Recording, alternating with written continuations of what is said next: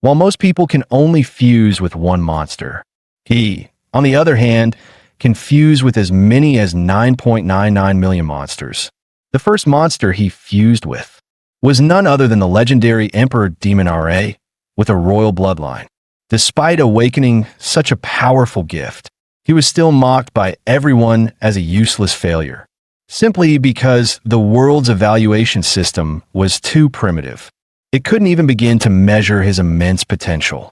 At that moment, his consciousness arrived in this new world, and he snapped his eyes open, still trying to get a grasp on his surroundings.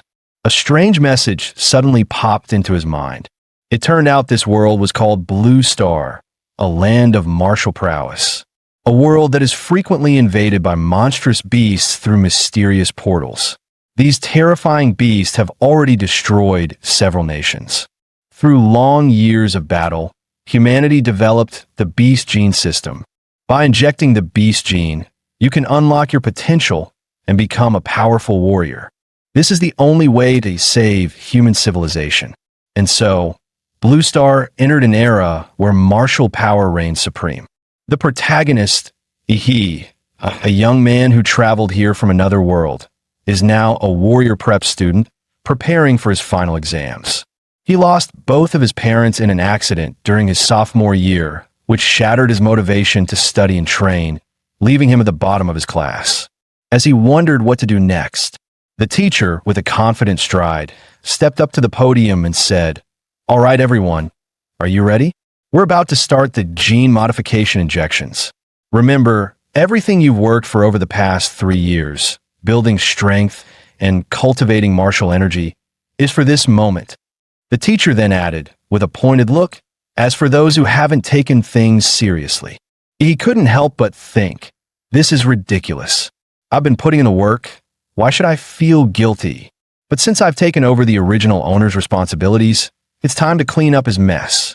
The teacher then led the class to the gene injection hall, where several metal boxes were neatly arranged on a table. Inside these boxes were the gene awakening serums, which contained the raw genetic data from all the monsters. After injection, one of the monster genes will be activated. Generally, the stronger the physique, the stronger the monster gene that awakens. The teacher gently reminded, "Don't be nervous. After the injection, remain calm and accept the power. When I call your name, please come up and collect your serum. Chen Peng Fei, Miao Yunua." One by one, the students in the class began to receive their injections. After the injections, their skin began to steam, and everyone screamed in agony from the intense pain. He hesitated for a moment, but then quickly shut his eyes and plunged the needle into his body.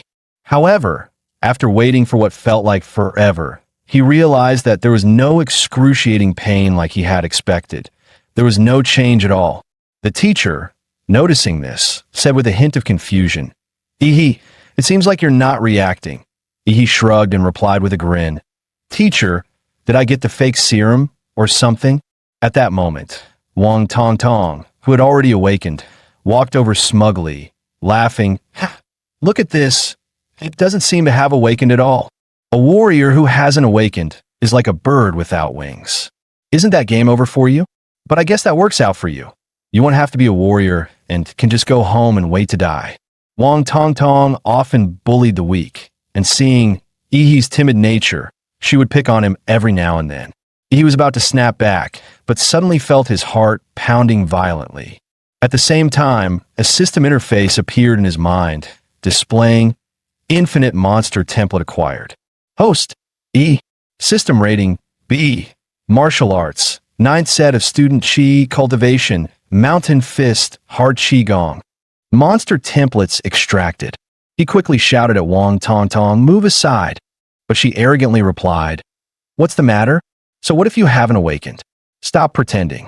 Leave? Why should I?" He gritted his teeth, enduring the changes within, and said softly, "If you don't leave now, it'll be too late." In the next moment, Ihi awakened, and it was the Emperor Demon Ra bloodline ability. Wang Tong Tong, who had been standing right in front of him, was blasted away by a powerful shockwave, crashing to the ground.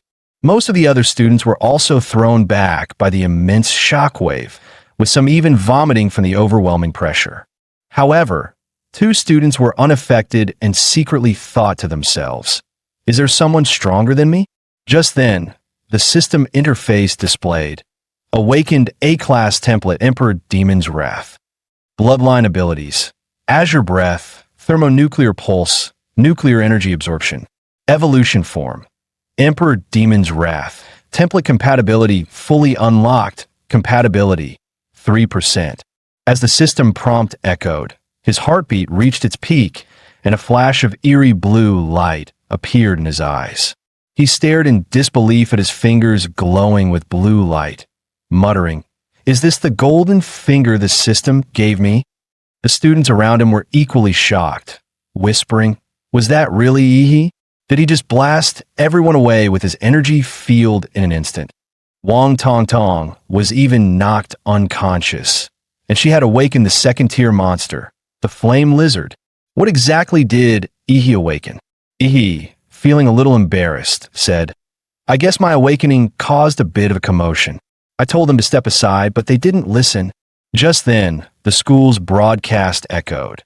"All third-year students who have awakened, please proceed immediately to the testing hall for a gene awakening and martial arts level assessment."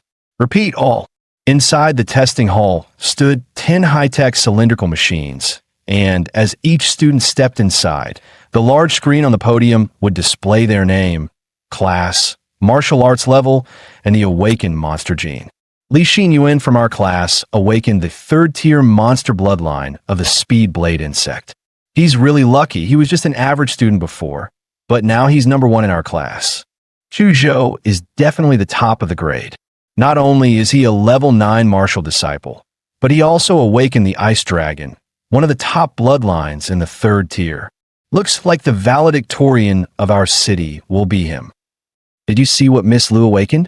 Holy crap, a rare 4th tier bloodline, the Ghostly Phoenix. Provincial champion. If a 4th tier monster's Real form showed up, it could destroy a whole city. Warriors would be like ants in front of them. Only masters could stand a chance. Listening to their discussions, he couldn't help but feel puzzled. The monsters they awakened were classified into tiers 3 and 4, so why was his A-class?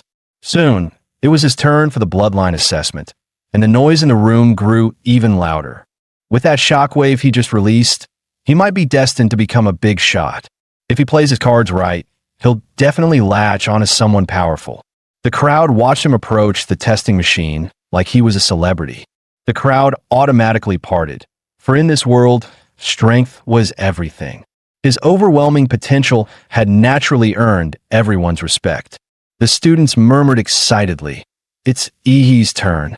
With the energy field he just showed, his level has to be high. What kind of bloodline can release such a powerful pressure after awakening? This guy's definitely something.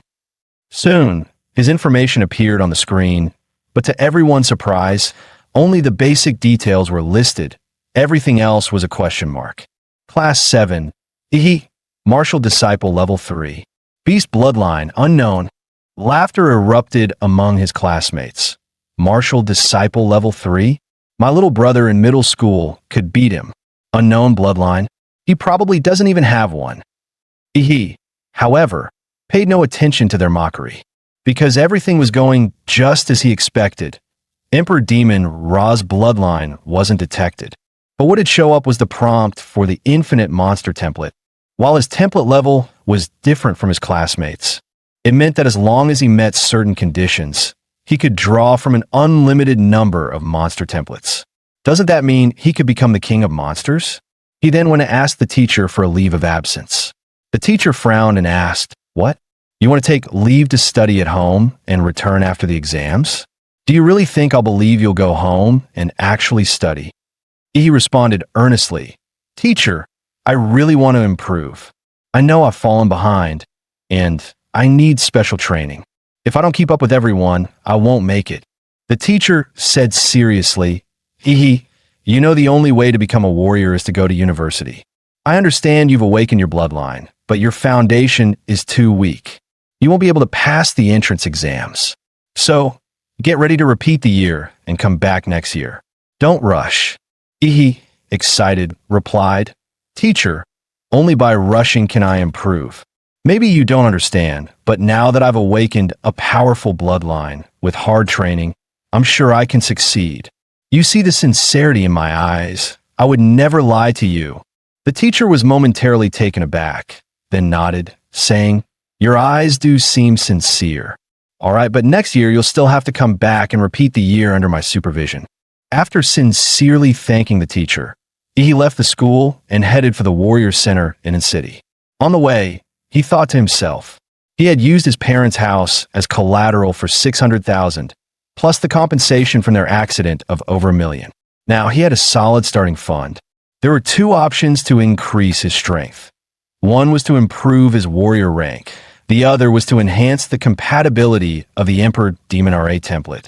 In the information of the Infinite Monster template, it showed that each template starts with a compatibility of only 1 point, but the Emperor Demon RA has 3 points. Where did the other 2 points come from?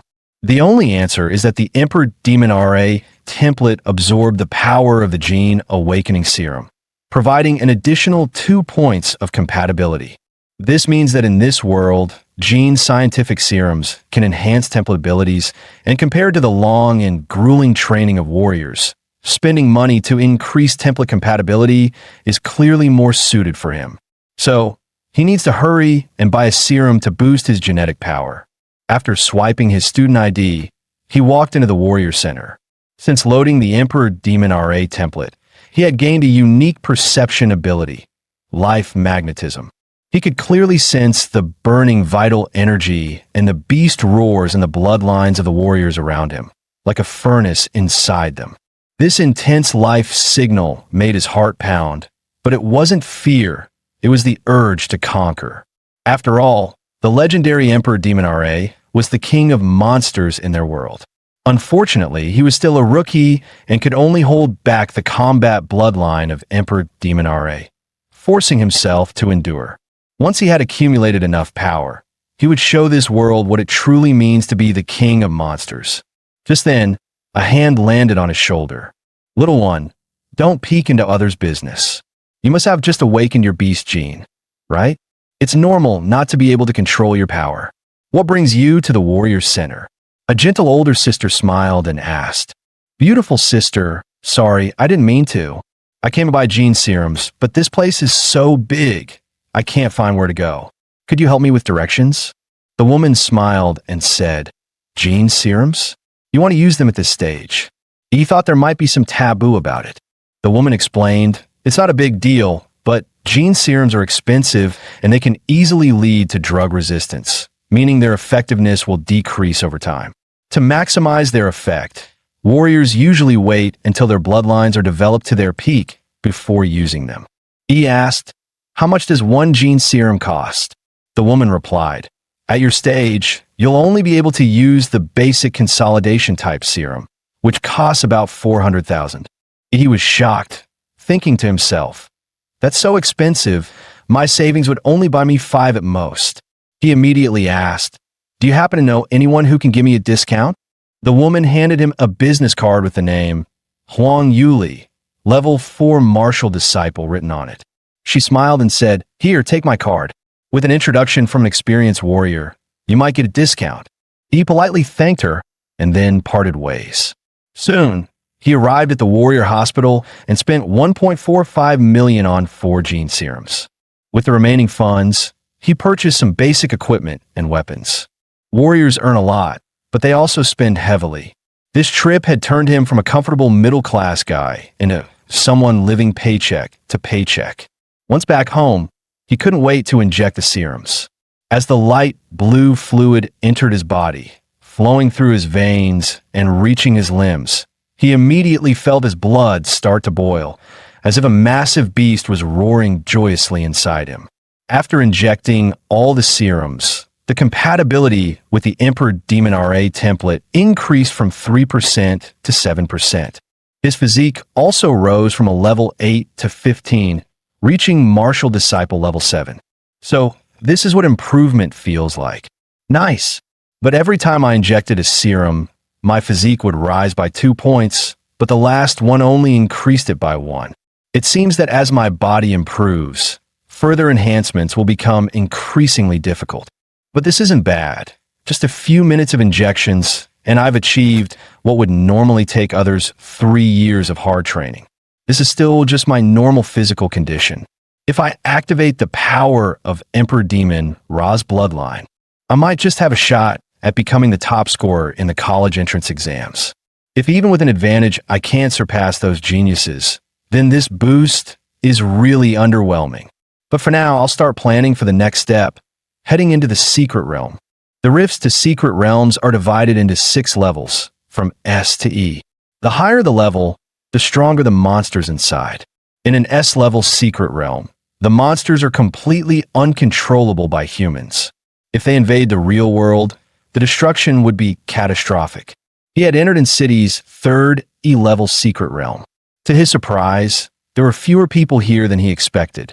Perhaps it was because the Secret Realm had been developed for so long. After all, it was an old secret realm, and the valuable treasures had already been taken, leaving only some weak monsters for new warriors to practice on. He signed a death waiver at the entrance and received his ticket to the Secret Realm. Soon, he arrived at the rift. The rift was 10 meters tall and 5 meters wide, and it appeared to be a blue-gray, fluid-like substance, with sparkling white particles flashing within it. He was extremely excited about his first journey into the Secret Realm, thinking to himself that this was the beginning of his path to becoming the king of monsters. With that thought, he leaped and jumped right into the rift. After landing safely on the ground of the Secret Realm, he looked up at the sky and immediately saw 3 gigantic planets hanging above him: Kanglin Star, Anhui Star, and Taijin Star. Together, they formed a magnificent trio of planets in the sky, a scene straight out of a sci-fi movie. He couldn't help but marvel. Although I had read about the appearance of the Secret Realm in the textbooks, experiencing it in person is something entirely different. It's truly spectacular. As he took in the otherworldly scenery, he noticed something creeping up behind him in the grass. It was a first-tier monster, the saber-toothed rabbit, known for its violent temperament and ability to hover. The moment the saber-toothed rabbit leapt, it was as fast as a bullet leaving the chamber, its sharp teeth aimed directly at his jugular. However, with Emperor Demon Ra's sensory abilities, he had already noticed the rabbit's movements. He quickly dodged, then, using his momentum, grabbed the saber-toothed rabbit by the head and crushed it with a pop. After its death, the body rapidly carbonized and turned to ash, leaving behind only a thumb-sized white monster core. He looked at the monster core and thought, white, ordinary quality. It's worth about 1,000. Not bad, though. I made 1,000 in just a few minutes. The average person works an entire month for 3 or 4,000. However, collecting too many first-tier monster cores wouldn't do him much good. It would be best if he could find a second-tier or higher monster. No sooner had he spoken than a second-tier monster, the corpse moth, suddenly burst out from the ground. He chuckled softly, thinking to himself, well, that was quick. He drew his weapon and prepared to take the initiative. With a single sword strike, he hit the corpse moth. He'd studied the monster encyclopedia before, and compared to the monster's steel-like back armor, its underbelly was clearly more vulnerable. The foul-smelling green blood shot out, splattering on the ground and leaving a corrosive mark. The corpse moth curled its body into a ball, and its blade-like insect limbs rapidly slashed toward him. He immediately used his mountain fist technique. His fist, like a cannonball, slammed into the corpse moth, and its speed faltered after the hit. The corpse moth then launched 2 side-like fangs at him. He was startled. He didn't expect the corpse moth's mandibles to be capable of firing. He narrowly avoided the attack and quickly distanced himself.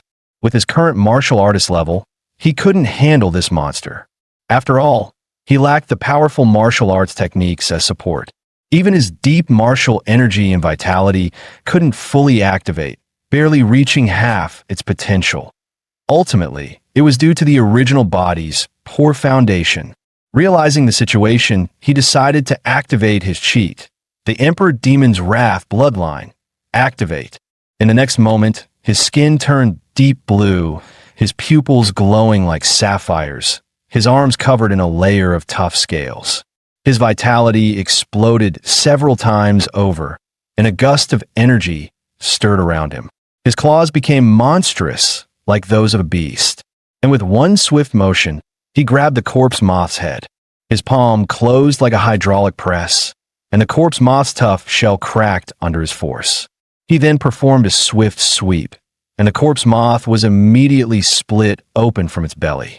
With his physique now at a massive 21 points, facing the second-tier corpse moth was a complete walk in the park. After deactivating his transformation, his skin reverted to its normal human form, and his pores began to release heat, with steam swirling around him. Looking at the short sword he had just bought, now corroded by the corpse moth's venom, he couldn't help but feel helpless. He had spent $250,000 on this gear, and it couldn't even handle a second-tier monster? What a ripoff. The quality control was terrible.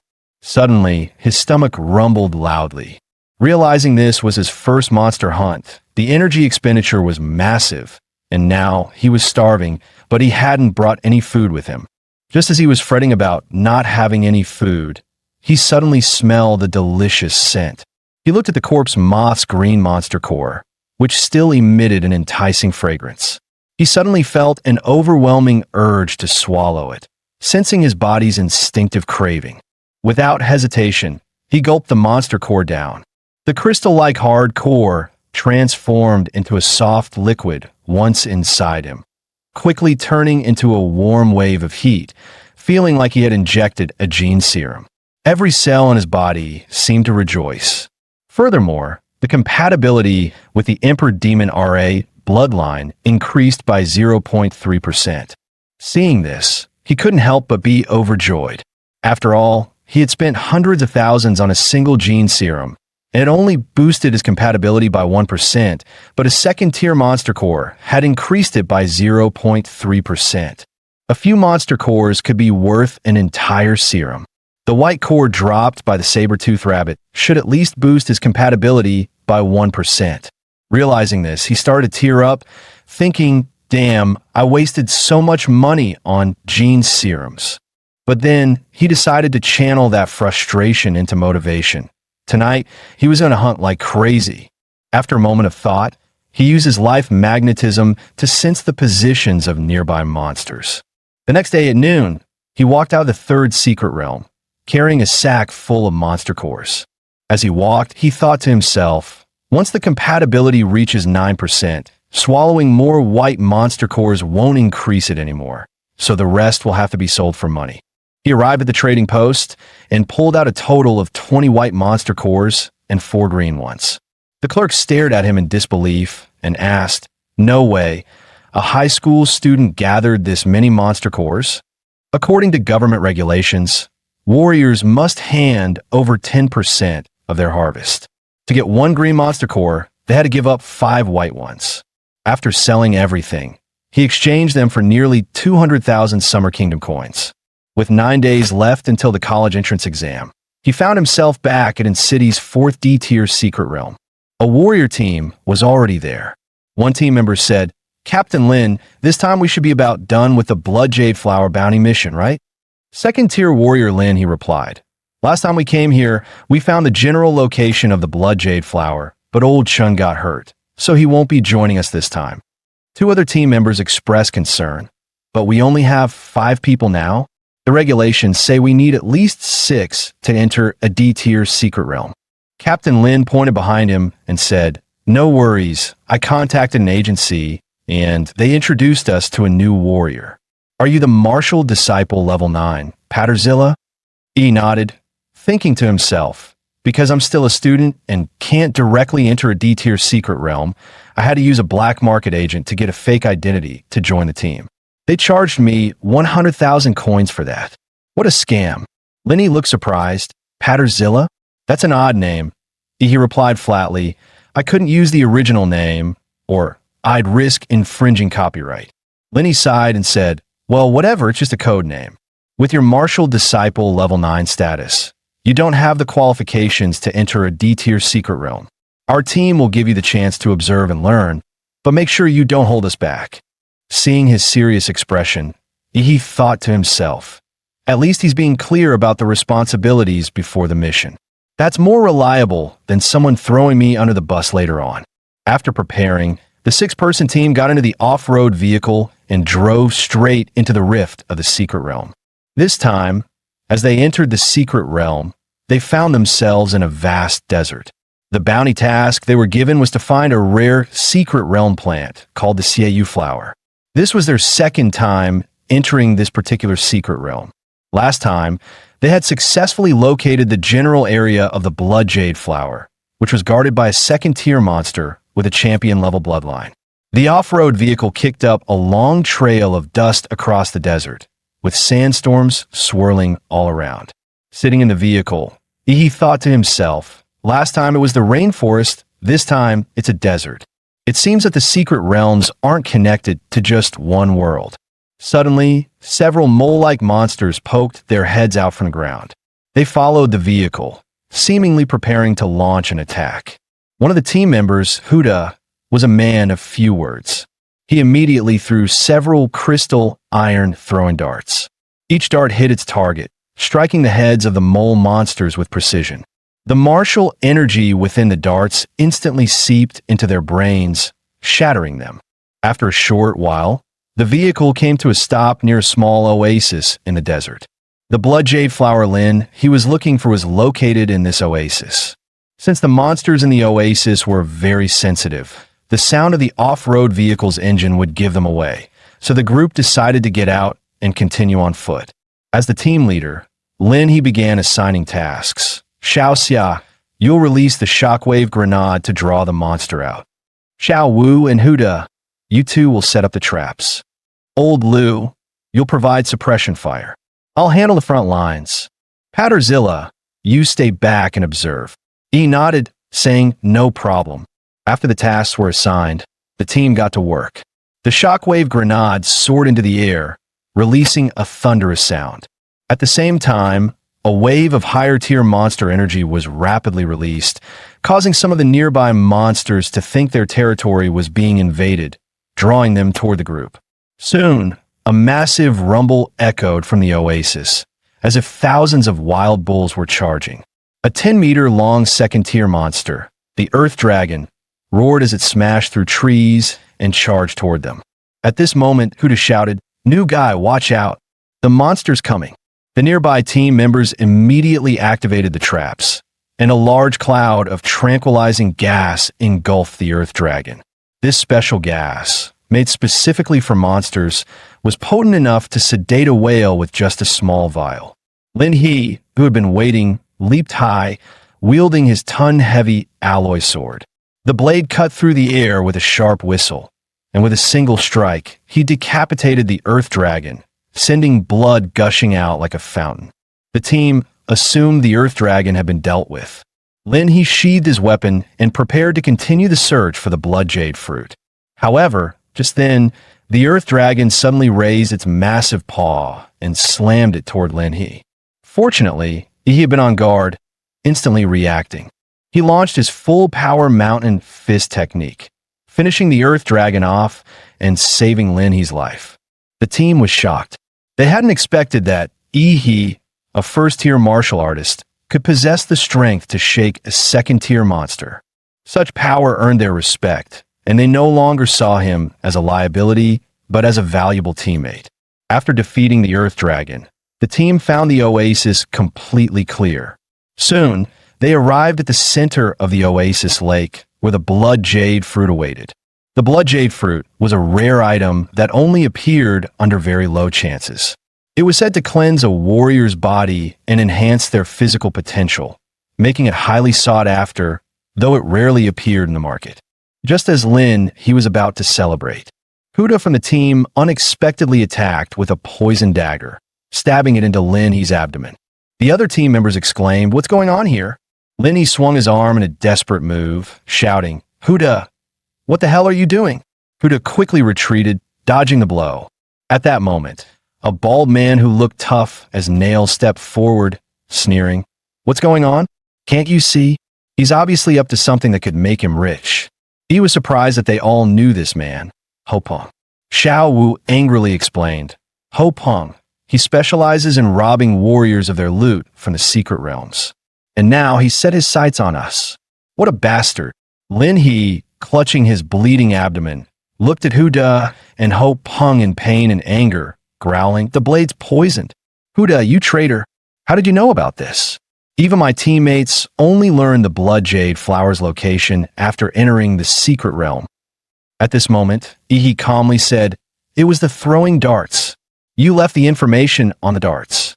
Huda sneered, "You're clever, Patterzilla, but you're still just a student, right? With the exams coming up, why aren't you studying and instead choosing to follow these scumbags on this trip?" Ihi cracked his neck and replied coldly, "Yeah, the exams are coming up, and I've got a top spot waiting for me." Ho Peng, furious at Ihi's arrogance, shot a dart straight at him. He easily caught the dart, smirking, "You're barking so loudly like a disgusting fence sitter. Now that's arrogance, so loud, I think it's time to clean up the trash." He then crushed Huda's dart with one hand. Ho Peng, watching this, turned to Huda and said, "This kid's got some guts. Huda, I'll be taking his head." Without hesitation, Huda launched a barrage of darts at Ihi. Ihi grinned coldly, the battle intent in his eyes flaring like a wildfire. After several secret realm fights, he had long grown accustomed to the bloody struggles between warriors. Ihi quickly retreated, narrowly dodging the incoming darts. Huda seized the opportunity to get closer, spinning in the air. A sharp blade extended from his boots, and his long legs swung down like a giant axe, aiming to slice Ihi in half. He didn't dodge. He pressed his finger to his forehead, and blue energy immediately gathered at his fingertip, releasing an atomic breath. The blue beam instantly pierced through Huda's heart. As Huda's broken body fell to the ground, everyone froze for a moment, forgetting to continue the fight. Ho Peng, both surprised and furious, questioned, "Who are you? Which powerful family do you come from to be able to use gene techniques?" He coldly smiled at Ho Peng and replied, "I'm from the Emperor Demon RA family. Do you want to beg for mercy?" Ho Peng, sensing the intense killing intent emanating from Ihi, realized this situation was beyond repair. His blood surged, and the pressure of a second-tier warrior weighed heavily on everyone, leaving them gasping for air. With his bloodline activation, Ho Peng's body swelled several times in size, turning into a terrifying little giant. His massive frame and surging blood energy gave off an overwhelming sense of pressure, fully transforming him into a beast-like monster.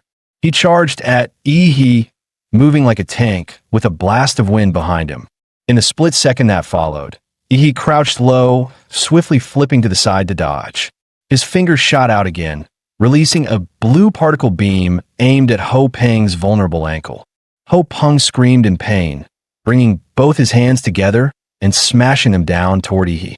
Ihi, with his agile footwork, easily dodged the attack. Surprised, he thought to himself, a second-tier warrior really is something else. My atomic breath couldn't even melt his ankle bones. Ho Peng then swung his arms like massive wrecking balls, closing in on Ihi, as if trying to crush him with his giant hands. However, Ihi suddenly appeared behind Ho Peng.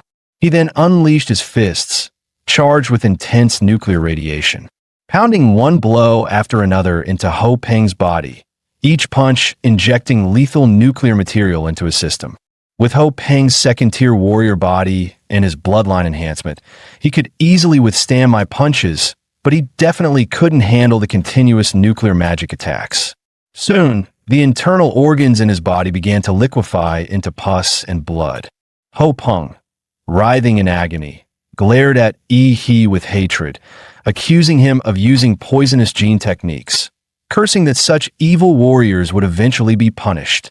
He scoffed at him and raised his fist to end his life, thinking to himself, "The number of people cursing me will only grow, but what's he really worth?" 9 days flew by in the blink of an eye, and today was one of the grandest days in the Summer Kingdom. The national college entrance exams were finally here. In front of a nationwide live broadcast, the host began speaking to the candidates, first wishing them success and then explaining the exam rules.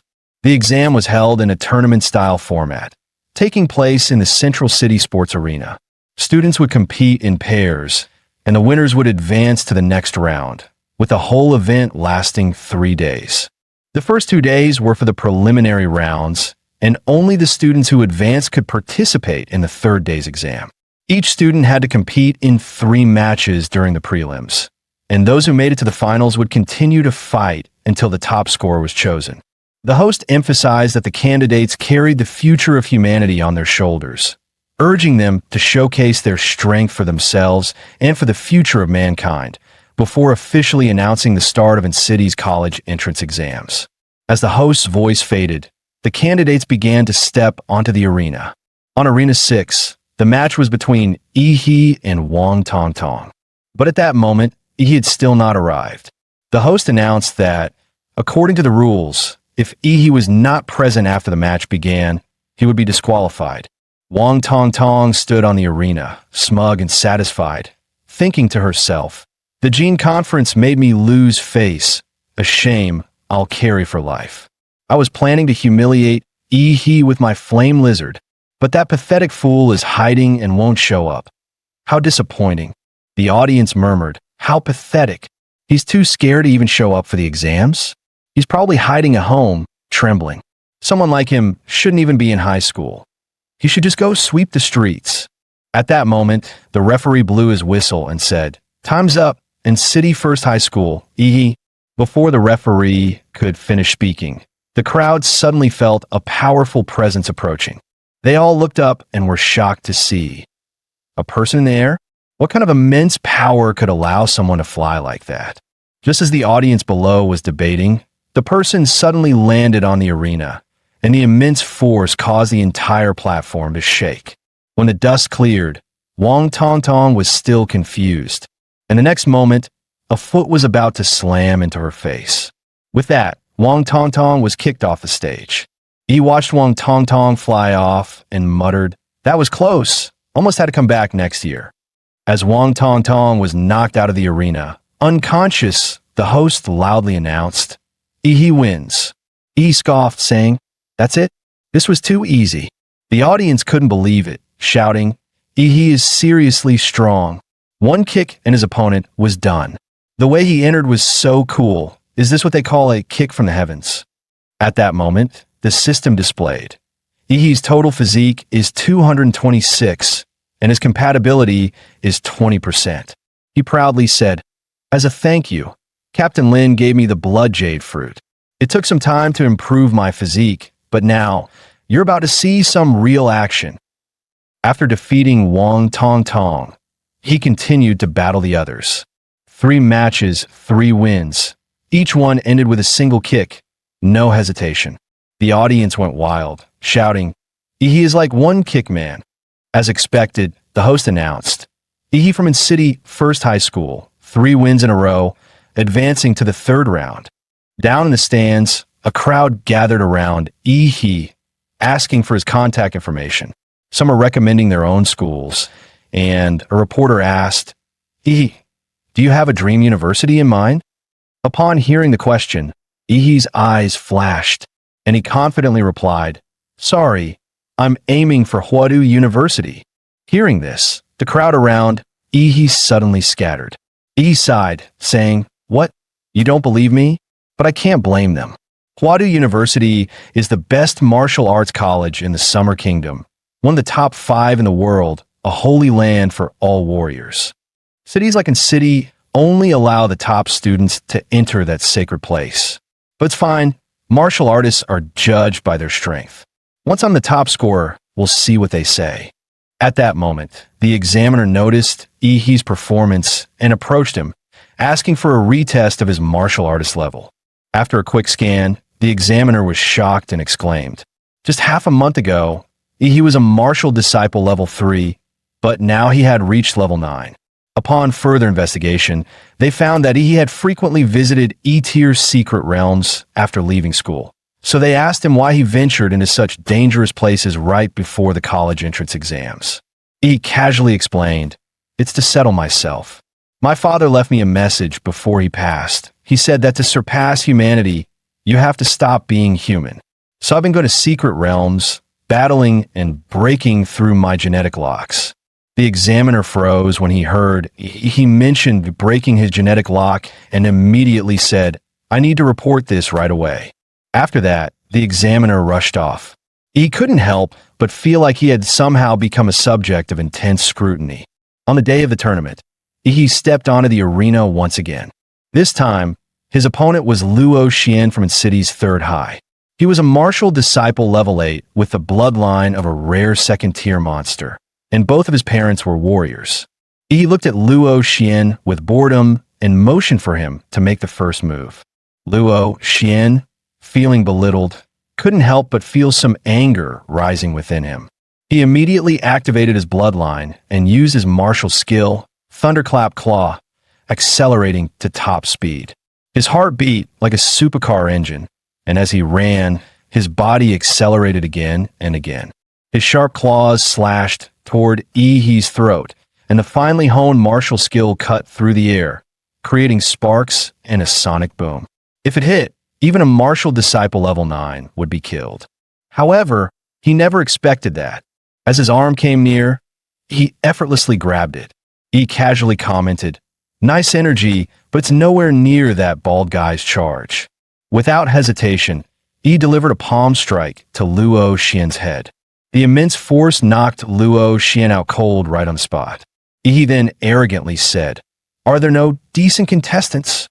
The host quickly announced, "Another victory with one strike, and this time, he defeated the seed player, Luo Xian." Dozens of high-speed cameras focused on Yi, capturing shots from every angle, and the live broadcast was buzzing. Viewers couldn't stop talking, some in awe, saying Luo Xian looked so fierce, and in the blink of an eye, he's on the ground. Yi's strength is on a whole different level compared to the other candidates. In this martial arts-driven era, Yi's overwhelming display of power stirred the passion of everyone watching. Chu Zhou watched as Luo Xian was carried off the stage by medics, his eyes filled with fierce determination, and he instinctively clenched his fists. "As expected, you're the one I've been rooting for. I'll definitely defeat you in the finals." The head of the Huadu University admissions office, having watched Yi's impressive performance through the live broadcast, demanded to have all of his information within half an hour. Just after he finished his match, the second group of the qualifiers was already in full swing. This match was even more heated than his, as both competitors were top-tier beauties with larger followings, making it even more of a spectacle. One of them was Kai Shaoling from City Second High, a petite girl with an incredibly sexy figure. She flipped her long golden pigtails, giving Lu Qingzhu a provocative look, and remarked that she hated the robotic expression of Lu's family's young lady. Lu Qingzhu didn't respond. Instead, she simply bowed slightly and greeted her, her face expressionless, as if she didn't take Kai Shaoling's challenge seriously at all. The referee blew the whistle, signaling the start of the match. With the aura of a martial disciple level 9, Kai Shaoling instantly appeared in front of Lu Qingzhu, sweeping a kick towards Lu Qingzhu's neck, threatening to slam her to the ground. Lu Qingzhu still made no move, lightly waving her palms, causing the air around her to thicken, becoming as viscous as a swamp under the influence of her martial technique. When Kai Shaoling's kick met the air in front of Lu Qingzhu, she felt as though her leg, which could tear through military-grade steel, had instead sunk into soft cotton. Under the diminishing effects, even the high-speed cameras could only capture Kai Shaoling's white leg moving in slow motion, visibly decelerating. Kai Shaoling, furious at Lu Qingzhu's immovable expression, intensified her attack. She cloaked her body in martial energy, minimizing air resistance, and blurred her form into a shadow as she circled Lu Qingzhu, waiting for the right moment to strike a palm to Lu Qingzhu's side. But as her palm neared Lu Qingzhu's waist by just 3 inches, it suddenly couldn't get any closer. Realizing she had fallen into a trap, Kai Shaoling tried to retract her hand, but the air in front of her exploded with unimaginable suction, preventing her from pulling back. At that moment, Lu Qingzhu made her first move, extending her slender fingers, which now shimmered with a jade-like light. The warriors watching the live stream had their eyes widen as they recognized the move, the Hunyuan Jade Finger from the Xian Huang martial technique. To see a student about to take the high school entrance exams mastering the Xian Huang technique was astonishing. Such martial talent didn't need to be proven through exams. This alone could guarantee a direct admission to Huadu University. Standing closest to Lu Qingzhu, Kai Shaoling could feel the terrifying energy from the Jade Finger, realizing that if she didn't pull out her trump card now, it would be her last chance. Without hesitation, she activated her bloodline, Shadow, Tiger King. A massive shockwave exploded from her body, shattering the air around her. Lu Qingzhu, however, didn't choose to withstand the blow. She lightly tapped the ground with her foot, her body swiftly sliding a dozen meters to create some distance. The examiners in the stands held their breath, eyes fixed on Kai Shaoling, amazed. A king-level bloodline is hard to control, and the Shadow Tiger King is known for its brutal power. This girl's future is boundless. The awakening of the Shadow Tiger King's bloodline placed a heavy burden on Kai Shaoling's body. She exhaled hot air and struggled to speak to Lu Qingzhu, challenging her to display the Phantom Crow bloodline. Lu Qingzhu, ever the woman of few words, spoke her first line since the battle began. "This is enough."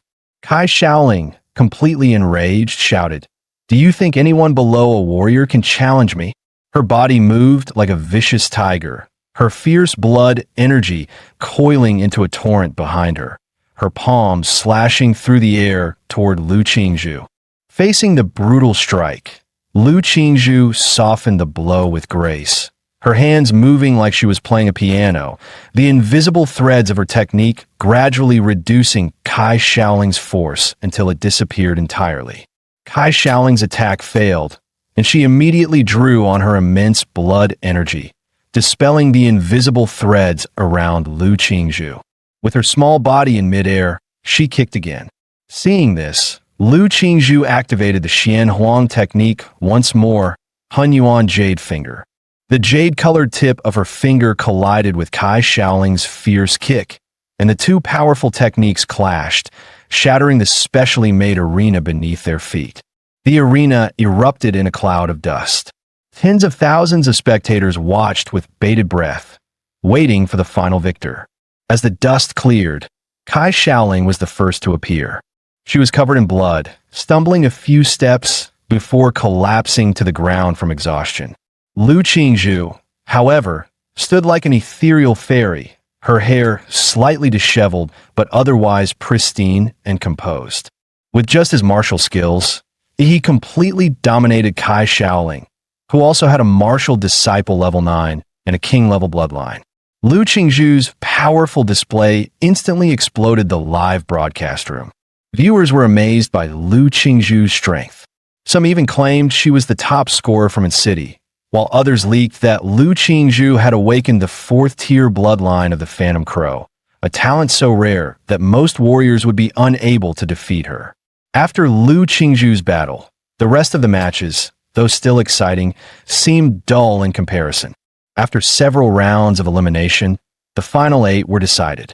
From City First High, there were me and Lu Qingzhu, 3 from Chuzhou, 2 from City Second High, and 3 from City Qingfeng Private High. The finals of the top 8 were about to begin, and Yi stepped up first to draw lots. He drew in A. A 2-meter-tall, muscular giant glanced at him and revealed his own draw, which was also A. "Looks like we're set to face off." His name was Shun Guan from Qingfeng Private High. He nodded and introduced himself. Xinguan said we were the second match, so let's watch the first match first. He looked simple and straightforward, with hands as big as fans, pointing toward the big screen above the arena.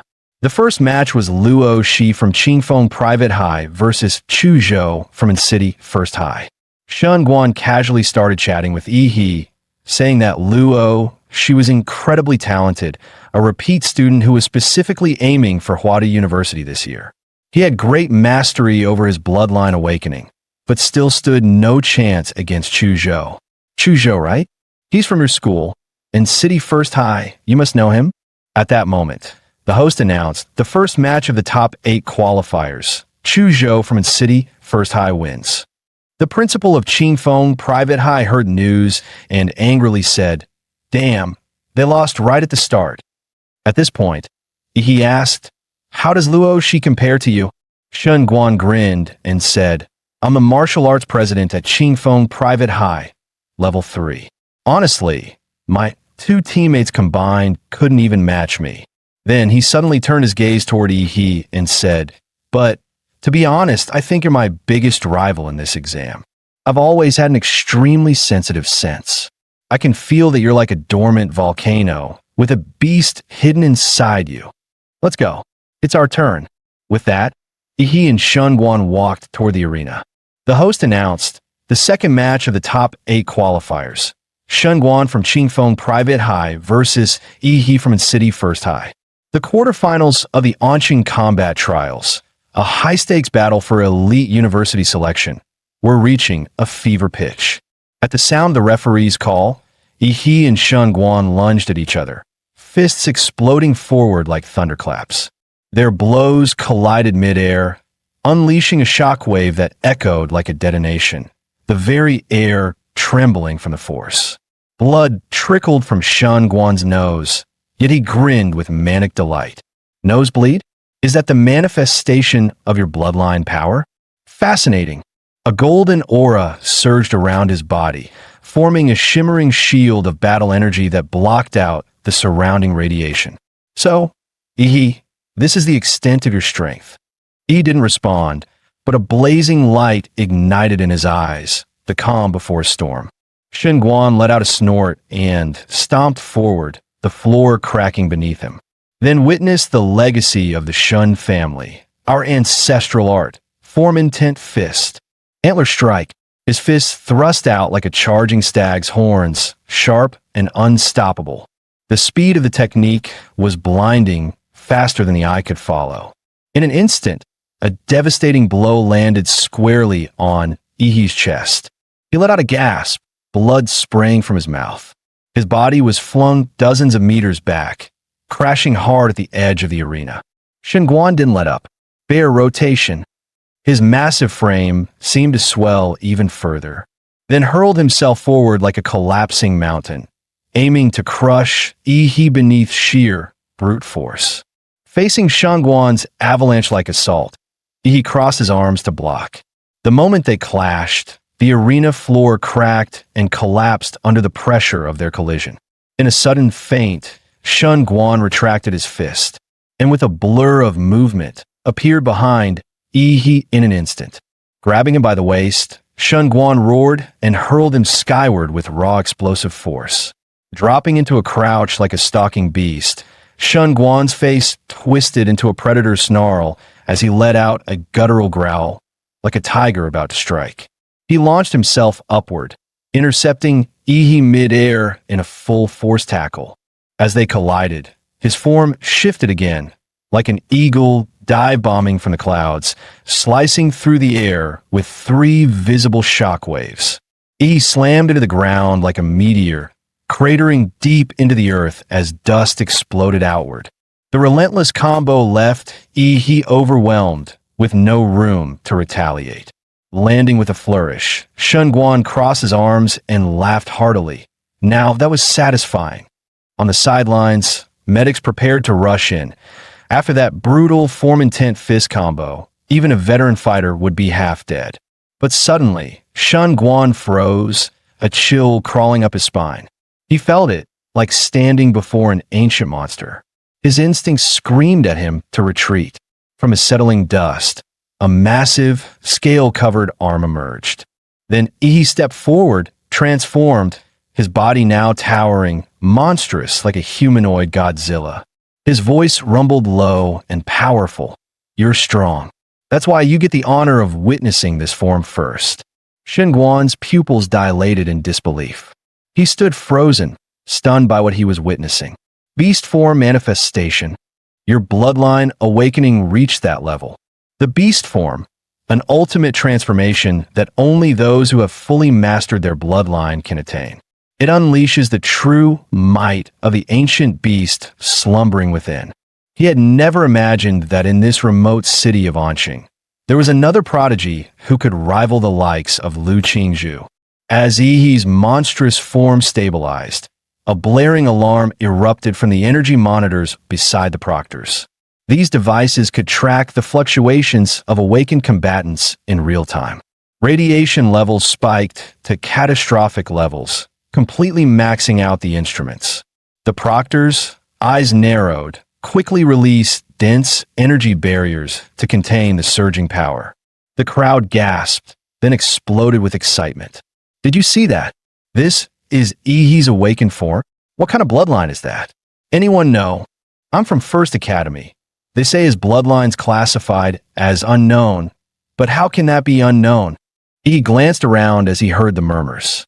So, this world didn't know about the Imperial Megalithon. That meant no one here could recognize the bloodline he had awakened. Meanwhile, Shunguan's nose began to bleed again.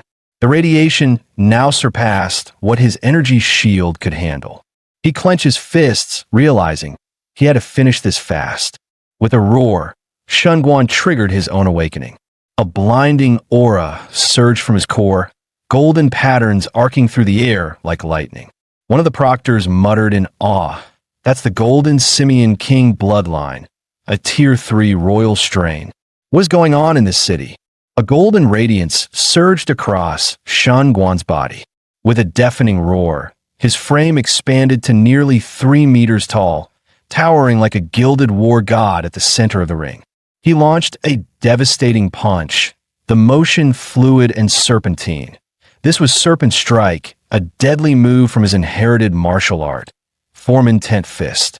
He responded instantly, stepping forward with mountain-breaking fist. The technique appeared simple, but the sheer force behind it was terrifying, like a landslide hurtling toward its target. Their fists collided with a thunderous impact, the air exploding between them in a violent shockwave that pushed spectators back. Power-wise, Yi's awakened form had completely surpassed Shunguan. Shunguan was blasted backward, and even his golden hide, said to deflect bullets, cracked under the pressure, blood seeping through. Were it not for his last-second energy redirection, his entire arm would have shattered on the spot. It was the first time Shunguan found himself overpowered in a direct clash. But rather than back off, he charged in again. His arms twisted like twin serpents, coiling around Yi in an attempt to hurl him through the air. But he might as well have tried to lift a mountain. Yi remained immovable. Changing tactics, Shunguan crouched low, muscles coiling tight like a loaded spring. With explosive force, he launched upward, legs tearing into the ground. Then came Elephant Stomp, another Form Intent technique. Boom! The impact rocked the entire arena. Shockwaves shattered the stage's surface as if an earthquake had hit dead center. As the dust cleared, every spectator stared at the arena in stunned silence. The beastly figure, still standing tall, hadn't budged an inch. "Now it's my turn." Yi's voice was low and steady as he pulled his embedded leg from the cracked floor. Blue energy rippled around his fist, distorting the air with intense heat, as if the very atmosphere was ready to combust. But just as he was about to strike, Shunguan suddenly dropped to his knees with a loud thud. "Yi, I surrender." He froze mid-step, visibly confused. Wait, what? The surging energy he'd been building had to be pulled back. According to the rules, he couldn't attack once his opponent officially conceded. The dark blue scales faded away as he returned to his normal form, the transformation fully undone.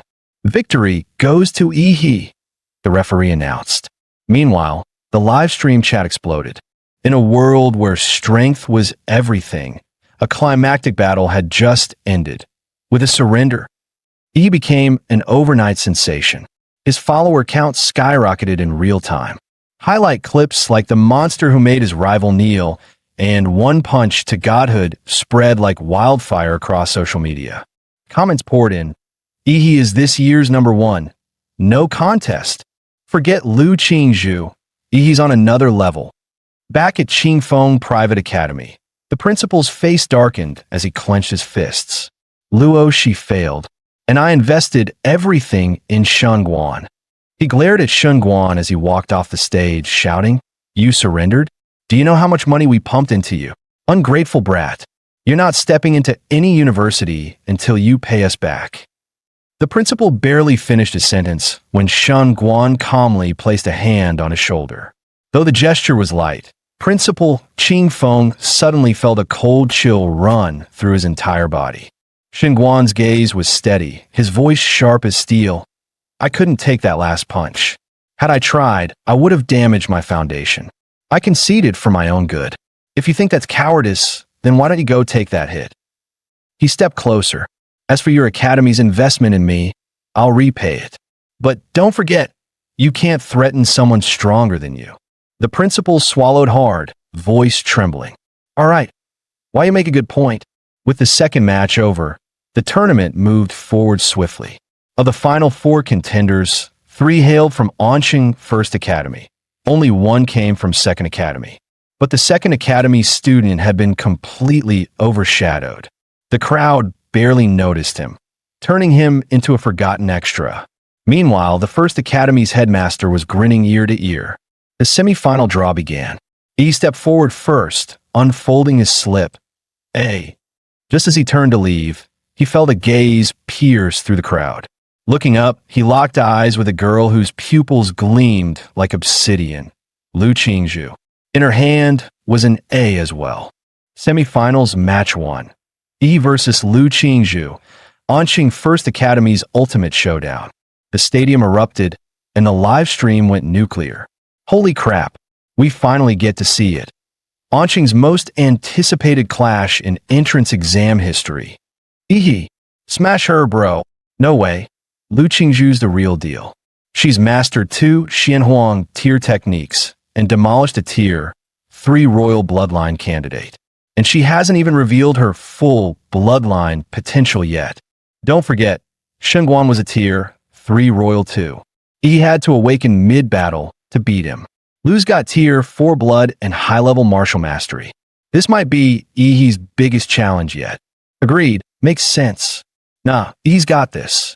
The internet was ablaze with debate. Who was stronger, Yi or Lu Qingzhu?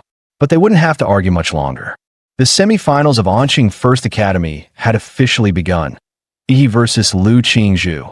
The moment the referee gave the signal, white mist surged around Yi like a storm, his aura boiling over as he instantly entered his awakened bloodline state.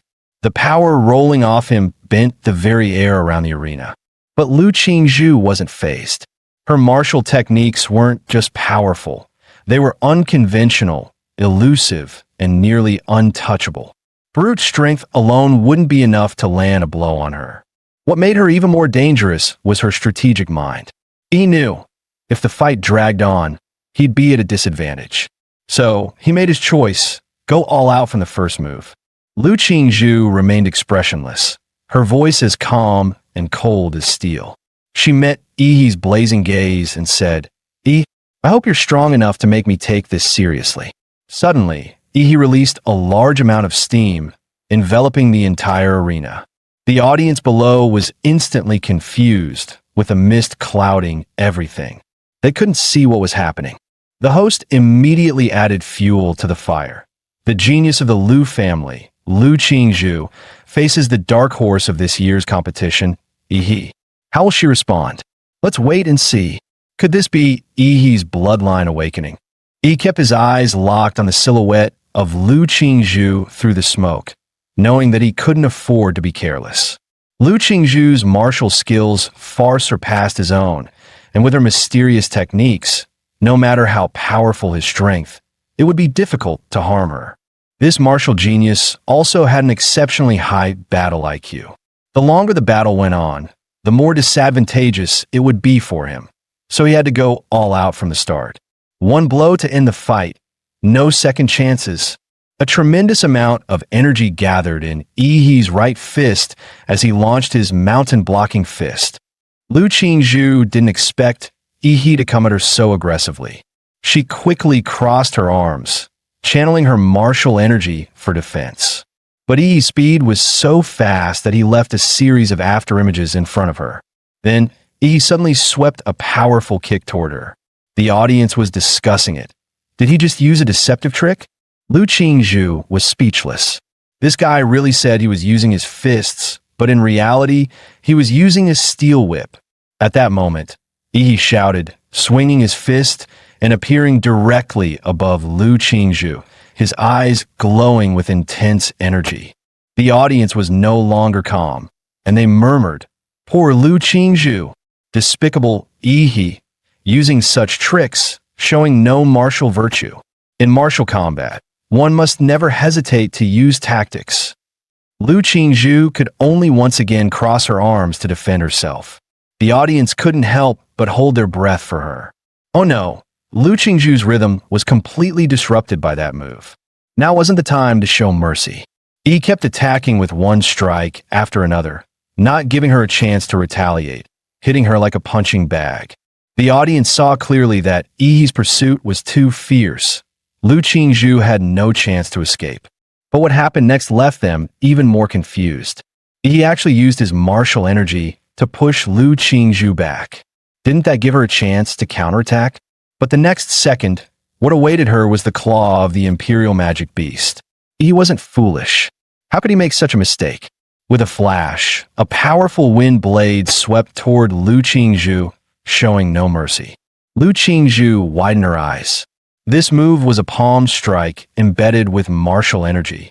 She quickly leapt into the air, elegantly dodging, moving like an angel. Then came a loud crash as the claws collided with her defensive barrier. He appeared once more above her, flashing an evil grin, his hands swirling with immense power. "Lu, don't run away."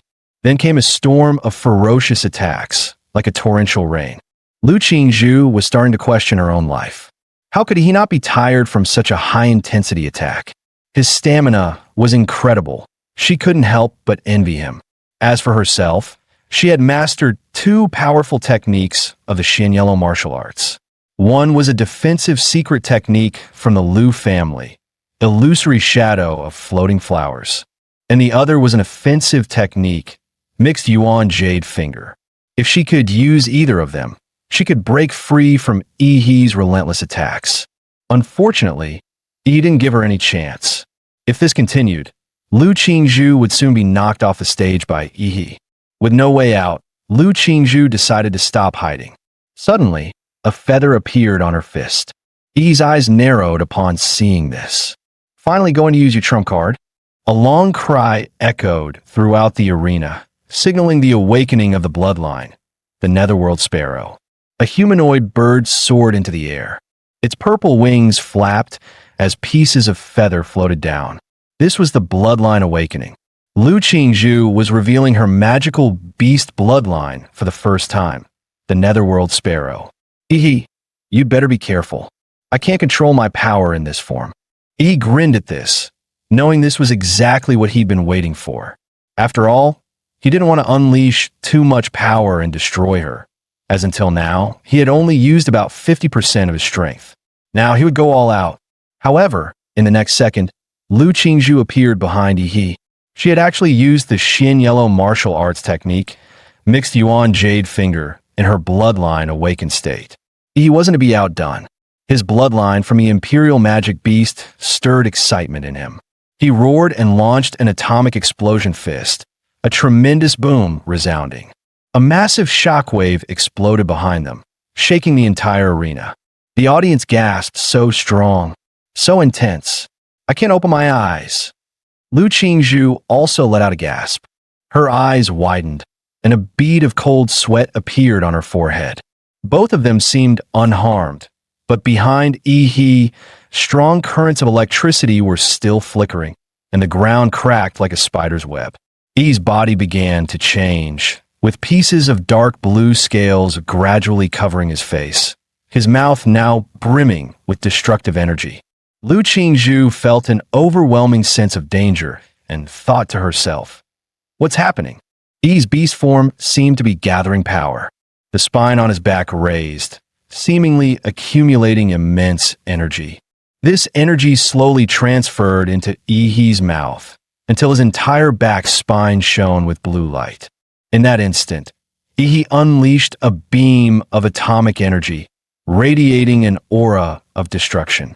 Lu Qingzhu saw the powerful attack heading toward her and decisively folded her wings, tightly wrapping herself up.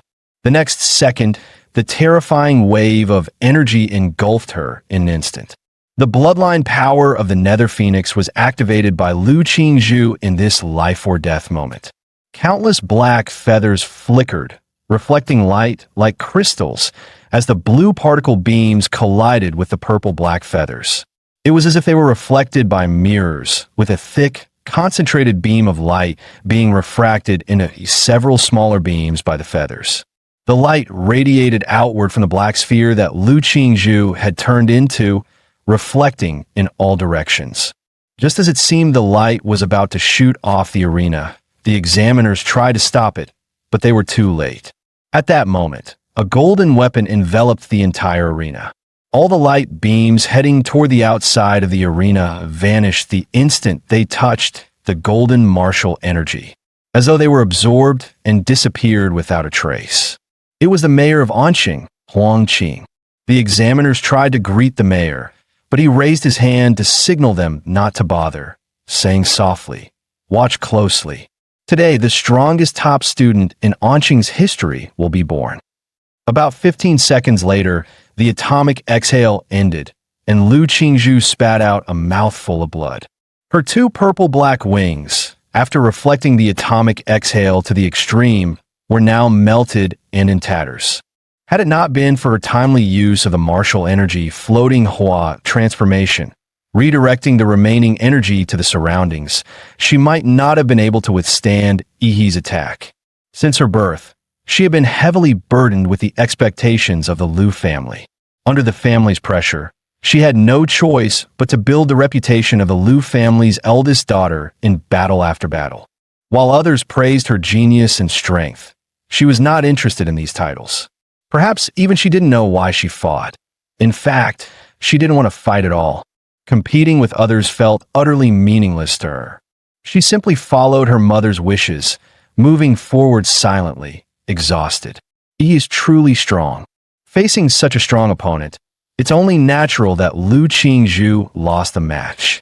She made this mistake. You should be able to seize it, quickly finish me off. Lu Qingzhu thought to herself, gently tapping her foot on the ground and striking Ihi with a palm. However, Ihi made no move, standing still, taking her blow head on. Lu Qingzhu's beautiful eyes widened in confusion. "Why aren't you dodging?" Ihi raised an eyebrow. Looking at her, "Lu Qingzhu, what happened to your fighting spirit?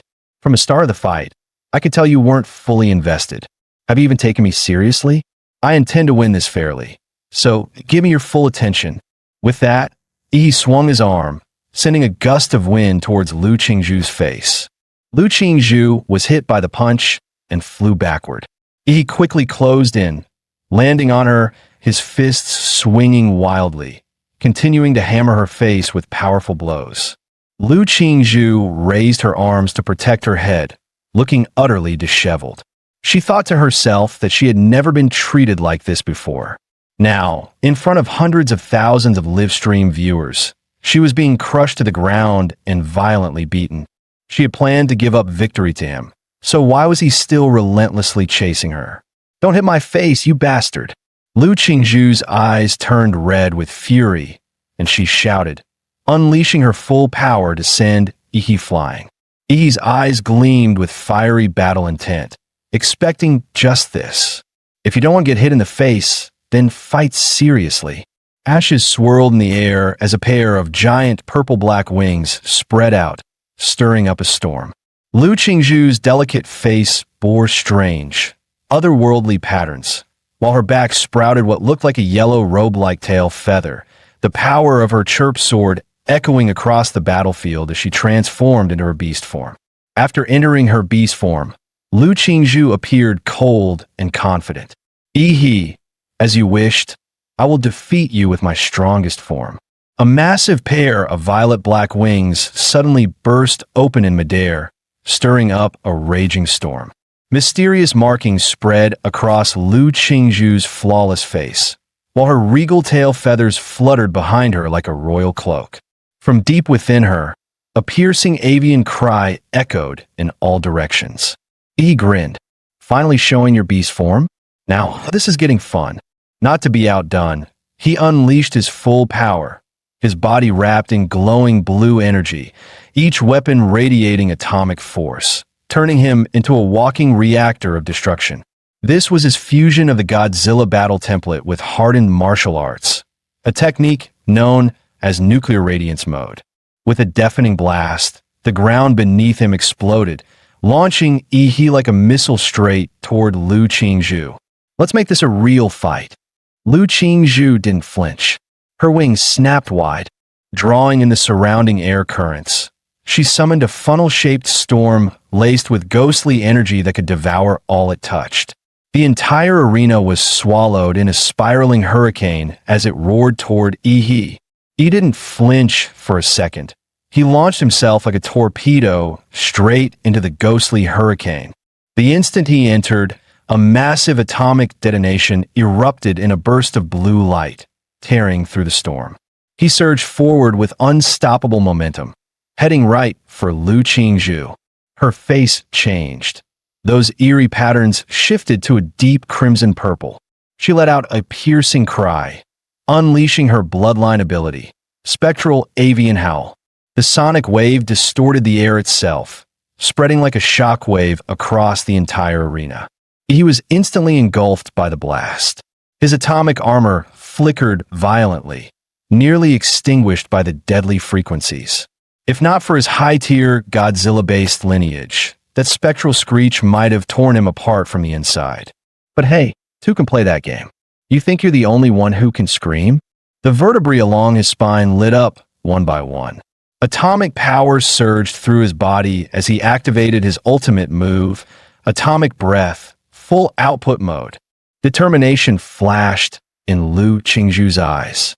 She gave up all defense and poured every ounce of strength into offense. She refused to lose. This battle would have a winner.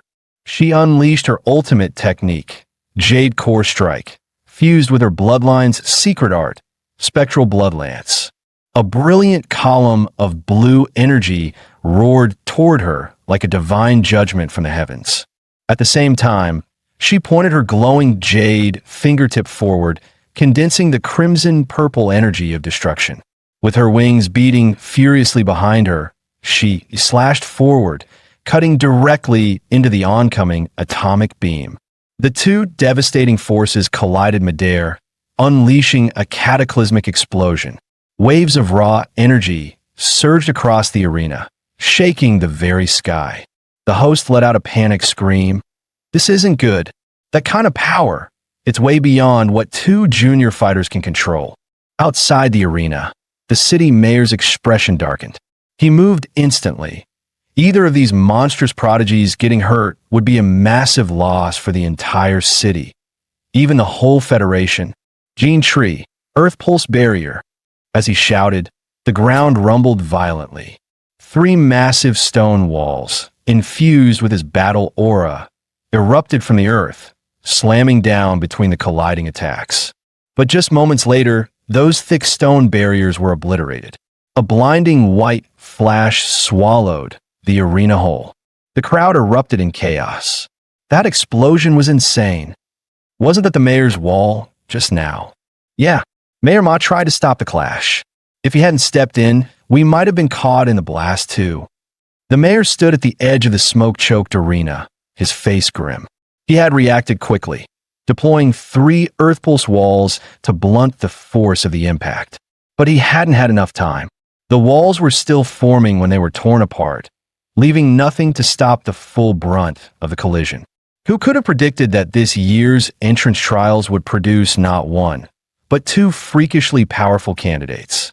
If either of them was seriously injured, resignation wouldn't even begin to make up for it.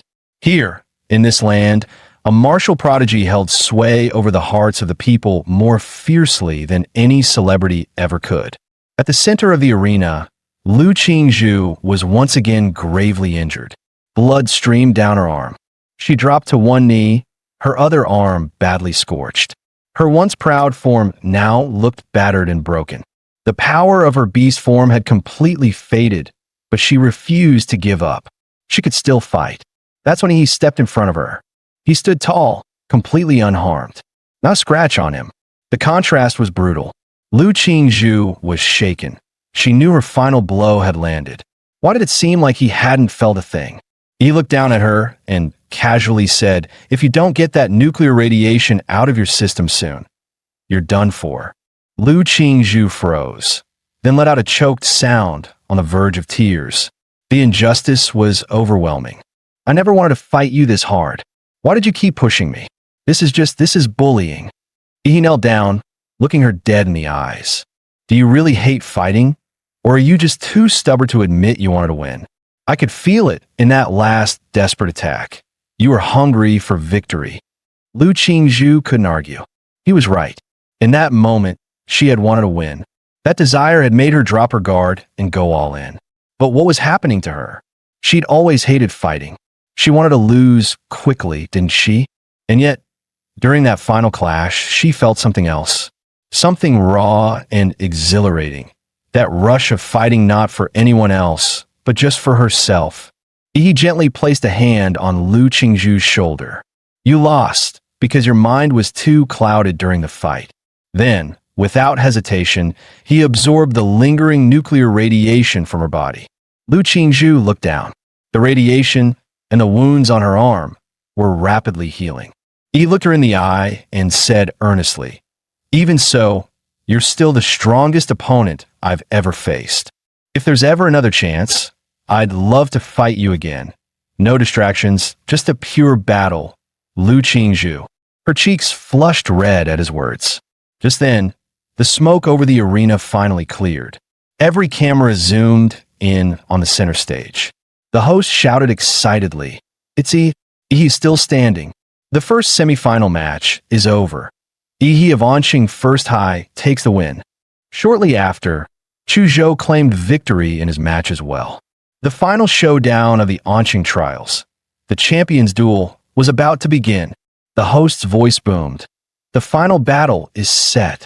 He of Anqing First High versus Chu Zhou, also of Anqing First High." The livestream viewership surged, nearing 500 million. The grand finale of the Anqing tournament was underway. As a referee gave the signal, Chu Zhou stood ready, pressing his palms together. A chilling longsword slowly formed in his hands, forged from pure bloodline power. Cryoblade manifestation. He grinned. "Come at me." He may have just defeated the mighty Lu Qingzhu, but he wasn't about to let his guard down now. After all, Chu Zhou's battle intellect might just be the highest among all candidates this year. Chu Zhou's eyes sharpened. He stepped forward, activating the 7-star movement. His body blurred into a series of afterimages, and in the blink of an eye, he closed the distance between them. Whoosh, whoosh, whoosh. Hundreds of icy blades flew at He from every direction, cutting off all escape. But he was unfazed. Tracking the real Chu Zhou? Nah, smashing everything in sight sounded way more satisfying. He clenched his fist, muscles flexing like coiled steel, and eerie blue energy danced along his arm. Atomic detonation fist, fully charged. With a single punch, the ground trembled. A shockwave of pure atomic force erupted outward, engulfing a 10-meter radius in searing nuclear energy. Chu Zhou was forced to retreat, his mind reeling. This guy didn't even try to find the real body. He just blasted everything with overwhelming power. With Chu Zhou's level of defense, there was no way he could take that hit head-on. Honestly, was there anyone their age who could trade punches with He and walk away? Just look at what happened to Shengguan. But Chu Zhou wasn't the type to back down. If close combat wouldn't work, then he'd wear He down from afar. His bloodline surged. Frostworm awakening. Crystalline dragon scales bloomed across his body. His pupils turned into golden slits, and twin obsidian horns rose from his head. Behind him, a massive frostworm roared into form. its spectral wings stretching wide. His ice pulse erupted. Frozen winds howled across the arena, forming colossal ice spikes that surged into a towering tidal wave of frost, crashing toward Ihi. That's insane. He just summoned an entire mountain of ice out of nowhere. That frostworm bloodline is god tier. He looks amazing. Take down the evil overlord, Ihi. Go get him, Ice Brother. At that moment, Ihi was completely encased in the heavy ice forged by Chuzhou's bloodline. But Chuzhou didn't relax. He wasn't naive enough to believe the fight was over. His breathing grew heavier, unleashing that level of frostworm power had taken its toll. Suddenly, the crowd gasped. Look, the ice mountain, it's melting. In the next instant, a brilliant pillar of blue energy burst forth from deep within the ice, shooting straight toward Chuzhou. Chuzhou, ever on guard, was still caught off guard by the sudden counterattack. Instinctively, he summoned an ice pillar from the ground to launch himself out of the beam's path. Boom! The atomic beam smashed into the examiner's joint energy shield, sending ripples of force across its surface. The towering ice mountain began to melt rapidly, collapsing in on itself under the searing heat. From within the dissolving glacier, a deep blue figure emerged. Streams of melted ice never even touched his body, evaporated instantly by the blazing heat radiating from him. He had returned, fully awakened in his Godzilla state. Chuzhou exhaled slowly, a bitter edge in his eyes. The gap in their strength was simply overwhelming. He said firmly, take this. My final move.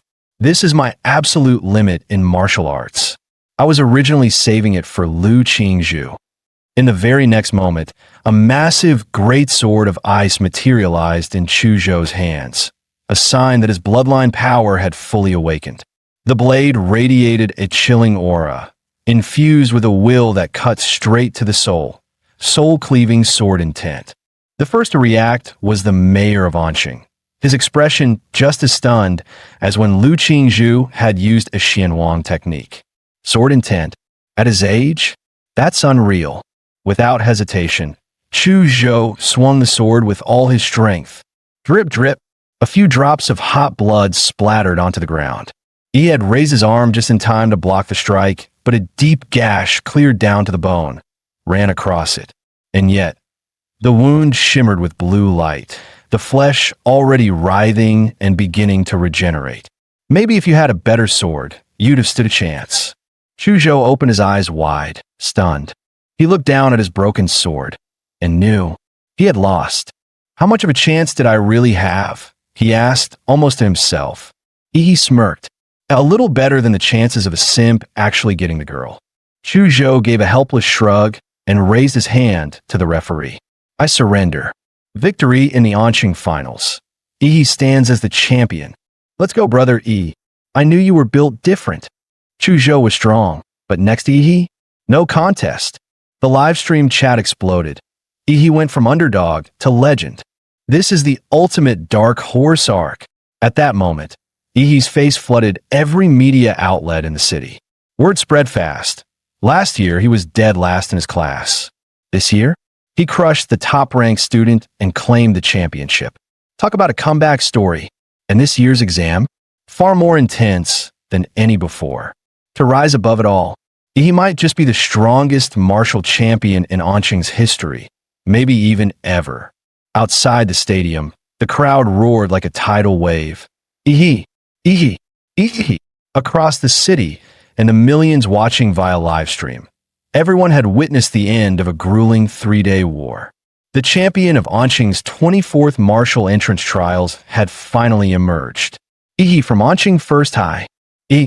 Rumor has it you came from behind, rising through the ranks late. Now that you've claimed the top spot, is there anything you'd like to say? He stepped forward, voice steady. First, I want to thank my teacher. When I was at my lowest, he didn't give up on me. His encouragement gave me the will to fight. Back in front of the live stream, Ihi's homeroom teacher wiped away tears. He felt overwhelmed with guilt. How had he overlooked this monstrous talent until just before the exam? He didn't feel worthy of the praise. And next, I'd like to, suddenly, in the front row of the audience, the school principal started waving wildly at Ihi. He held both hands in the air, flashing a big 2-0 gesture. 2 million. Ihi, promote our school a bit, and I'll give you 2 million in scholarship money. Ihi's eyes instantly lit up like dollar signs. I'd also like to thank my alma mater and our brilliant principal. Without his wise leadership, how could Anqing First High have achieved such greatness? And finally, I want to thank myself, Ihi said with complete sincerity. Without my hard work, relentless dedication, and unmatched intelligence, none of this would have been possible. He said it with a straight face, absolutely no shame. Just then, the familiar system interface popped up, frowny face, congratulations, host. You have earned the title Top Scholar. Reward: 1 random template ability draw unlocked. Wait, Top Scholar is an actual title. He blinked, then grinned. So, the template has an achievement system too? That's a sweet surprise. Meanwhile, in the stadium hallway, a swarm of reporters had already cornered Ihi, cameras and mics closing in from all sides. Ihi, was there a lot of pressure winning this year's championship? How did you manage such rapid growth in just 6 months? Will you be applying to Capital Star University?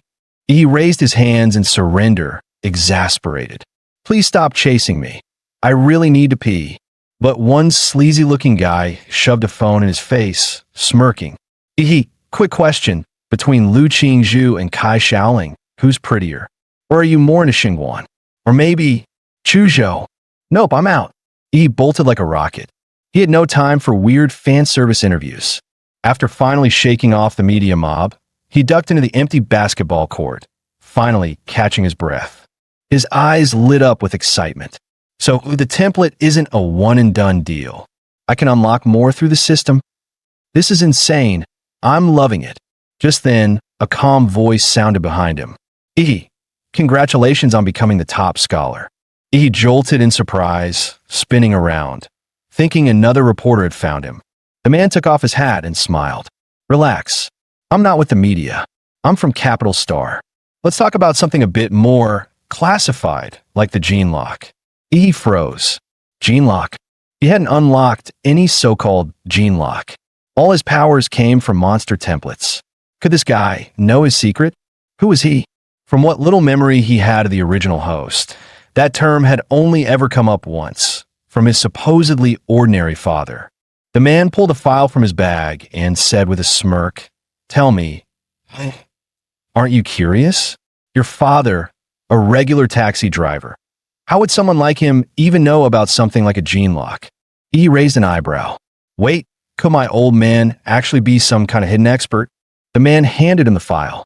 Due to your unique status, Capital Star has authorized the release of a restricted document. He opened it, and his eyes widened as he read. Project Prometheus, once a dominant force in Blue Star's biological gene research. After a classified incident, the institute was blacklisted by multiple nations. Its key researchers went underground, erasing their identities. The gene lock was among their most ambitious experiments. He slowly closed the file, realization hitting him hard. So you guys think my regular OL cab-driving dad was actually a senior researcher at Prometheus? And me? I'm one of their secret experiments. Please don't worry, the man in the trench coat said gently. The government isn't here to threaten you. I'm just here to inform you. After all, as the subject involved, you have the right to know the truth. He clearly feared he might panic and do something reckless. You're now part of a national-level cultivation program. Your safety is our top priority from here on out. He stared at him, deadpan. Bro, I'm probably calmer than you right now. Seriously. Then his face changed in an instant, switching to smug mode. Ugh, fame is such a pain. So much attention, so many questions. Society really is all about status, huh? The man blinked in silence, then turned and walked away without another word. As soon as he left, he rubbed his hands together, eyes sparkling. Finally, he's gone. This exam run was a jackpot. Top university offer, $2 million in scholarship money, another 800k bonus, and most importantly, new template draw, here I come. He wasted no time summoning the system interface and hitting draw. Sure, he knew legendary tier templates like Godzilla were rare, but he couldn't help hoping for another miracle. A swirling black vortex appeared on the screen, filled with monstrous growls and echoing roars, like a cursed vault full of ancient beasts. He stared in awe, slack-jawed. A moment later, the result appeared. D-Class Template. D-Class Template. Colossus type, humanoid, bloodline abilities. Size increase up to 60 meters. High-pressure steam emission. Evolutionary path. Proto-giant hybrid. Compatibility, 1%. E's eyes gleamed brighter by the second. So, template abilities can stack. If I combine the Colossus-type humanoid with the Berserker Emperor Mothra, wouldn't that make me the true king of monsters? Meanwhile, inside a quiet villa, Brother Huolong, are you saying you're turning down all your missions? That's right. Cancel everything on my schedule. He hung up the call. The only sound left in the room was the faint audio from a TV broadcast. Huolong took a deep breath. His index finger began tapping the redwood table rhythmically. Tap, tap, tap. A dent soon formed where his finger struck. His younger brother, Huopeng, had been missing for over half a month. The search team sent in the Mystic Zone returned empty-handed. Not even a corpse, an experienced hunter of forbidden realms. Huolong didn't need confirmation.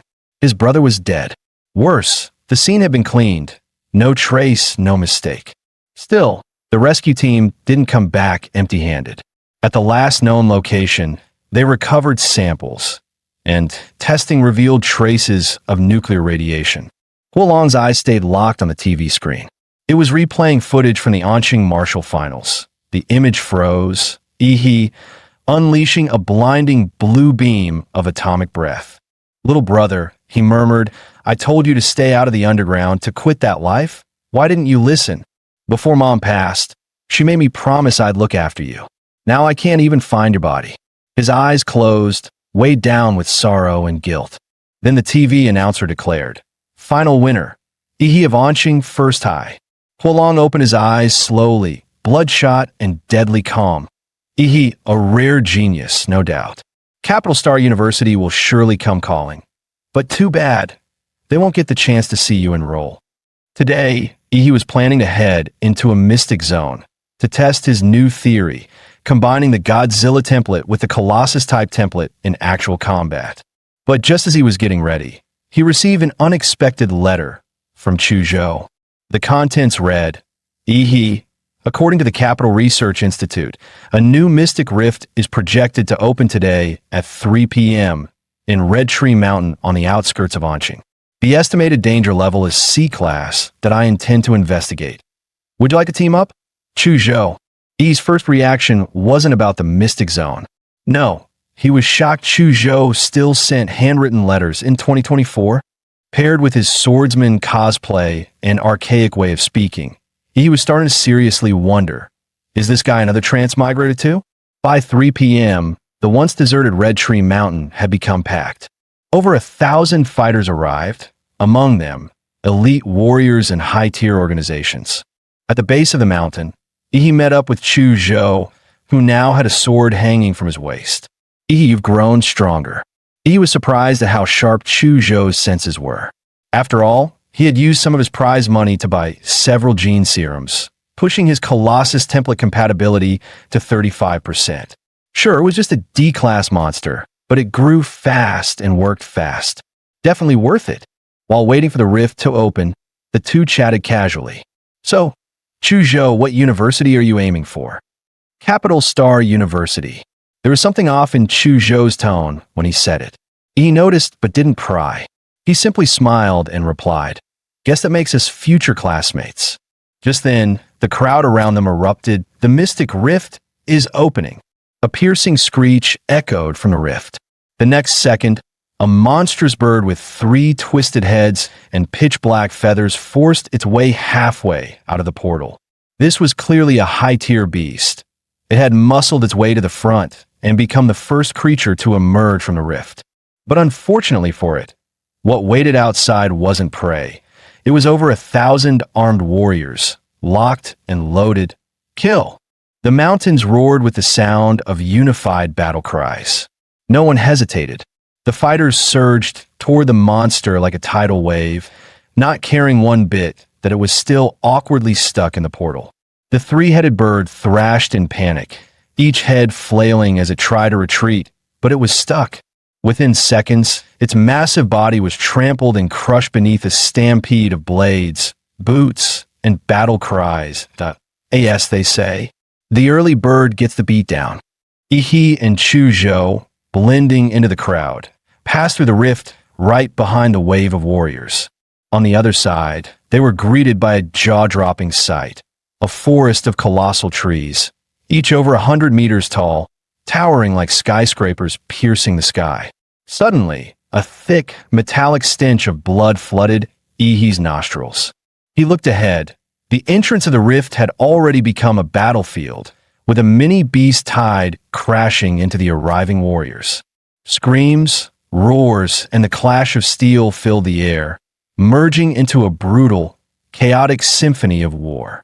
He quickly realized the warriors weren't just here to loot the Mystic Zone. They were holding the front line for a reason. According to the Blue Star Defense Act, all licensed martial artists have both the freedom to explore mystic zones and the duty to protect the real world from beast tides. Anyone who ignores that duty and lets a tide slip into the outside world, causing civilian casualties, will be stripped of their warrior status and tried in military court. For a warrior, the greater the power, the heavier the responsibility. Ihi and Chuzhou joined the front line, pushing back against the oncoming beast tide. Chuzhou activated his bloodline, unleashing waves of icy energy that froze the beast's legs in place, locking down the path ahead. Suddenly, a beast lunged at him from behind. In a split second, he launched his atomic detonation fist, blowing the ambusher into mist and melted flesh. "Watch your back," he said, completely unfazed. Then, almost lazily, he added, "These Mystic Zone beasts? Not a single one can put up a decent fight." Behind him lay a field of smoldering corpses. Chuzhou was stunned. He'd been carefully holding the line, and he had already wiped out an entire section of monsters. The creatures he killed weren't just burned, they were dissolved, as if every cell in their body had been disintegrated from within. That was the terror of atomic radiation, silent, invisible, and absolutely devastating. And now, for the first time in the open battlefield, Ihi, the walking nuclear disaster zone, could unleash his power freely. Roar! Scree! Beasts howled as they charged at him, only to melt into puddles of gore a few meters away, cooked alive by the sheer heat radiating from his body. On another part of the battlefield, warriors locked in desperate melee turned their heads, only to see that the warriors behind them were already relaxing and wiping sweat. Yo, what the hell? They done already? Did they bring in some high-tier merc? Nope. That's the top scorer from Anqing's entrance exams. The what? Wasn't he just a trainee? How's a kid soloing entire waves of monsters? You didn't watch this year's entrance exam broadcast? Nah. Who wants to watch high schoolers fight? Idiot. That high schooler could mop the floor with 10 of you. As the battle dragged on, exhaustion began to show on the warriors' faces. Then someone shouted, "Drive the beasts toward the top scorer." And just like that, the battlefield adapted. Everyone instinctively pivoted, using Ihi's nuclear radiation field as a natural kill zone against the monster tide. No one knew how long the fighting had lasted. But then, boom, a signal flare burst in the sky. Eyes that had gone dull with fatigue suddenly lit up. Decapitation confirmed. The Alpha Beast is down. We did it. The tide is breaking. Monsters are retreating. Don't let up. Finish them off. Chuzhou finally exhaled, relief washing over him. The first wave of Red Tree Mountain's beast tide was over to the 1,000+ warriors who had entered. Only about 800 remained. He strolled over casually, lugging several massive sacks behind him. His chill attitude stood out like a sore thumb amid the blood-soaked survivors. Phew. Hey, Chuzhou, real talk. I'm running out of hands here. How am I supposed to carry all this loot?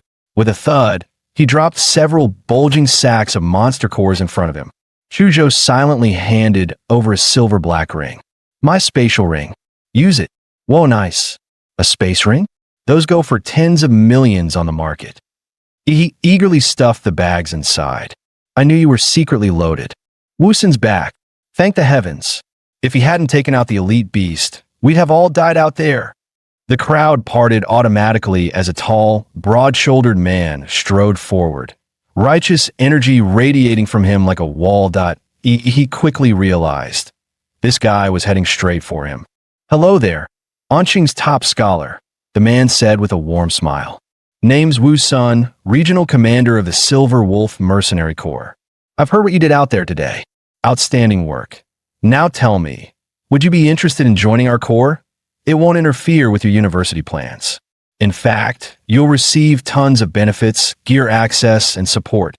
For someone like you, I'm ready to offer an S-rank member contract on spot. Wu San's offer immediately drew gasps from the surrounding warriors. The Silver Wolf Corps, a nationally renowned mercenary group, and their regional commander personally recruiting Ihi. That was a once-in-a-lifetime opportunity. Becoming a warrior was an expensive path. Without faction support, few could go far. In an S-rank contract, even elite students from Capital Star University rarely received such treatment. Just then, a dazzling striped tiger stepped out from the crowd. On its back sat a striking woman with a bold, commanding presence. So that's why you rushed ahead? Wu Sun, she teased. Trying to steal the prize before the rest of us showed up? She turned to Ihi. Ihi, how about joining the Chengda Corps instead? We may be smaller than Silver Wolf, but if you join us, I'll personally guarantee you'll receive 15% of our monthly cultivation resources. No strings attached. Gasp! That wasn't an offer. That was basically giving him a stake in the guild. A high schooler. And they were throwing elite-tier contracts at him? Ihi, however, simply smiled and shook his head. Thanks, but for now, I'm not planning to join any corps. The woman chuckled, unfazed. Just as I thought, landing the top scorer was never going to be easy. No worries. Consider this our introduction. If you ever need anything, the Silver Wolf Corps is only a call away. The Chengda Corps, too, she added with a wink. We'll be ready. With the beast tide finally over, the warriors entered the free exploration phase. Chuzhou offered a suggestion. This is a giant forest. The layout's tricky. Let's climb to the canopy and scout the terrain first before heading deeper. He nodded. That was his plan too. He activated his nuclear radiance mode, atomic energy gathering beneath his feet, then blasted upward like a human rocket, shooting straight toward the treetops. Before long, the two stood atop a colossal tree, hundreds of meters tall, overlooking the entire mystic zone. Wait, what is that? He suddenly narrowed his eyes, stunned. Far off, near the foot of a distant mountain range, a group of gigantic humanoid figures was moving slowly. Even from hundreds of kilometers away, their silhouettes were unmistakable. Those things have to be, a kilometer tall? He murmured. That's beyond insane. Chuzhou was about to respond, but he spoke first, voice steady and filled with fire. Unimaginable? Nah, we're still young. Give it a few more years, and we might be the ones hunting them. Maybe even uncovering the truth behind this whole mystic zone thing. Chuzhou turned, slightly awestruck. When faced with such overwhelming unknowns, his instinct was fear. But Ihi, his instinct was to conquer. In that moment, Chuzhou understood. He wasn't just stronger in power. He had the spirit of a true warrior. Meanwhile, he himself was practically buzzing with excitement. Just you wait, you walking mountains. One day, all your monster cores will be mine. Suddenly, his life field sensor kicked in, giving him a full read of all living entities across the mystic zone. One spot stood out. To the southeast, a massive lake region, a complete blank. No life signs. Nothing. It was like a dead zone. A void. Now that's suspicious, he muttered, his eyes gleaming. The stranger the waters, the bigger the fish, that's where the real loot is. Without hesitation, he turned to Chuzhou. Let's go. Time to gamble big at the lake. Yi and Chu Zhou quickly made their way through the giant forest and arrived at the edge of the mysterious lake. To their surprise, 3 people were already there, one of whom was someone Yi recognized, Rainy. Yi called out, pleasantly surprised. Well, if it isn't Anqing's little champion, Huang Yuli replied with a teasing smile.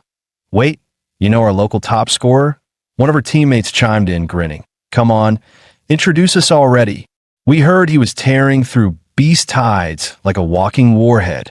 Rainy, how long have you guys been here? He asked. Not long. We just arrived.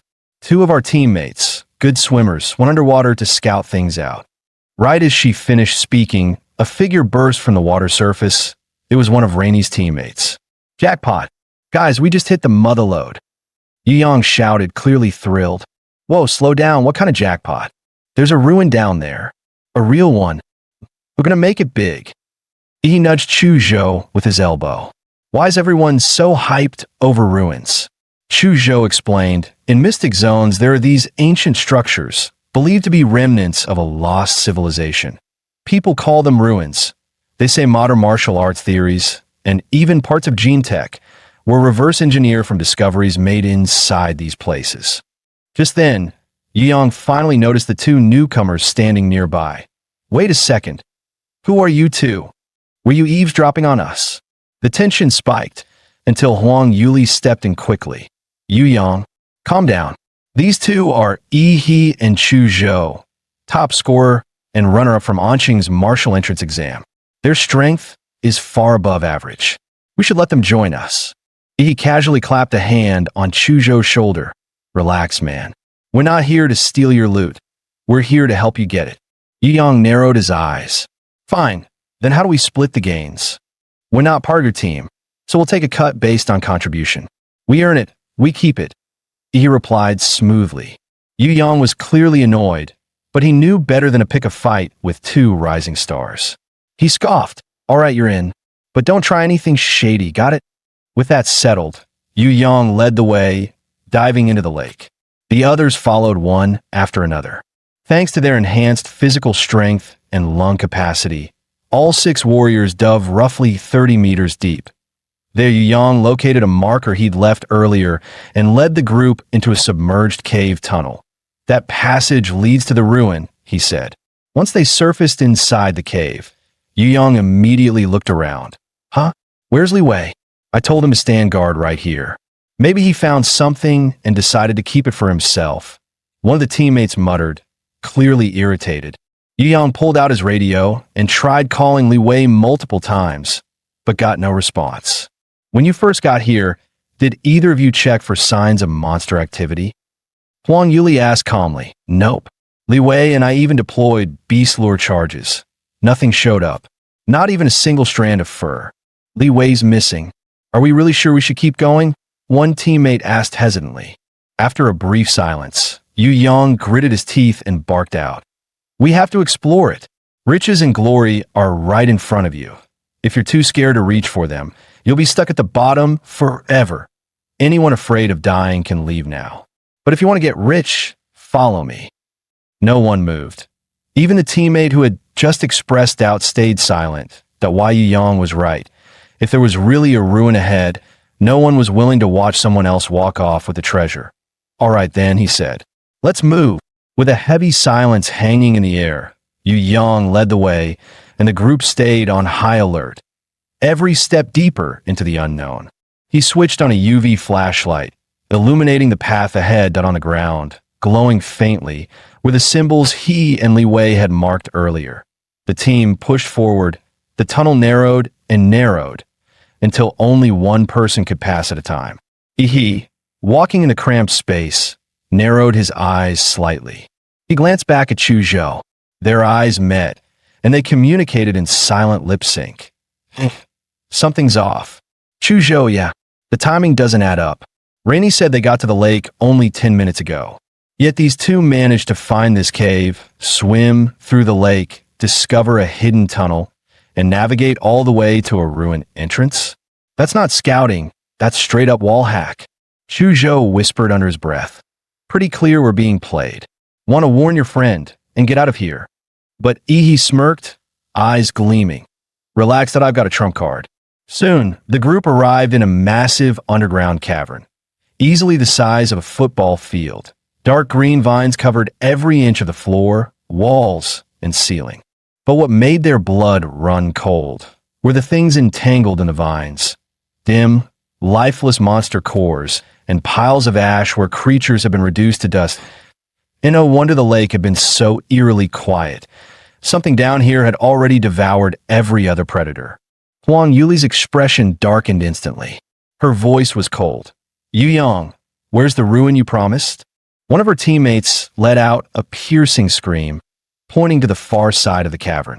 There, a mummified corpse suspended in the air, pierced clean through by thick vines. Judging by the clothing, it was Li Wei. Huang Yuli and another woman stumbled back, pale and horrified. Yu Yang, meanwhile, collapsed to his knees, clutching his head and muttering hysterically. The ruin.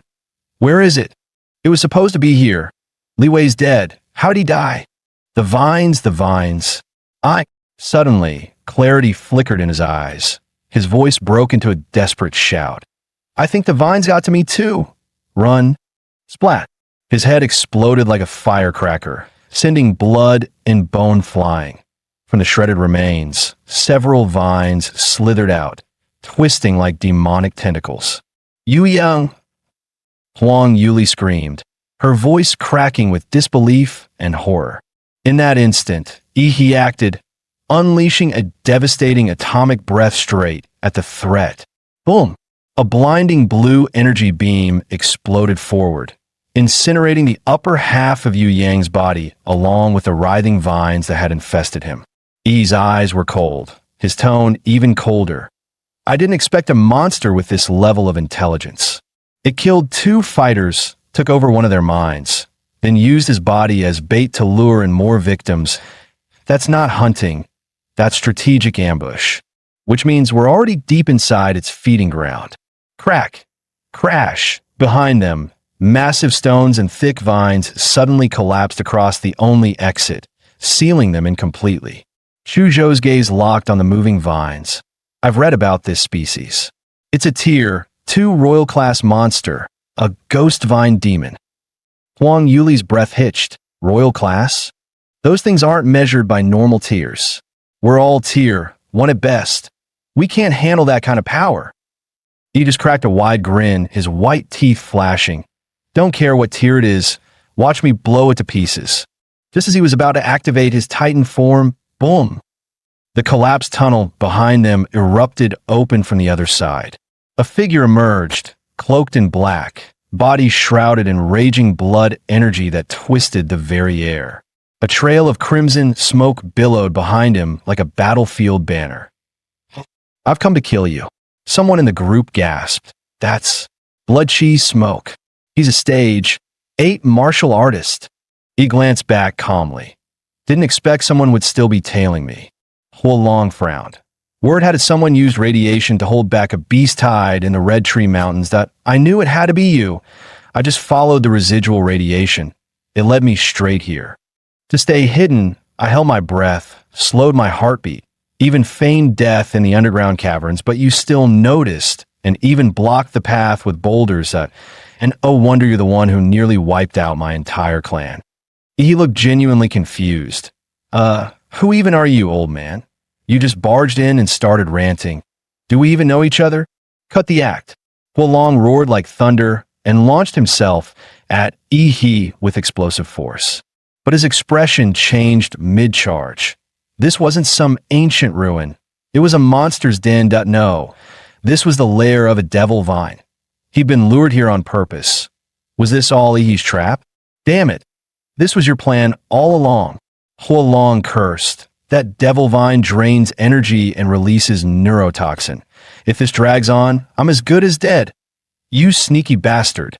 The devil vine unleashed wave after wave of lashing tendrils, trying to tear Huolong apart. But his fists hammered through them like cannonballs, blasting every vine to pieces.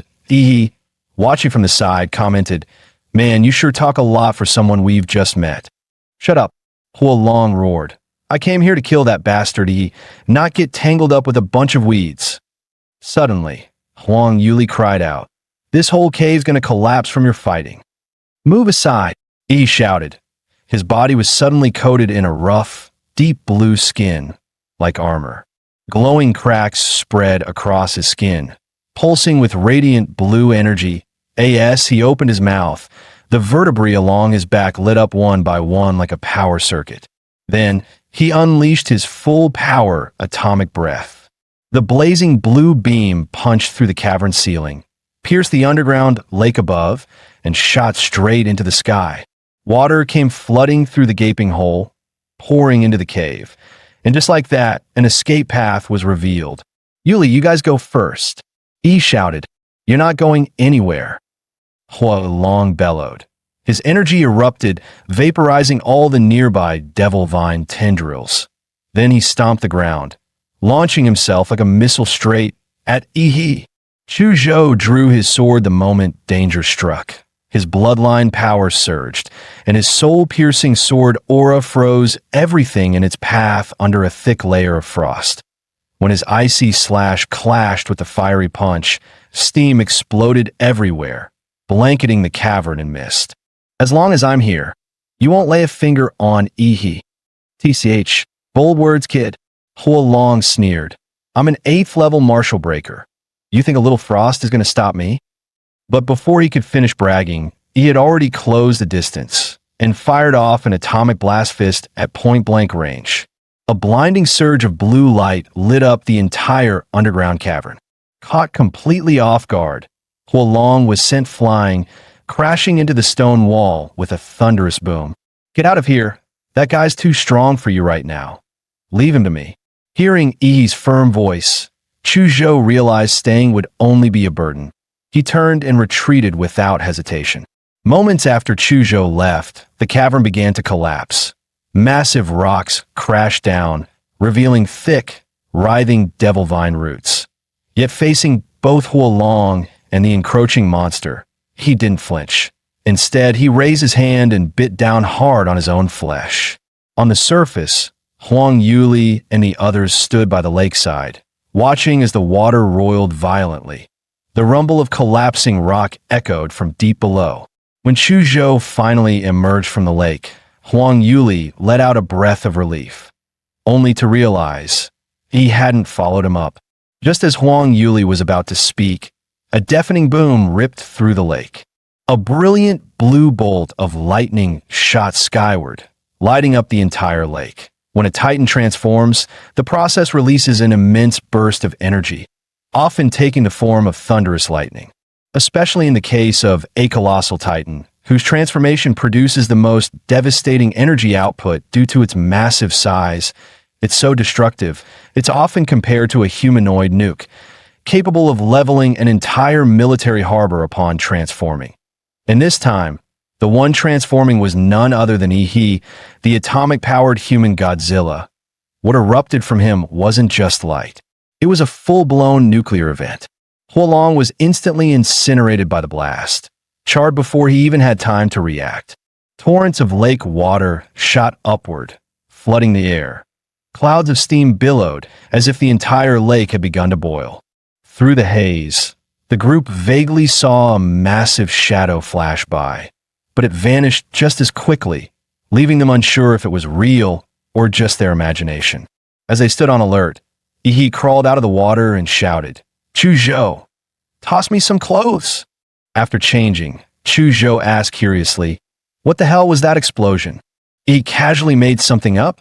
That mystery fighter? He blew himself up with a plasma bomb, took the devil vine with him. Chu Zhou scratched his head, "But I swear I saw some kind of giant in the fog." "Nope, just the explosion messing with your eyes," he interrupted quickly. After successfully brushing them off, he let out a quiet sigh of relief. If they ever found out he had a monster transformation template, things would get complicated fast.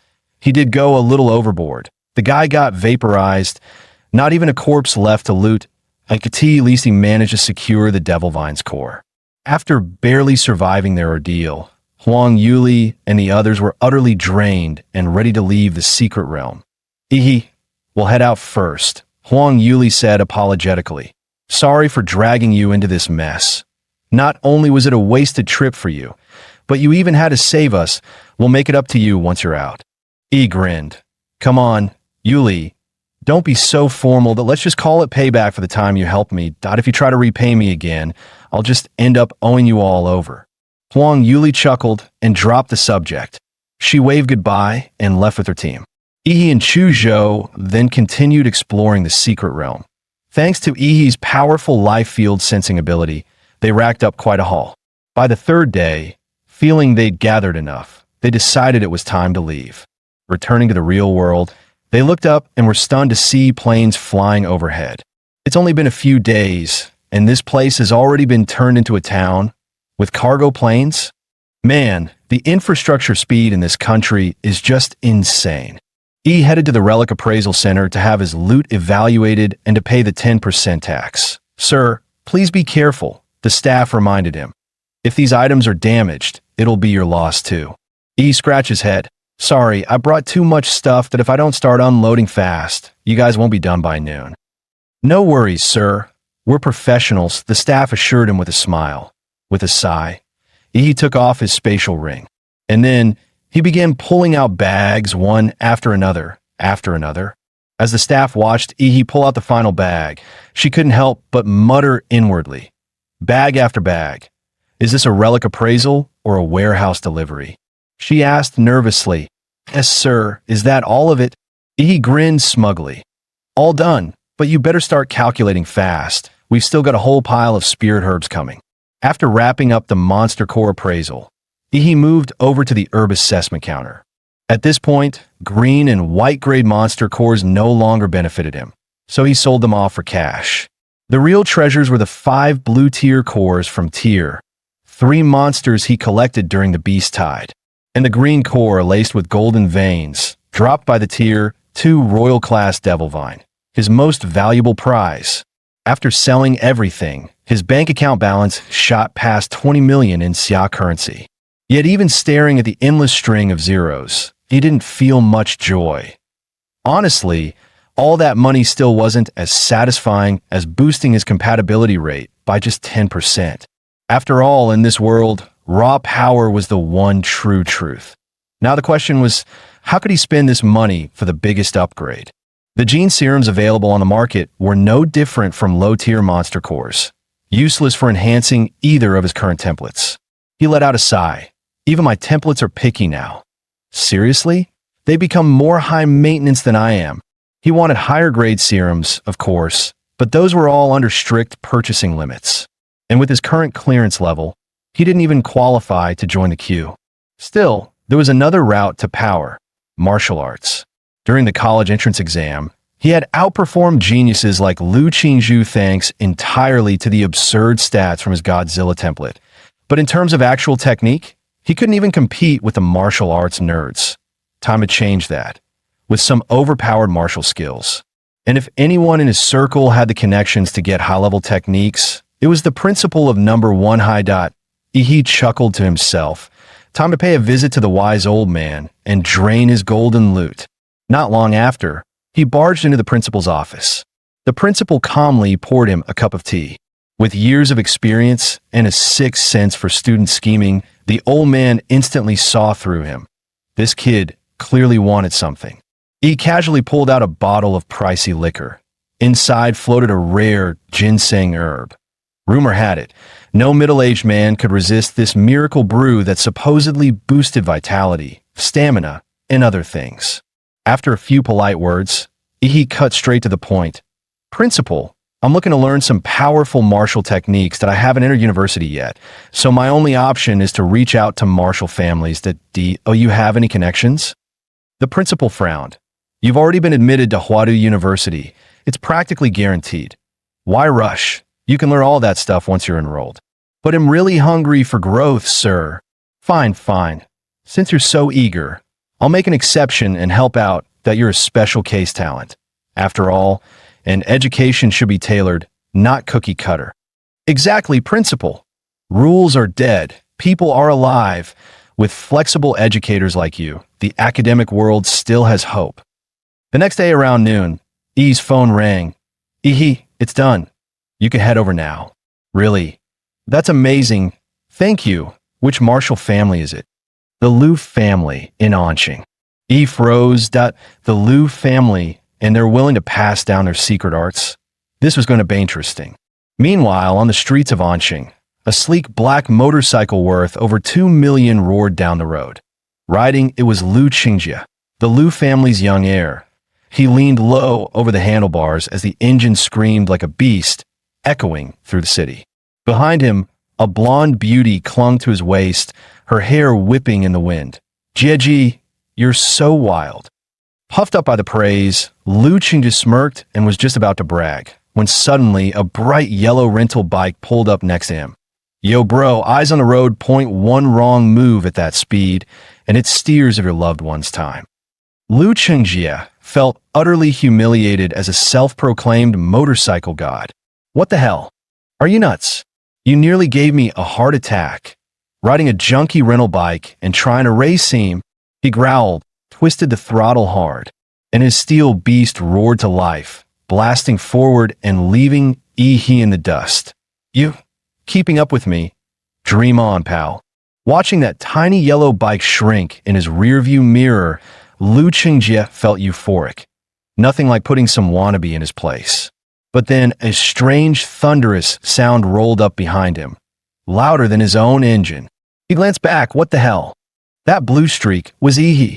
The guy had activated his nuclear leg mode, blue rocket flames blasting from his calves like a damn space shuttle. He was flying on a bike. Later, bro, Ihi flashed a smile as he zipped past, and then straight up-launched into the sky, vanishing into the clouds like a human missile.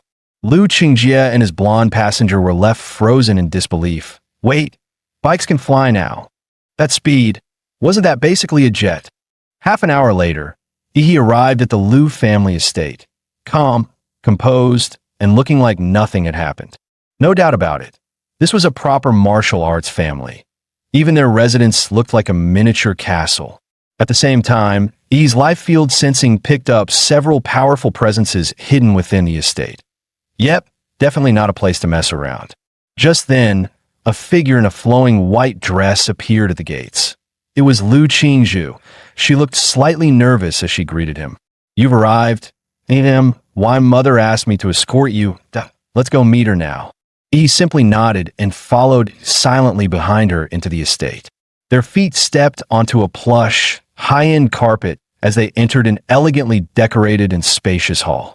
Mother, he is here, Qingjie called softly. Almost immediately, the sharp click of high heels echoed across the room. A poised, graceful woman with a mature aura descended the stairs slowly. He looked up and was momentarily stunned. Liu Qingjie's mother was breathtaking. Time had not dulled her beauty. It had refined it. Like vintage wine, her presence only grew more alluring and elegant with age. Watching the scene unfold, he held his breath and screamed internally. Prime Minister, I understand now. A few days earlier, after the college entrance exam, Liu Qingjie had returned home, fully expecting her strict mother to scold her harshly. She had braced herself for punishment, but to her surprise, her mother simply invited her into the study for tea, a rare and quiet moment.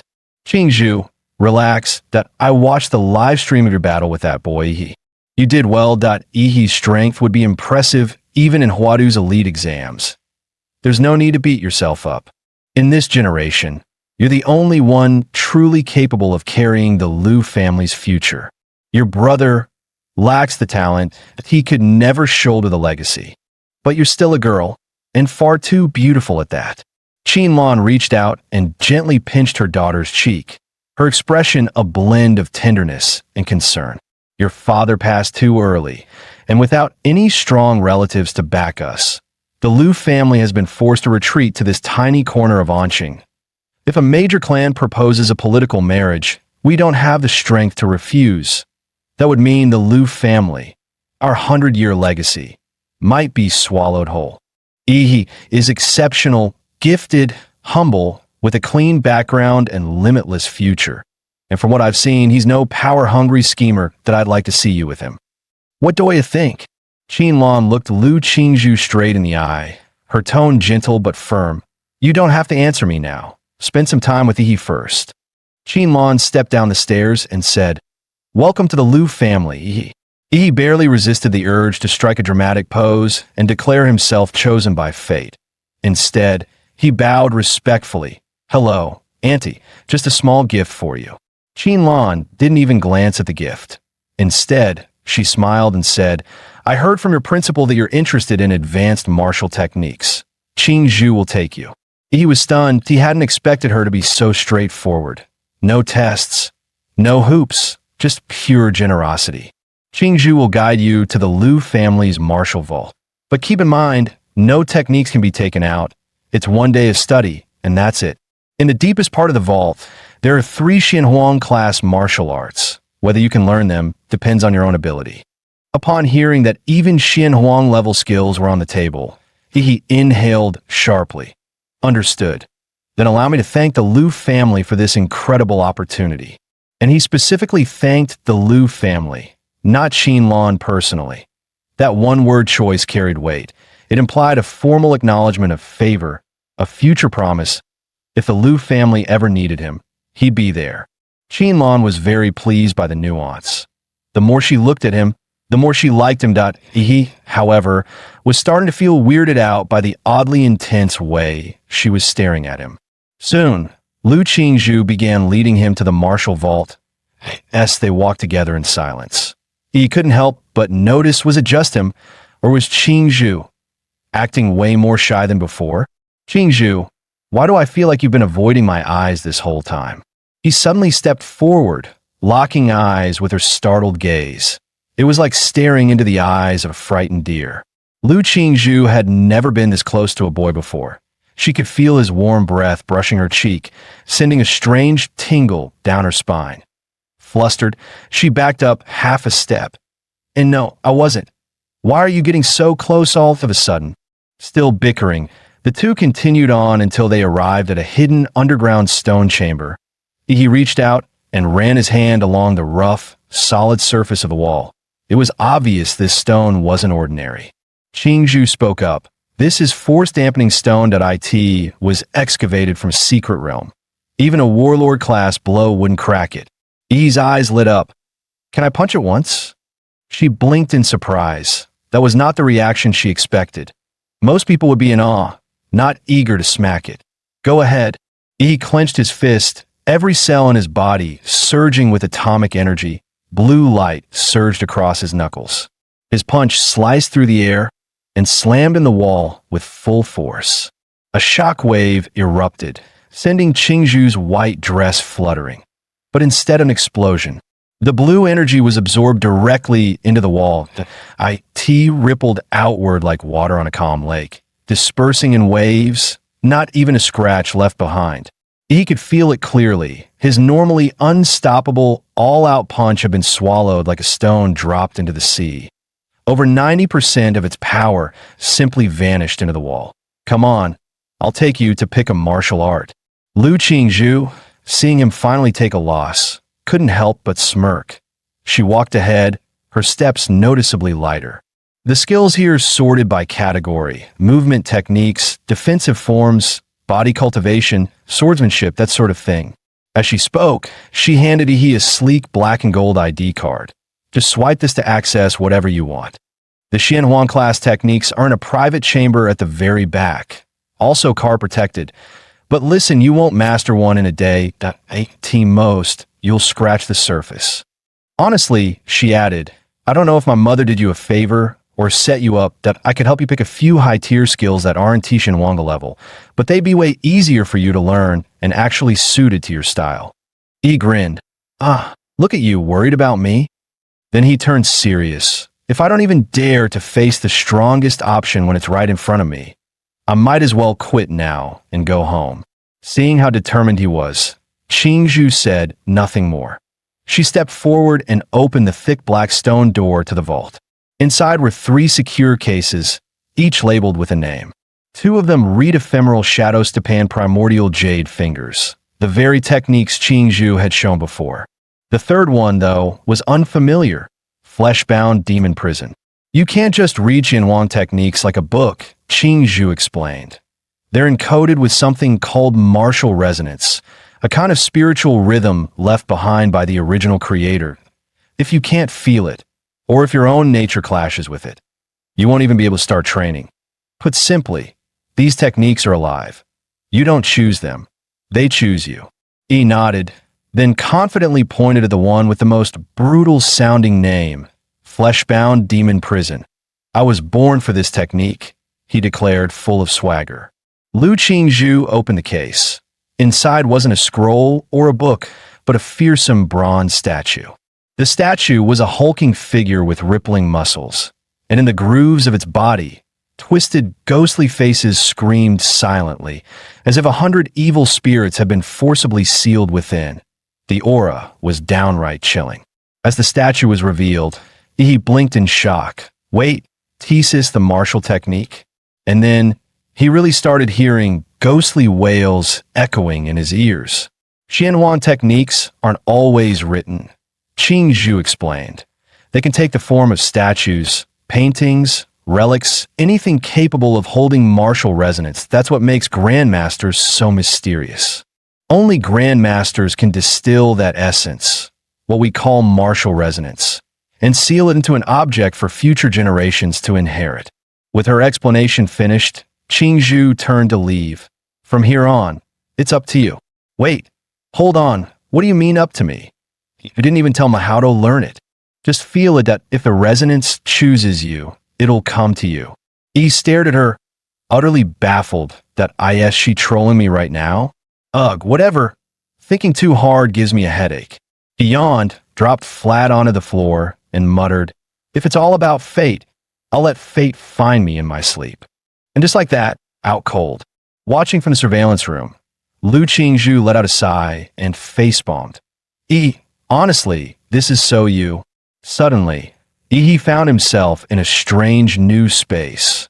An old, decrepit temple covered in dust. The angry-faced deity on the altar had one arm broken clean off. So this is what they meant by entering the resonance realm.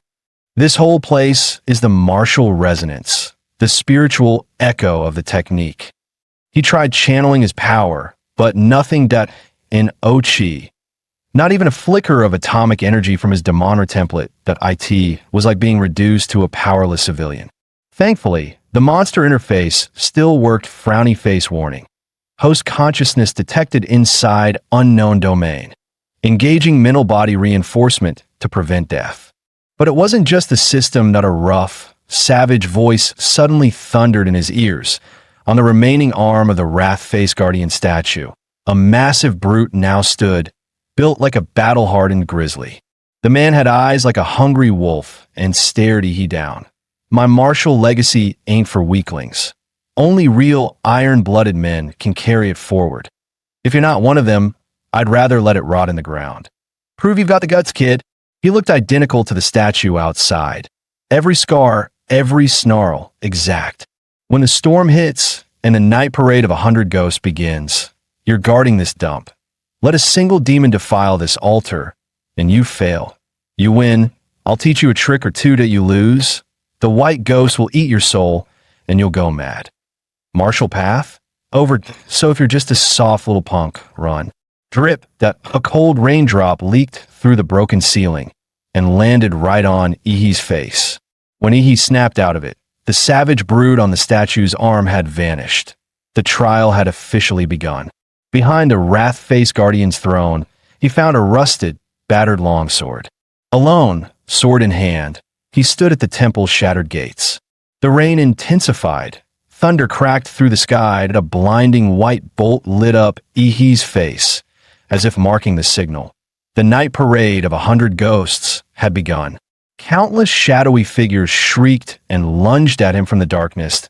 He was already in position, completely ready. As the first specter dove at him, he didn't hesitate. He slashed straight at its head. The moment the blade struck, the rusted sword flared with golden light. The specter let out a piercing wail and dissolved into ash.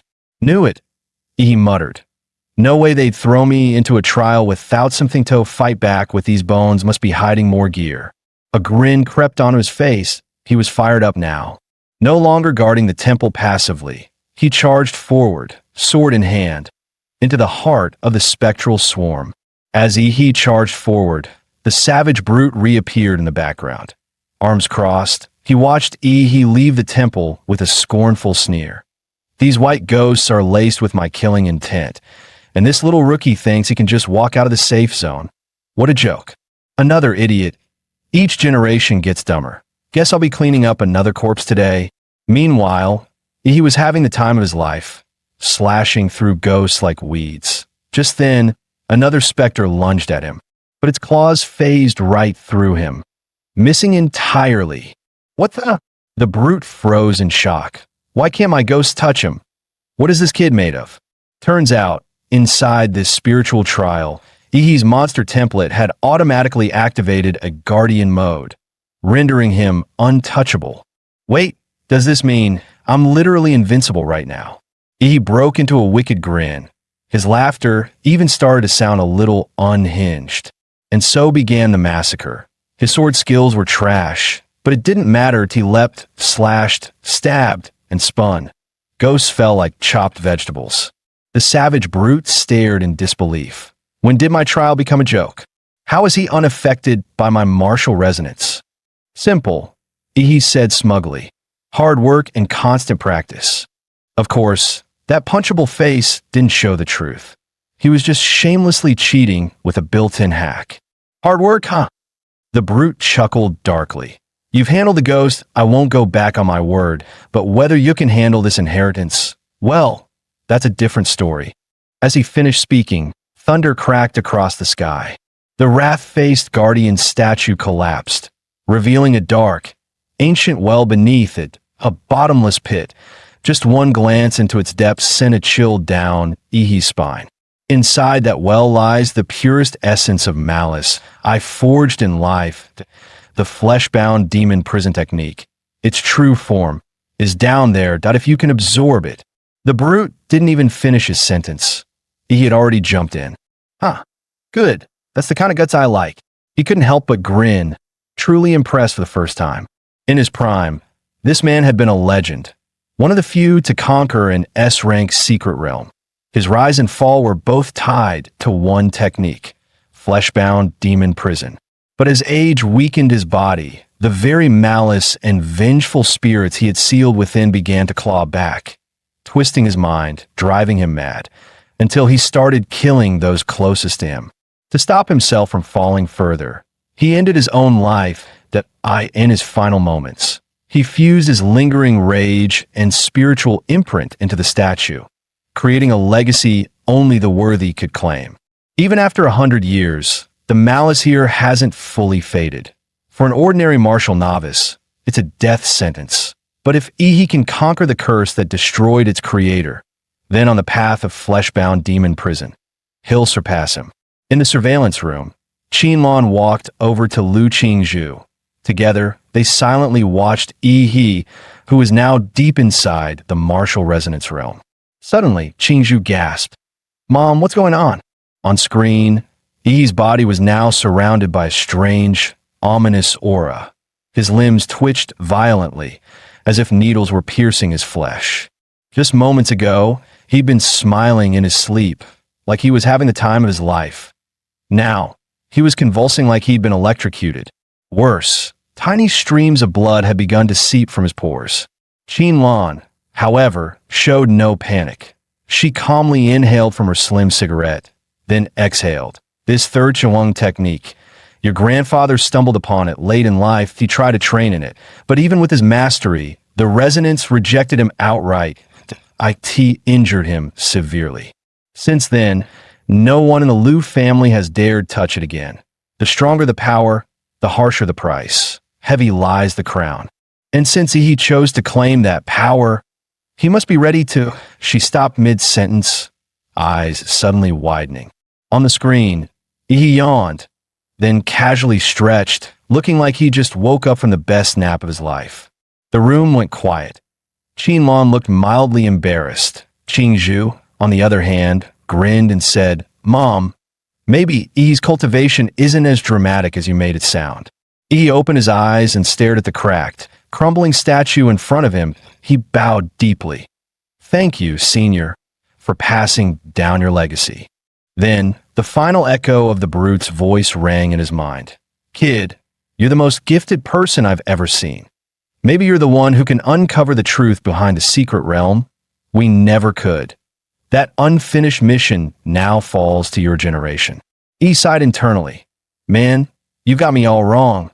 I'm just using cheat codes." He clenched his fists, feeling the power surging within. Fleshbound demon prison, a body like a living Azura. Okay, so my stats didn't go up at all, but now that I've got Ishinwang technique in my arsenal, my combat powers easily doubled. Just then, the stone door creaked open. Qin Lan and Lu Qingzhu stepped into the chamber. "E, did you succeed?" E grinned, flashing a row of bright white teeth. "Yet I nailed it." Qin Lan stared in disbelief. "This can't be. Even with Qingzhu's talent, it takes at least a full week. No sleep, constant immersion in the resonance, to grasp Ishinwang technique that E. How long were you in there?" "An hour. You seriously impeded your way to mastery." Qingzhu glanced at Yi, who now wore a smug little grin. "Everyone always called me the genius, but the real genius is standing right here." Noticing the skeptical looks on both their faces, Yi chuckled. "All right, you want proof? I'll give you a little demonstration." He gathered his chi from the dantian, channeling it into his palm. Normally, martial chi was invisible, but this wasn't normal. What formed his hand was black and red, crackling with malice. A twisted, corrupted aura born from the spiritual trial that put it simply, it worked like an enchant from a video game, coding weapons or strikes to boost their damage and lethality. Mountain-crushing fist. He dropped his stance, spine tight like a bowstring, core engaged, then launched a punch that exploded with black-red energy. The blast sent a gust of force rushing toward the mother and daughter, making them instinctively step back. And in the air, they swore they could hear a ghost wailing. Even Lu Qingzhu, known as a martial arts prodigy, narrowed her eyes in disbelief. That punch just now, the precision, the pressure, it was insane. Was that seriously just a mountain-crushing fist, the most basic, overused technique in town? Qin Lan's gaze locked onto Yi, her expression unreadable. Yi, she hadn't expected to be this wrong about him. Yi, on the other hand, was getting visibly uncomfortable under her intense stare. "Ma'am, please, your daughter's literally right next to you. Don't make this a weird romance subplot. I don't want to become the prime minister of this household."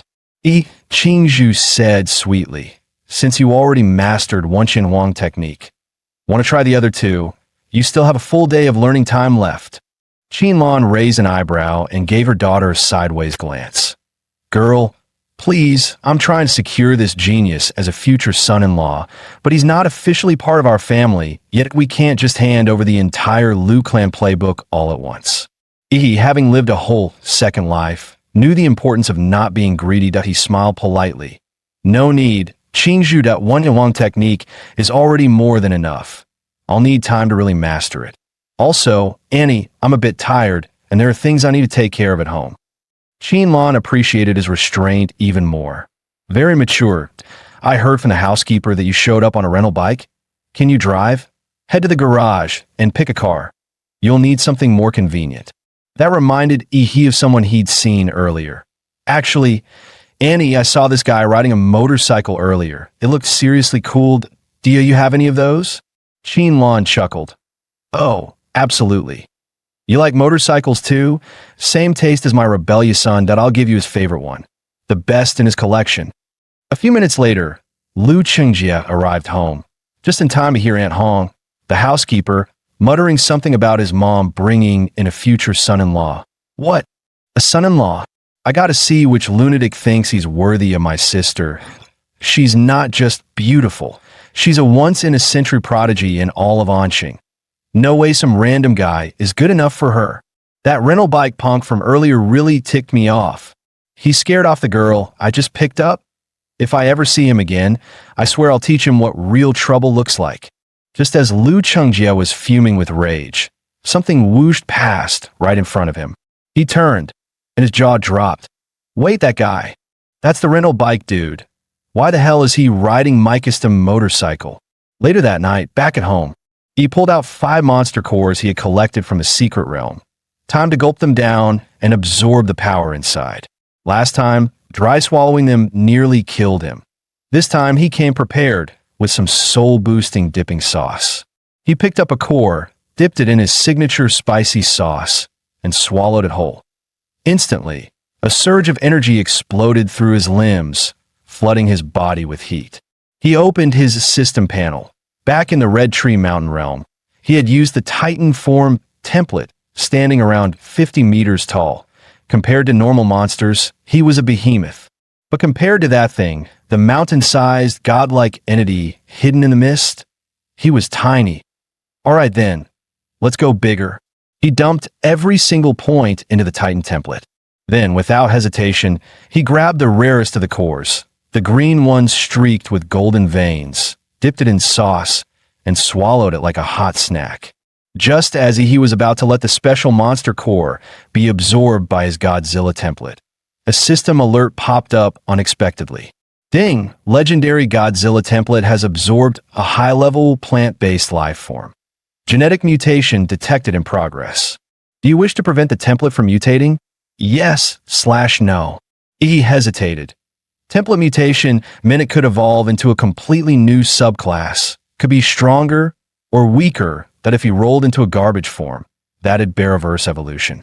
Screw it, he muttered. Life's about taking chances. Rental bike to super bike, right? He hit do not prevent mutation. The system chimed again, frowny face mutation path unlocked. Legendary Godzilla plus plant attribute S-class variant. Planet Godzilla template. When the current template reaches 100% integration, there will be a 2% chance to evolve into Planet Godzilla. Absorbing more high-quality plant-based life forms will further increase that probability. Hearing the alert, he let out a deep breath. Phew, jackpot. Planet Godzilla might look similar to the regular version on the outside, but size-wise, it was on a whole different level. Over 300 meters tall, weighing in at more than 1 million tons, officially dubbed the largest Godzilla in recorded history. And power-wise, every stat was a straight-up upgrade from the legendary version. But first, his current template needed to hit 100% integration. Time to grind fast. As he was still mapping out his next steps, a deafening explosion rocked the outside world. Through the window, flames burst into the sky, lighting up the entire night. He froze. What the hell? Is this a terrorist attack? Armed forces had already moved in, sealing off every exit in the compound. Search every inch. Don't let a single one escape. Just then, someone knocked on Ihi's door. The original host was a loner. He had no friends, especially not the kind who'd show up unannounced at a time like this. He hadn't ordered food or received any deliveries. Oh, who on earth could it be? Staying on high alert, he braced himself. Suddenly, a woman materialized out of thin air, curves for days and a sly smile on her lips. Oh, my little brother, she purred. You're no ordinary fighter, are you? I was just planning to hide something here and tweak your memory a bit. But since you noticed me, looks like I'll have to rough you up. I don't even think about running. A venomous aura slithered around Ihi. Locking onto him like a predator, he realized there was no way to drag the fight outside. Whatever, he muttered. I've got money, I'll just buy a new place after this. The woman tilted her head in confusion. Huh? What did you just say? He calmly pointed at her. I said, you're already dead. Meanwhile, out on the street, an elite SWAT martial artist had engaged a criminal in battle. He slipped up. Take him down. The SWAT team moved in unison, striking with surgical precision. The enemy, cornered but unfazed, sneered. Yao Imei, you must escape with the golden genome. I'll cover you. I, Zhou Yi, will draw their fire. Ha ha ha. Come at me. Trading my life for yours. Totally worth it. Then he unleashed the blood-burning forbidden art, his body erupting in a surge of crimson energy. Just then, a dazzling blue beam exploded overhead, piercing the sky A charred human figure crashed down in front of Zhou Yi, slamming into the ground and leaving a massive crater. Zhou Yi's eyes widened. Yao and Mei, wasn't your nanosuit white? Why do you look like burnt toast now? I just risked my life to buy you time. What happened? Don't tell me someone's still chasing you. Yao Mei climbed out of the crater, her face grim. She had nearly been taken out. If not for the nanosuit's auto-repair function, she'd be in critical condition. The package is stashed, we need to move now. Without hesitation, she tossed several smoke bombs, custom-made to disrupt martial artists' senses. The SWAT officers immediately realized something was wrong. They're trying to escape. Taking advantage of the cover, the two slipped into the underground sewers. Half an hour later, they emerged from a narrow alley, leaning against a crumbling wall, gasping for breath. We finally lost them. Gotta say, these nanosuits are worth every penny. Took that hit like a champ. But just as they began to relax, Ihi's voice echoed through the alley. Hey, gorgeous, still haven't explained why you barged into my house, have you? You see, there's a tiny problem here. You thought you were picking a random neighbor to mess with, but you picked me. And as a thank you gift for trespassing, I'm going to make sure you too have a very memorable time. Zhou Yi stared at Ihi in disbelief. How? How did you find us? He wasn't about to explain anything. Yao Mei had been contaminated with his nuclear radiation. It was like she was carrying a GPS tracker. And his philosophy, don't talk, just punch. Conveniently, his flesh-bound demon form needed sparring partners. And look who volunteered. Ever since mastering that technique, he had gained total control over his own body. The sheer force of his energy ruptured the air as his fist, heavy as a wrecking ball, rocketed toward Zhou Yi. Zhou Yi crossed his arms just in time to block. Mountain-splitting fist. With a deafening boom, a black-red bolt of energy shot through Zhou Yi's defense like lightning. He felt like he'd just been hit by a freight train, blasted straight off the ground. Coughing up blood midair, he crashed hard, dazed and shaken. And that was just Ihi's right fist. The left fist came right after, smashing down from above. Watching Zhou Yi get launched like a rag doll, Yao Mei gasped. What kind of insane martial art was that? A 6-tier warrior just got demolished by a kid whose aura screams beginner level. Mister, who trained you? Ihi beamed brightly, all sunshine and menace. Me. I was trained by the legendary Emperor Mola. Emperor Mola? Yao Mei had never heard of the name, but she now realized this town hid monsters. Just then, Zhou Yi's voice rang out from behind. Don't get cocky, kid. Zhou Yi was furious. He'd just survived a brutal fight, burned up his blood energy, and was running on fumes. Still, even at 70% power, he wasn't about to be humiliated by some punk trainee. Activate. Beast form.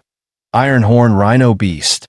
Instantly, his skin took on a metallic sheen, glimmering silver like forged steel, and from his forehead, a thick silver horn burst forth, glowing with power. Zhou Yi stepped forward. The ground beneath his feet cracked with a thunderous boom. He watched him prepare for an all-out brawl that he casually rolled his wrists, his cells surging with nuclear fusion. Now that's more like it. But the next second, a figure silently emerged behind him. It was Yao Mei. Didn't expect my nanosuit could turn invisible, did you? I'm the real assassin here. He spun around instantly. Boom! A punch straight to her gut. Her nano armor seared with scorched marks as she was blasted into the air, unsure if she was even alive. I don't care who you are. Stay out of my way. I don't do mercy, not even for pretty faces. He turned someone like Lu Qingzhu into a swollen mess. What chance did she have? Zhou Yi saw his partner fail miserably. That useless woman, she couldn't even land a sneak attack. With a furious roar, he charged like a runaway train straight at Ihi. But he had been waiting for that moment. Their fists collided. Waves of force rippled through the air, visible to the naked eye. Ihi's punch, charged with killing intent and atomic lightning, slammed into Zhou Yi's silver armor. But all it left were charred streaks. He raised an eyebrow, mildly impressed. Oh, didn't expect your defense to be this tough. Zhou Yi grinned, full of smug confidence. Kid, this Iron Horn Rhino Beast form of mine, Not even a tank shell can scratch me. What have you got that can break through? And it wasn't just defense. His offensive power had skyrocketed too, that he could hold his own against high-level fighters for a while, maybe even land a surprise critical hit. But in a drawn-out slugfest, he was finally starting to fall behind. Zhou Yi's eyes gleamed with bloodlust. Die brat. There was a twisted thrill in crushing a rising genius with his own hands. He sneered, triumphant. Doesn't matter how cocky you are. Against me, you're nothing but a joke. But suddenly, he froze. He had vanished. Wait, where the hell did he go? He turned around and nearly wet himself. One of the giant's toes was bigger than his entire head. Standing before him was a towering monster, over 30 meters tall. Through the mist, two ghostly blue eyes burned like spectral flames, unleashing a pressure so overwhelming it made the air feel heavy. What is that thing? Zhou Yi's mind went blank. When faced with something that massive, human instinct triggers only one reaction. Fear. Was this some new beast? Or could it really be that brat's transformation? He didn't waste a single word. He simply raised a hand and brought it down like a falling mountain. Zhou, he felt a hurricane-level windstorm slam into him. The ground exploded beneath him like it was hit by a missile. By sheer reflex, he leapt out of the way. A second later, he realized if he'd been even a split second slower, he'd have been obliterated. But he didn't just have one hand. Just as Zhou, he thought he'd narrowly escaped. Wham! The other hand came crashing down. This time there was no lucky dodge. Zhou, he took the full hit, flattened into the ground like a rag doll. Yi's right arm rose again, glowing, humming with energy. In a flash, thunder roared down with his punch. Blow after blow rained down like a violent storm. Zhou, he felt his bones shatter, his organs rupture, and his very soul nearly pounded out of his body. System notice. Host He, Titan form activated. Comprehensive physical index, 23.8 to 294. Nearby, Yao Mei forced herself to stand, only to freeze in horror, a 6th-tier martial artist being used as a punching bag. Her heart sank with regret. I was such an idiot. Why did I mess with this monster? If this keeps going, Zhou Yi's gonna die, for real. She couldn't let him die here. There was no running now. Only one option left, a desperate counterattack. Perched atop a nearby building, she stared at the towering giant whose body eclipsed the structure itself. She leapt down in a swift, calculated arc, her form twisting midair. In a flash, she reached the giant's throat. Around his neck, tight yellow threads glinting faintly, molecular wires from her nanosuit, sharp enough to slice through reinforced alloy. She figured this transformation came from some kind of genetic ability. Big as he was, the human body still had its weak spots, and the throat was one of them. A crimson flash split the air, but what shocked her most, the giant didn't even fight back. He just let her slice his throat wide open. The giant's colossal head came crashing down. Boom! The ground trembled beneath the impact. Yao Mei exhaled sharply, her voice trembling. Did I do it? But then, her eyes widened in terror. The giant's mouth slowly opened. Deep in his throat, a glowing blue light pulsed to life. A rising hum of destruction rang in her ears, building, swelling, deafening. A monster, she whispered in despair. In that moment, it felt like even the heavens had sentenced her to die. The last thing she saw was an endless blaze of radiant blue. The atomic breath consumed her completely. The blast pierced straight through a nearby skyscraper, leaving a dazzling blue arc slicing across the sky. As the breath ended, a wave of scorching air erupted, engulfing the entire area in a sea of searing heat. He slowly stepped forward, making his way toward Zhou Yi. He loomed over the bloodied, broken man at his feet. In a low, rasping voice, he said, "Your turn." Zhou Yi, bones shattered, still struggled to rise. "You monster," he hissed. Yi stared down, cold and emotionless. "If you choose to kill, you'd better be ready to die. That's the fairest rule there is." Just then, sirens blared in the distance, growing louder by the second. The battle had drawn too much attention. Security forces were closing in fast. And just as he prepared to finish Zhou Yi off, he suddenly laughed, eyes filled with venom. If I'm going down, I'm dragging you with me. That woman, Yao Yimei, the one in the nano suit, she hid something in your house, something called the golden genome. Zhou Yi let out a twisted laugh. It's yours now. The endless manhunt begins. Run as far as you can. I'll be waiting in hell. He cut him off with a swift kick to the head. Run your ass. You talk way too damn much.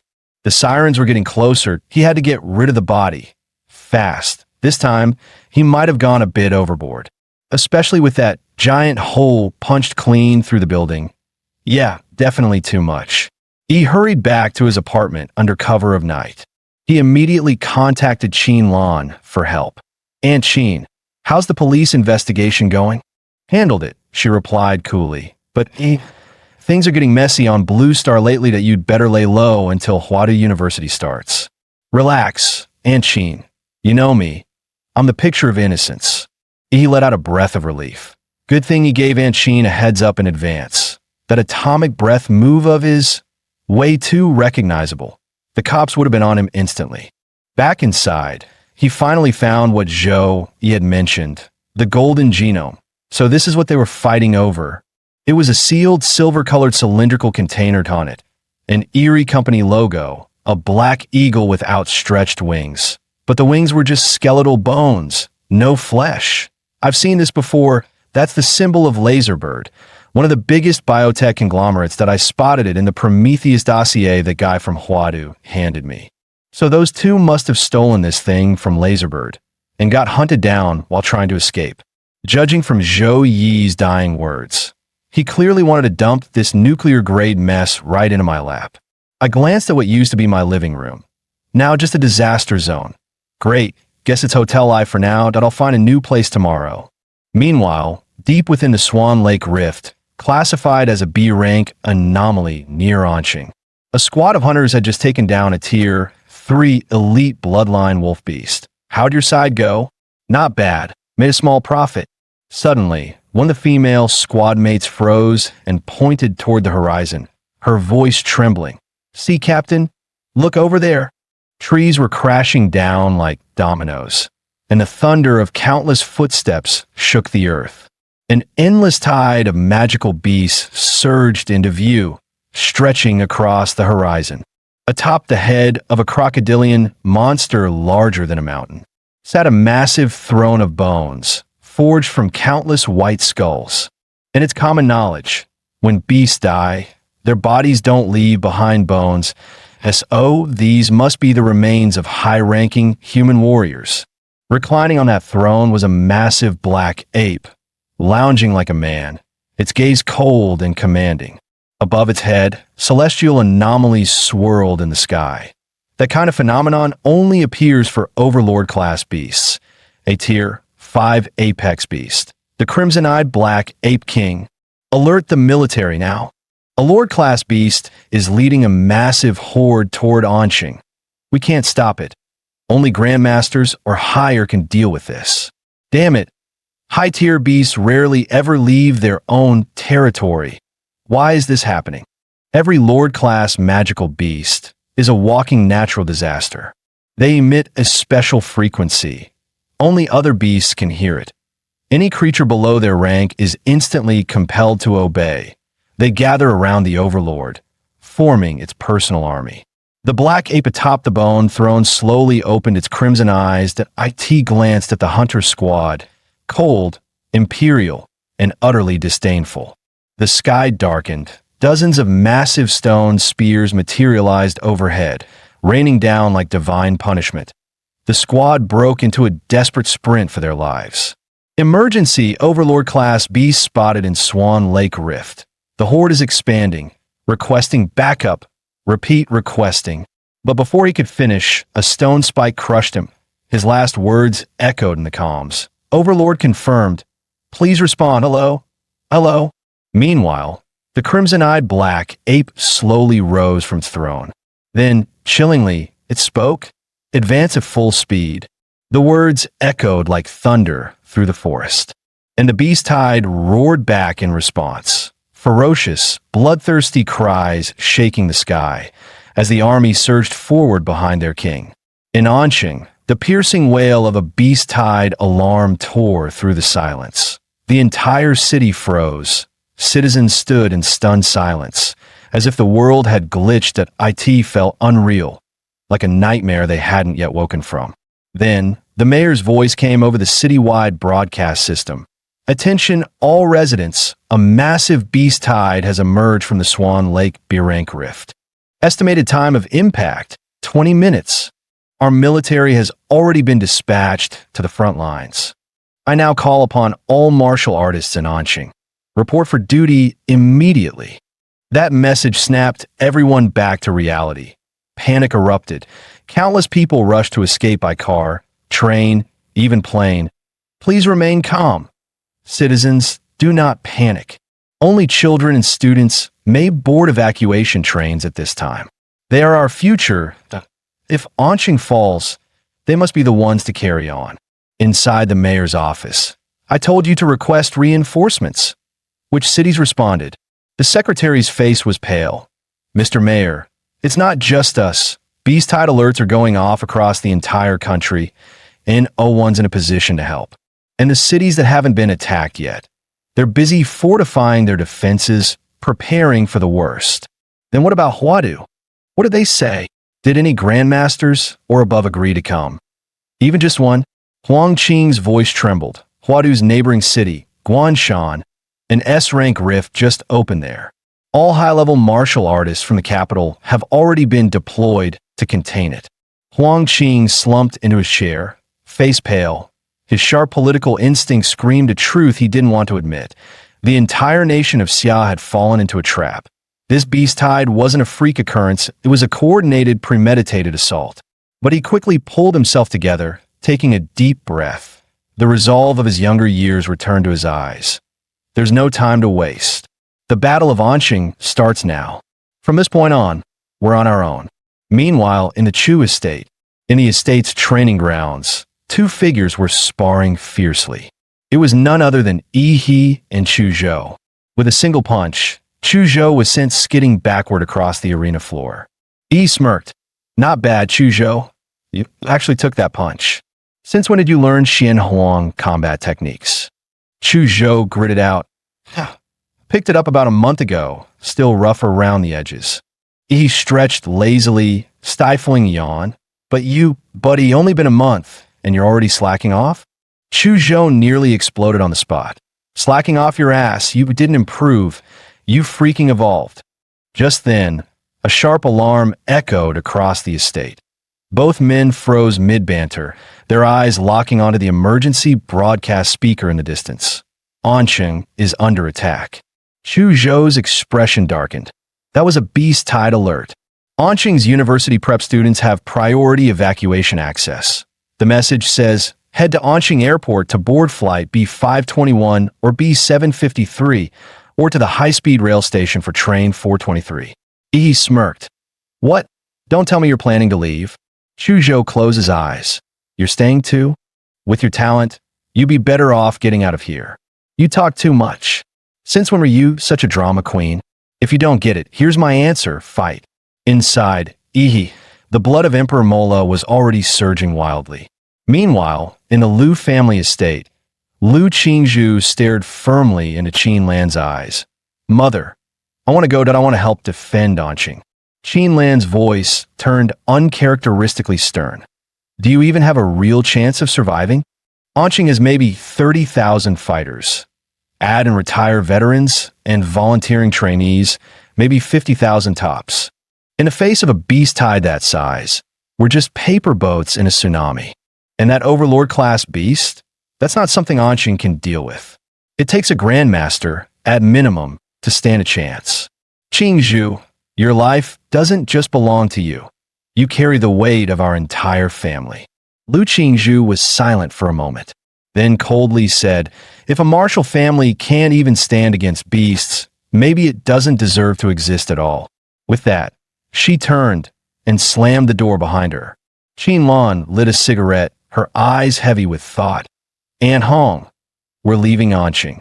What about that boy Yi? Send him a message. Let him decide for himself." Meanwhile, at the edge of the Swan Lake Rift, tens of thousands of martial artists had already gathered. "Old Chun, you're pushing 60. What the hell are you doing here? Shouldn't you be getting your granddaughter out of here?" "Shove it, old Zhang. If you a limping cripple can show up, why can't I with all 4 limbs intact?" "Ha ha. Who would have thought? 30 years later, and we're fighting another beast tied together." Old Zhang chuckled, leaning on his cane. "And that leg of yours? You lost it in that very battle."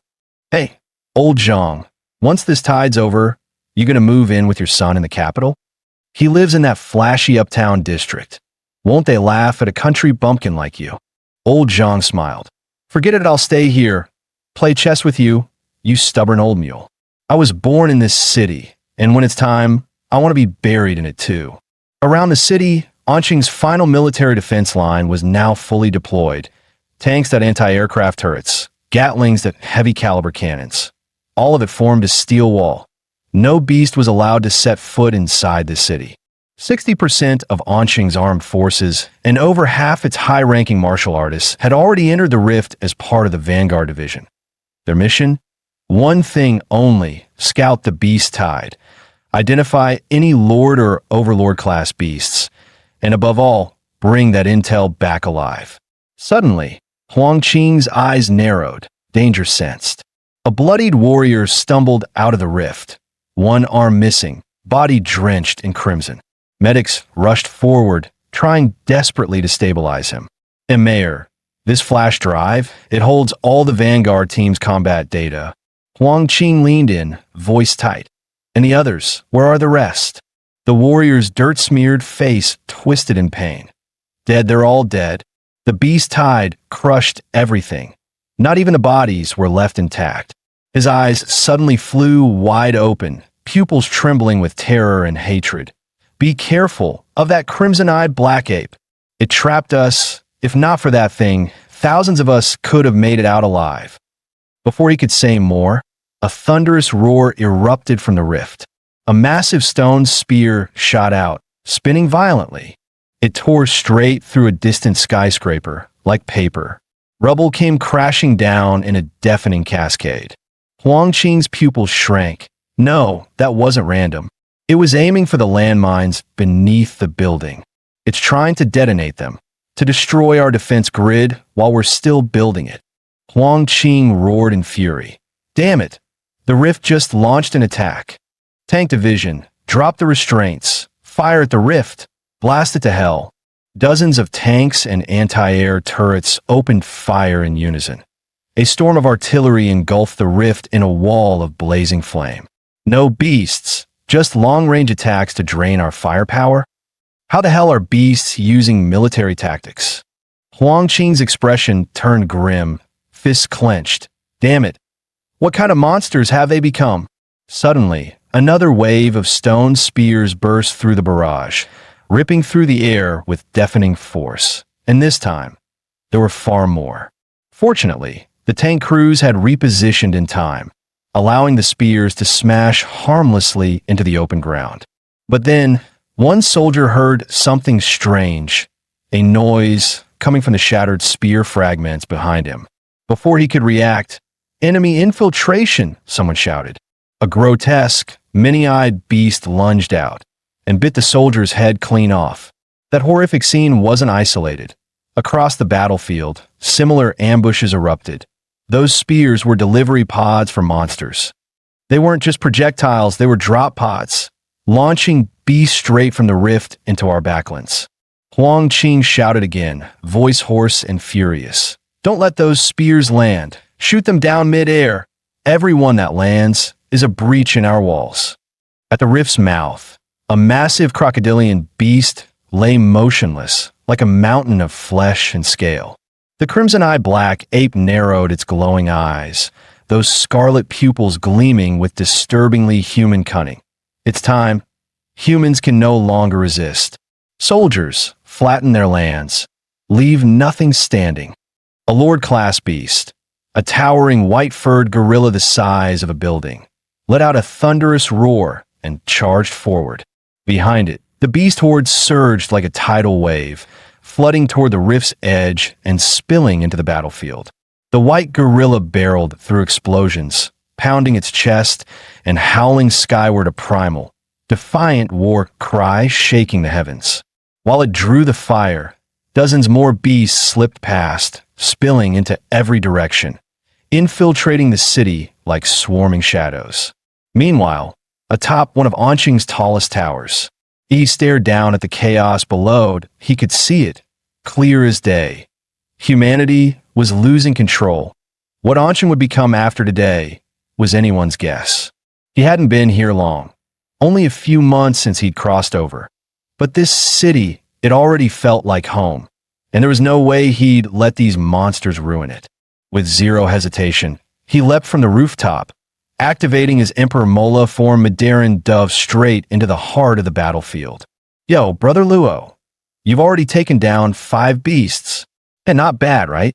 Kai Shaoling watched the two with a deadpan look. Seriously? You kill a few low-tier monsters and suddenly think you're war heroes?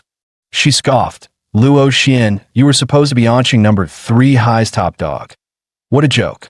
Luo Xian wanted to snap back, but looking at Kai Shaoling's cold, no-nonsense stare. Yet he kept his mouth shut, for now. Suddenly, the air temperature plummeted. Everyone tensed. Chu Zhou, that blue magic core in your hand, did you just solo a tier 3 beast? Chu Zhou gave a calm nod. Didn't expect to run into you guys here. You didn't evacuate? Our parents are fighters. They're all on the front lines. As their kids, how could we just run away? Then someone shouted, panicked. Chu Zhou, look out. They pointed right behind him. Chu Zhou turned around, only to see a tank falling from the sky. The battlefield was pure chaos. Flying beasts swarmed the skies like a dark storm cloud. Suddenly, a whole damn tank flew past, nearly crushing the squad. One soldier cursed out loud. What the hell? Who just threw a tank? Clang. With a sharp sound, Chu Zhou drew his sword in one fluid motion. The blade sliced through the air like a crescent moon, unleashing a wave of sword light. The tank was cleaved clean in half, crashing to the ground with a deafening boom and leaving twin craters. Kai Shaoling's eyes snapped toward the source of the thrown tank and instantly widened in shock. Wasn't that the Lord-tier beast that first charged out of the rift? How did it end up behind enemy lines? Chu Zhou kept his cool. No, that's not the same one.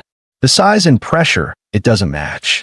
But before he could finish, the creature raised its massive fist. Like a mountain crashing down, it hurled a punch straight at Chu Zhou, and if it landed, none of them would survive. Chu Zhou felt cursed. He didn't even have time to react. Was this really how it all ended? But lying down to die? That was never his style. Just as he braced for a desperate fight, a black and blue meteor came crashing down, slamming into the white ape's skull. The beast's head twisted sideways, and its massive frame collapsed with a thunderous boom. Roaring in fury, the white ape swung its giant hand to swat the attacker like a fly. But its enormous palm was stopped midair by a single finger. He didn't even flinch. Open wide. Time for your dental cleaning. He stepped on the ape's jaw, forced it open with sheer strength. Sheesh, the stench. How many people have you eaten, huh? This'll take some serious scrubbing. A dazzling stream of blue energy gathered in his mouth, buzzing with power. Then it blasted out like a cannon, straight down the ape's gullet. Black smoke and the smell of roasted meat filled the air. One shot, instant kill. Kai Shaoling and Luo Xian stood frozen, staring at that familiar blue glow. They turned to Chu Zhou, eyes wide in disbelief, silently asking, "Is that really Yi?"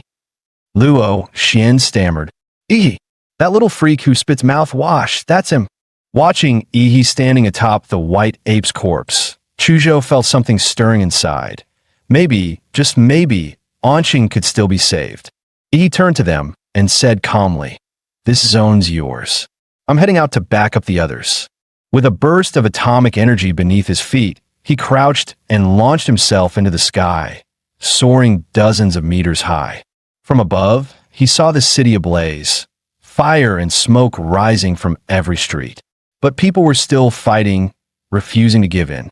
He shut his eyes, activating his life field scanner. He searched for the highest concentration of monsters, found it in seconds. One of the closest defense lines to the rift was under siege. A beast the size of a mammoth was charging straight through focused artillery fire, completely unfazed. One soldier shouted, "Guns are useless. Bayonets now," then tossed his rifle aside and ran straight at the monster. The others followed without hesitation. They dropped their weapons, drew their blades, and rushed in for close combat, willing to die if it meant buying even a second for the warriors. Against the indestructible mammoth-like beast, they chose the most brutal tactic: swarm it with bodies. They climbed all over it like ants, getting crushed one after another just to leave a wound. Corpses piled high in minutes, yet not a single fighter took a step back. Sure, the battle's outcome always came down to the clash between elite warriors and high-tier monsters, but even ordinary fighters and ordinary people had made up their minds to fight to the bitter end in this cruel world.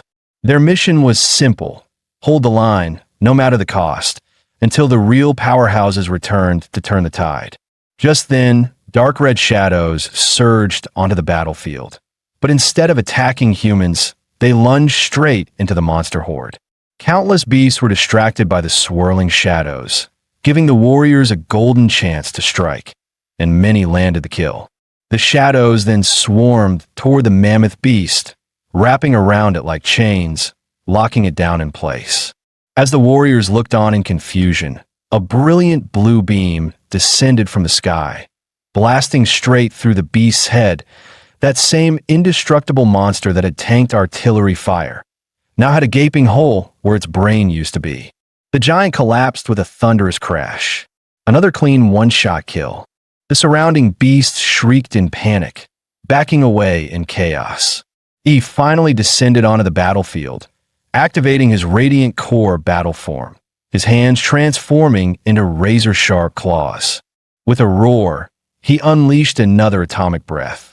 The earth trembled. A glowing orb of annihilation erupted mid-air. Any monster caught in the blast radius, not a single one would make it out of Anqing alive. At that moment, in other battle zones around Anqing, the frontline commanders noticed something strange. The beasts were pulling back. No, not retreating. They were regrouping, heading in one direction. A woman sprinted onto the scene, panting with urgency. "It's Ihi, Anqing's top scholar. He's joined the fight." The warriors instantly understood why the beasts were shifting. But one of them clenched his fists and barked, "No way. We won't let Ihi end up like Warrior Liu. He's still just a kid. He's Anqing's hope." With that, he charged out without hesitation. Intercept the beasts. Protect the scholar. Elsewhere, Ihi, fully unleashed in his radiant core battle form, punched straight through a massive monster skull, incinerating its body into ashes. The shockwave alone turned nearby beasts into bloody pulp, but more surged toward him, hoping to overwhelm him with sheer numbers. He let out a thunderous roar and slammed his fist into the ground. A burst of blue pulse energy exploded outward, sending monsters flying in all directions. Cracks spread out like spiderwebs beneath him, and lethal radiation flooded the battlefield. Heads up, a Lord-tier monster is targeting Ihi. Protect him at all costs. Damn it, if you want to kill our top scholar, you'll have to walk over my dead body first. With him here, Anqing still has a chance. Victory belongs to humanity. You monsters, go rot in hell. Hold the line. Our top scholar is almost here. You old vets seriously gonna lose to a high schooler? Don't embarrass yourselves. When he shows up, you better not let him see this base in ruins. Drive those beasts out, every last one of them. At this point, he had become more than just a fighter. He was a symbol of hope, and that hope had drawn 5 Lord-tier beasts, fresh out of the rift, into a full-blown charge straight toward him. Even elite human warriors struggled to break through. The rampaging beasts made it nearly impossible to close the distance. Just then, boom, the ground erupted as 4 colossal stone walls, each nearly 100 meters tall, shot up and encased the 5 Lord-tier monsters in a massive trap. Anqing's ultimate defender had arrived.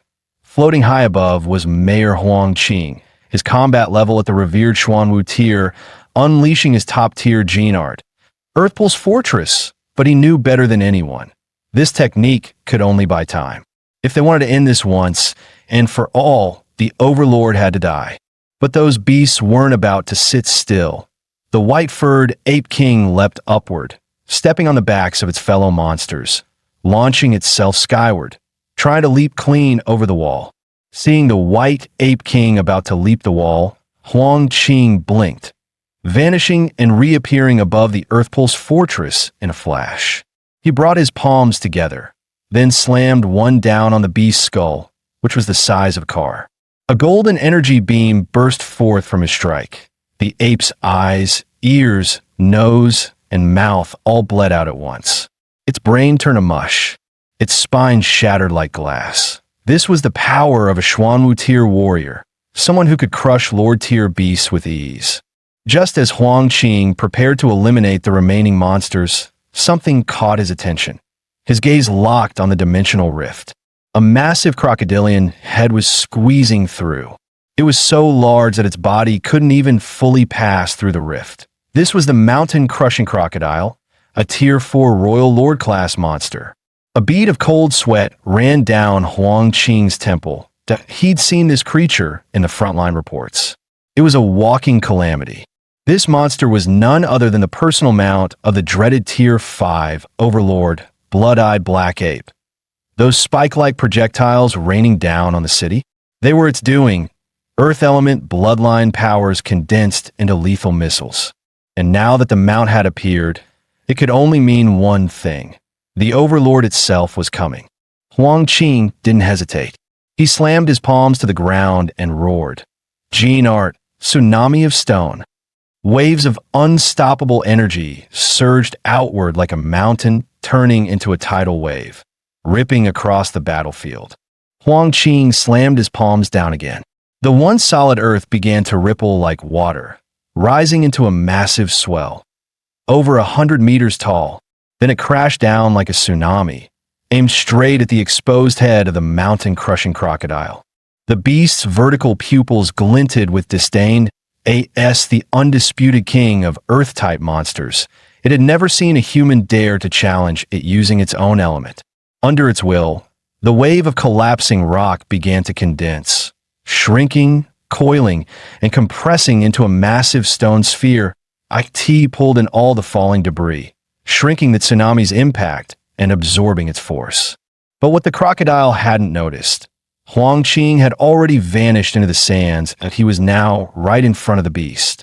"You think I used Earth powers to challenge you?" he whispered. "No, I used them to get close." By the time the beast realized the danger, it was far too late. Xianwang martial art, earth-piercing spiral fist. Huang Qing's punch exploded forward, twisting with overwhelming force like a spiral drill. It smashed straight through the monster's eyelid, harder than diamond, and still no match for that punch. The crocodile's eye burst in a spray of blood and shattered mineral, and it let out a howl of pain and fury so deafening it shook the skies above Anqing. Windows across the city shattered. The ground trembled beneath their feet. The king had been wounded, and it screamed like a god in agony. The earth answered the mountain-crushing crocodile's fury. Within hundreds of meters, razor-sharp spikes erupted from the ground like teeth. In mere seconds, the battlefield had transformed into a deadly forest of stone. Luckily, Huang Qing had studied the beast's combat profile ahead of time. He'd ordered all warriors to stay at least a kilometer away, avoiding a potential bloodbath. "If your full body made it into Anqing, maybe I'd hold back," he growled. "But you've only brought your head through? That makes you pray."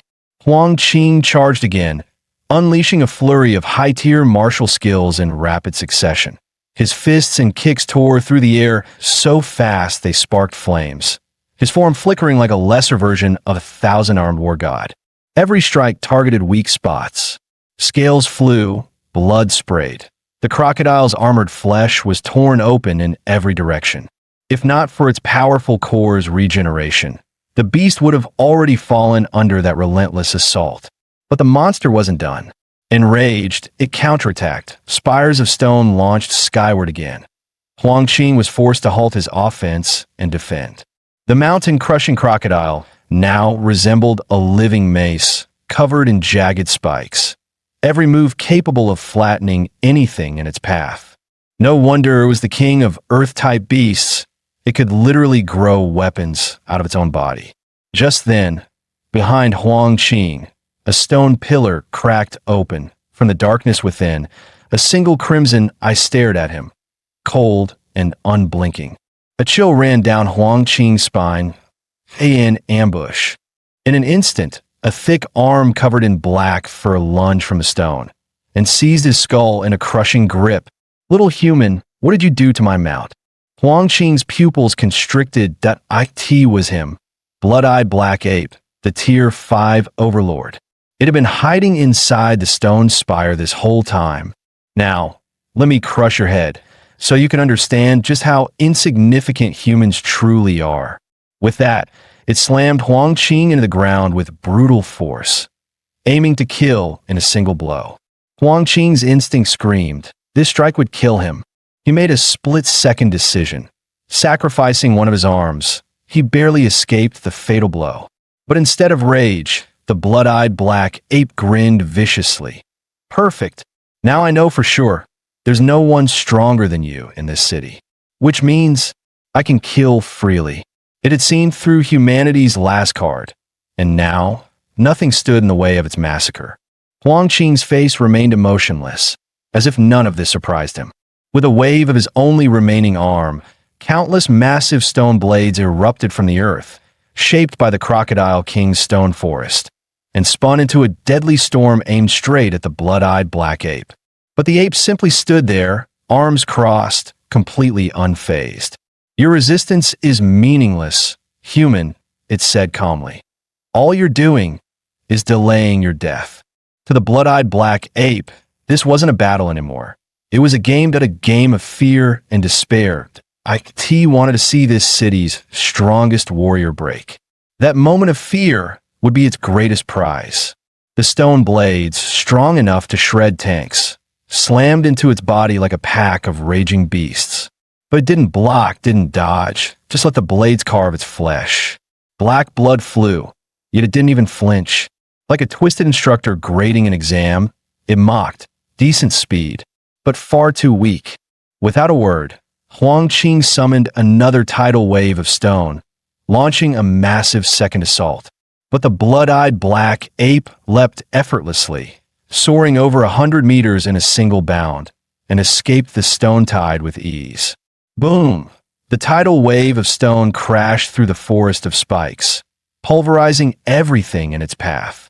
But when the dust settled, the blood-eyed black ape stood untouched. Not bad, it muttered, but still too slow. Huang Qing heard its mocking voice echo around him. Kneel. I don't allow lower life forms to look me in the eye. For a moment, he blinked. Caught off guard, he hadn't expected the beast to be this deranged. Then came the strike. The ape's palm descended like a collapsing mountain. Another thunderous impact. Huang Qing felt both knees crack in pain, but he didn't fall completely. He forced himself to stay half-crouched, refusing to kneel. The ground beneath him shattered into spiderweb fractures, yet his eyes remained calm, unshaken. The ape tilted its head in confusion. Where was it? The fear, the despair, the same look all the others had before dying. Why? It growled. Why aren't you afraid? Huang Qing placed his remaining hand on the ground and answered coldly. You think you're clever, beast, but you miscalculated. In the end, you're just another arrogant animal. Bloodburn forbidden art. Earth pulse seal. Huang Qing roared that it wasn't a trap. It was a setup. He had lured the blood-eyed black ape here on purpose, because this place held his final trump card. Rumble. The ground beneath them liquefied, whirling into a vortex of sand with terrifying suction power. Within seconds, the ape had sunk halfway into the swirling pit. The more it struggled, the deeper it sank. Really? This is your ace? The ape sneered. You think you can seal me? How naive, Human, you can't hold me forever. The second your little trap slips, I'll tear everyone in this city apart.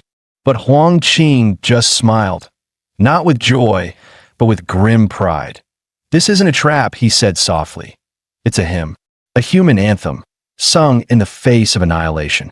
He pulled up his shirt, revealing a glowing, star-shaped wound over his heart.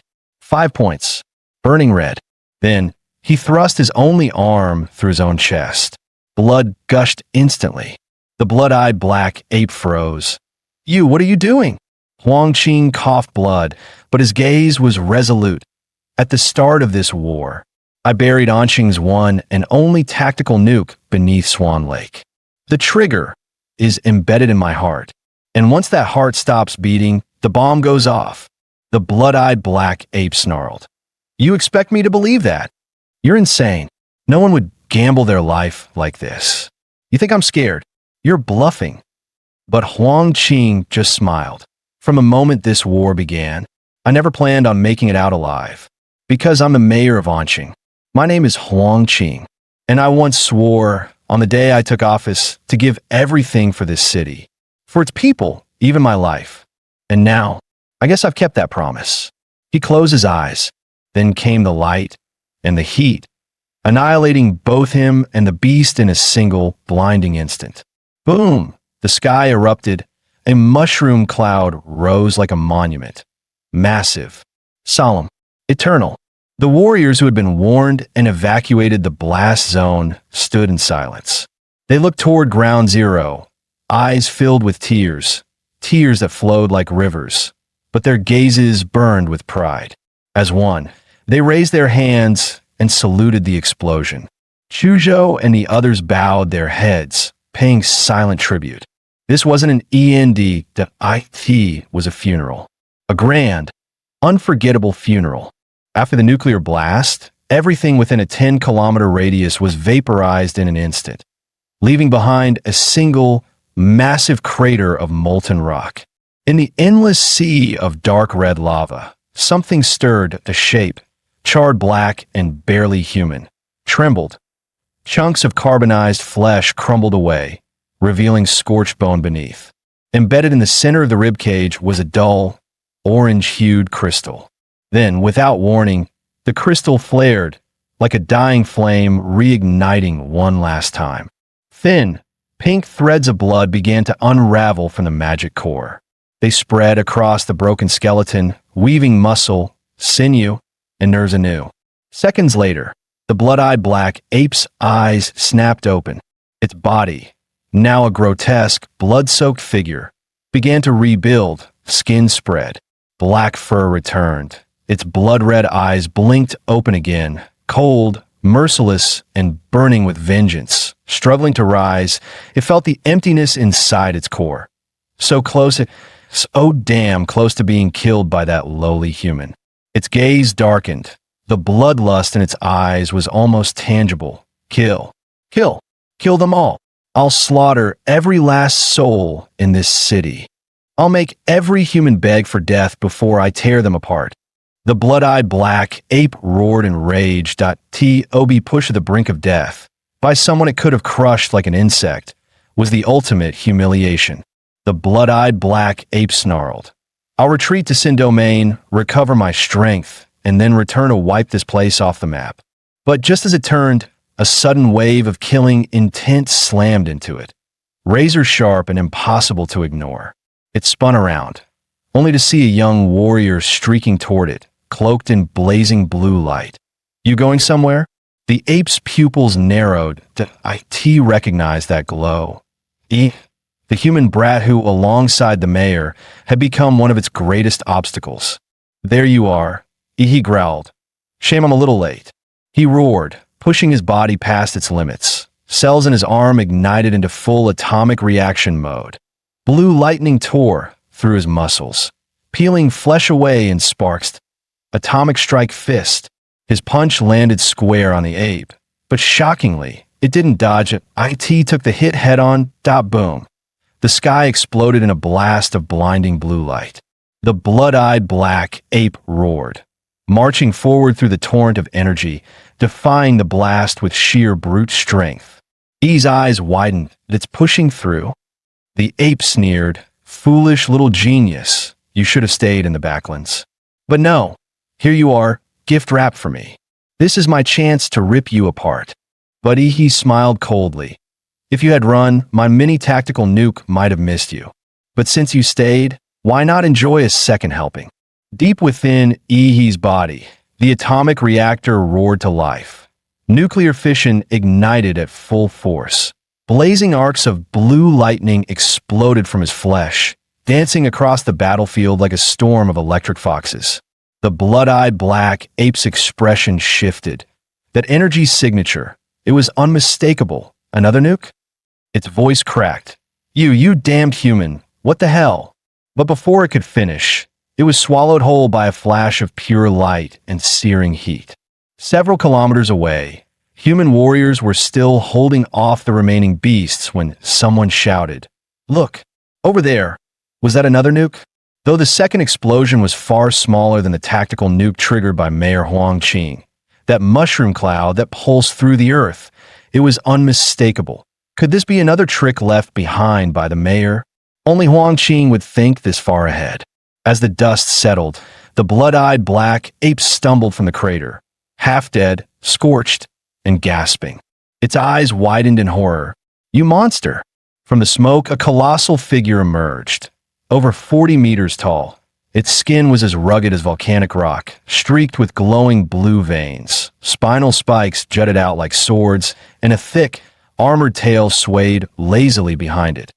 One flick could crush a cliff, the titan in imperial magra armor. The ape's face twisted. "Why the hell do you look more like a monster than me?" Even most lord-tier beasts don't have this kind of aura. E's glowing blue eyes narrowed as he looked down at the blood-eyed black ape, now a pitiful speck beneath his towering feet. "I'm not like you, you balding monkey." Without warning, he raised a massive claw and brought it crashing down. Boom! The impact thundered through the battlefield, sending shockwaves and smoke rippling in every direction. The blood-eyed black ape was launched like a rag doll, slammed into the distance, bouncing across hills like debris. He gave a cold smirk and charged after it. "Don't run now, little monkey." Mountain-crushing fist, black flash. Enraged, the prideful beast refused to be humiliated. With a roar, it spun around and threw a wild punch with its mangled arm. "Don't you dare underestimate a lord." Their fists collided with an earth-shattering blast. The air itself split open with the force of the impact. The blood-eyed black ape was blasted away in a perfect straight line, like a meteor on a crash course with the horizon. But E's arm didn't come out unscathed. It twisted from the force, flesh torn, bones cracked. Even in its half-dead state, the ape's power was terrifying. It may have looked skinny, but it was still a beast. Even with his titan form, his stats well past the 30-point threshold, he found himself unable to completely overpower the ape. It had actually injured him. Fortunately, the Titan's hyperregeneration kicked in. In just a few seconds, his arm was good as new. He looked down again, eyes cold. "Still standing? Too bad. You're already beneath me." The blood-eyed black ape stared at He's arm, fully healed within seconds. Its face twisted. That punch. That full-force blow. And it just heals. Are you kidding me? Finally, it gave up any notion of killing He head-on. "Nope, I can't win. Can't win. Can't freaking win. This human was a monster." And so, the great Tier 5 overlord turned and ran. He watched the retreating figure with a cold smirk. "Run? You think that'll help you now?" Suddenly, the glowing cracks on his chest ignited, and a brilliant blue spinal structure, like a crystal blade, shimmered down his back, pulsing with pure, godlike power. "A filthy beast like you doesn't deserve to be the reason Mayor Huang gave his life." With a roar, he unleashed his finishing move, atomic breath. A divine beam of sky-blue energy blasted from his mouth, cutting through the battlefield like a god's wrathful sword. Boom! The blood-eyed black ape took the hit head-on, staggering as flames engulfed its body. But after everything it had endured, Can it still survive this? The atomic breath struck like divine punishment, slamming the massive blood-eyed ape straight into the earth and leaving a gaping crater. He narrowed his eyes. He sensed that the beast wasn't down yet. It was trying to escape underground. Without hesitation, he unleashed Godzilla's biomagnetic field. Waves of energy spread like a net, locking onto a swift-moving presence beneath the soil. As expected, the ape was tunneling madly, aiming to reach the entrance to the forbidden domain just ahead. He smirked, bloodlust flashing in his eyes. "You're not going anywhere, you damned monkey." The second blast of atomic breath erupted with a thunderous roar, tearing through the ground. A beam of blinding white energy ripped open the earth, blasting the ape out of hiding, flinging it through the air in a mess of blood and mud. Crashing hard onto the ground, the blood-eyed ape roared in fury. "Damn it! I was so close! The gate to the domain was just ahead, if it weren't for this damn human." But before it could finish, the sky darkened as a colossal fist descended, wrapped in a violent shockwave. Boom! The ape was smashed back into the crater, dust and debris exploding everywhere as its insides churned from the impact. Yi's voice cut through the air like a steel blade. "You dared lay hands on Mayor Huang? This is the price that I'll make you beg for death." After being crushed blow after blow, the blood-eyed ape was on the verge of mental collapse. It forcefully burned the last reserves of its core energy, restoring its right arm to peak strength, veins bulging, cracks forming across its skin. With a sky-shaking roar, it lunged forward like a beast gone mad. "Die, you pitiful insect." The ape's colossal fist came crashing down, trailing a trail of destruction. But Yi didn't flinch. Instead, he stepped forward, meeting the strike head-on. Fist met fist. The impact compressed the air into a vacuum, black and red lightning streaking across the sky. Yi's arm exploded on contact. Muscles tore, blood sprayed, and bones shattered like brittle glass. And yet, there wasn't a hint of fear in his eyes that he smirked coldly, staring the beast down like it was already defeated. That one punch had drained the last of the blood-eyed ape's strength that it was finished. He began channeling another atomic breath, the destructive energy swirling in his throat, ready to unleash a blast that would end it all. But before he could fire, a sudden jolt of soul-ripping pain exploded in his mind. His vision blurred, nearly passing out on the spot. Gritting his teeth, he quickly surged demonic energy through his core, activating the star god's protection to forcefully anchor his crumbling spirit. Regaining control of his spirit, he scanned his surroundings, every muscle tense for battle. From the charred ruins, countless slender white arms had silently sprouted, elegant like carved jade, swaying gently in the wind, beautiful and terrifying. The heavily wounded blood-eyed ape was being carried away by those arms, passed along slowly like some twisted relay toward the distance. Yi's gaze turned sharp as a blade. With a flick of his wrist, he attempted to pull the beast back by force.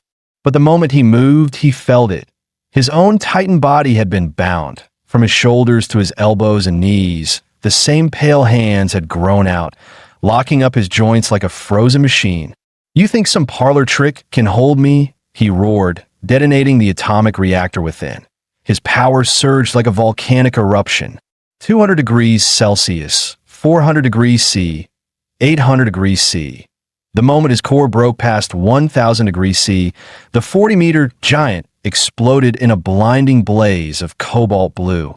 The Godzilla-like armor melted away, revealing molten blue flesh beneath. His entire body now a walking furnace of destruction. The ground beneath him boiled and cracked under the heat, and all the jade hands binding him were instantly reduced to ash. Meanwhile, the crippled, blood-eyed ape had been carried by the sea of hands to within 50 meters of the rift to the secret realm. As it looked back at the towering titan, closing in like a wrathful god, for the first time, it felt the chilling grip of death. Nothing was left but pure, primal fear.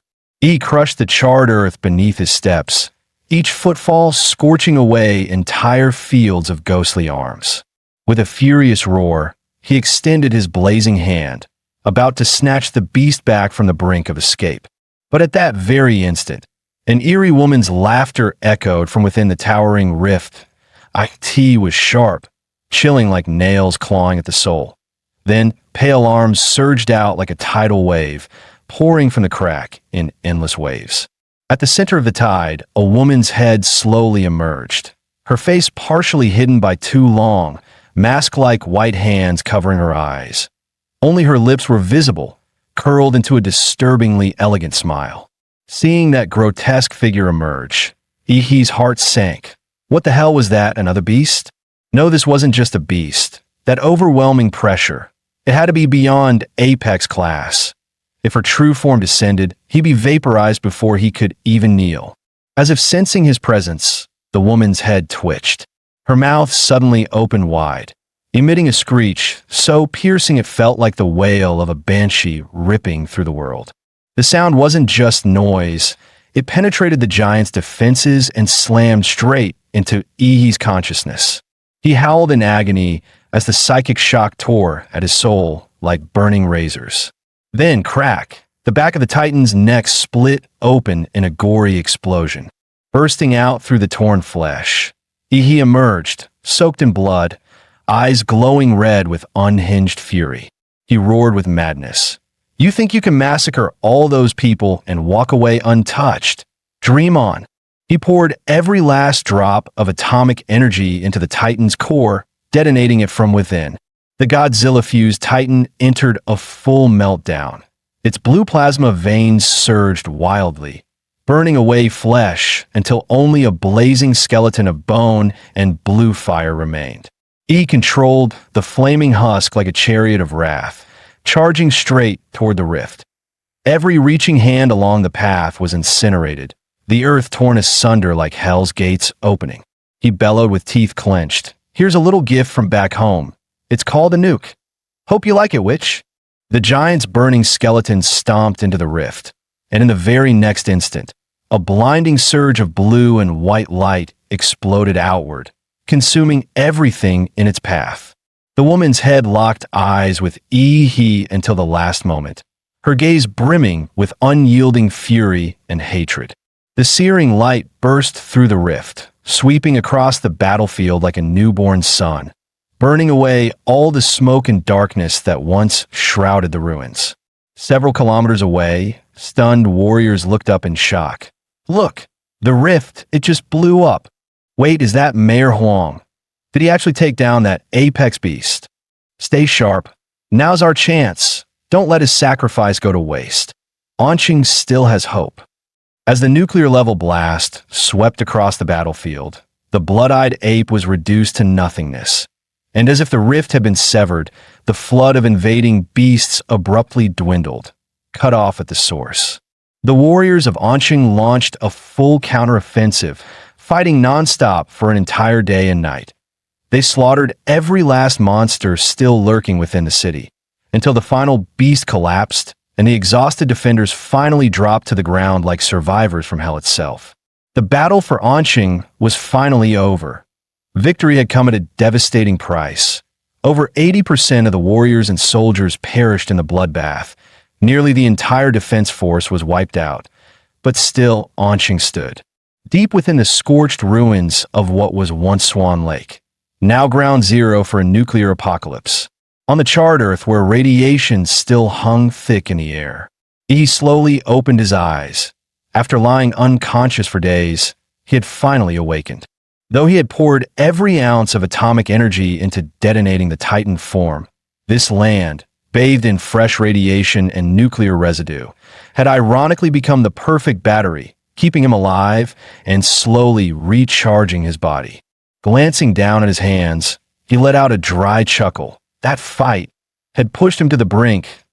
If Mayor Huang hadn't risked everything to drag the blood-eyed ape into the blast zone, if the fallout field hadn't become his advantage, and if he hadn't used the infinite monster template to keep detonating himself again and again, Then that monster might have slipped away with that cursed head intact. It was only through a perfect storm of timing, terrain, and sheer luck that he managed to kill a beast of that caliber.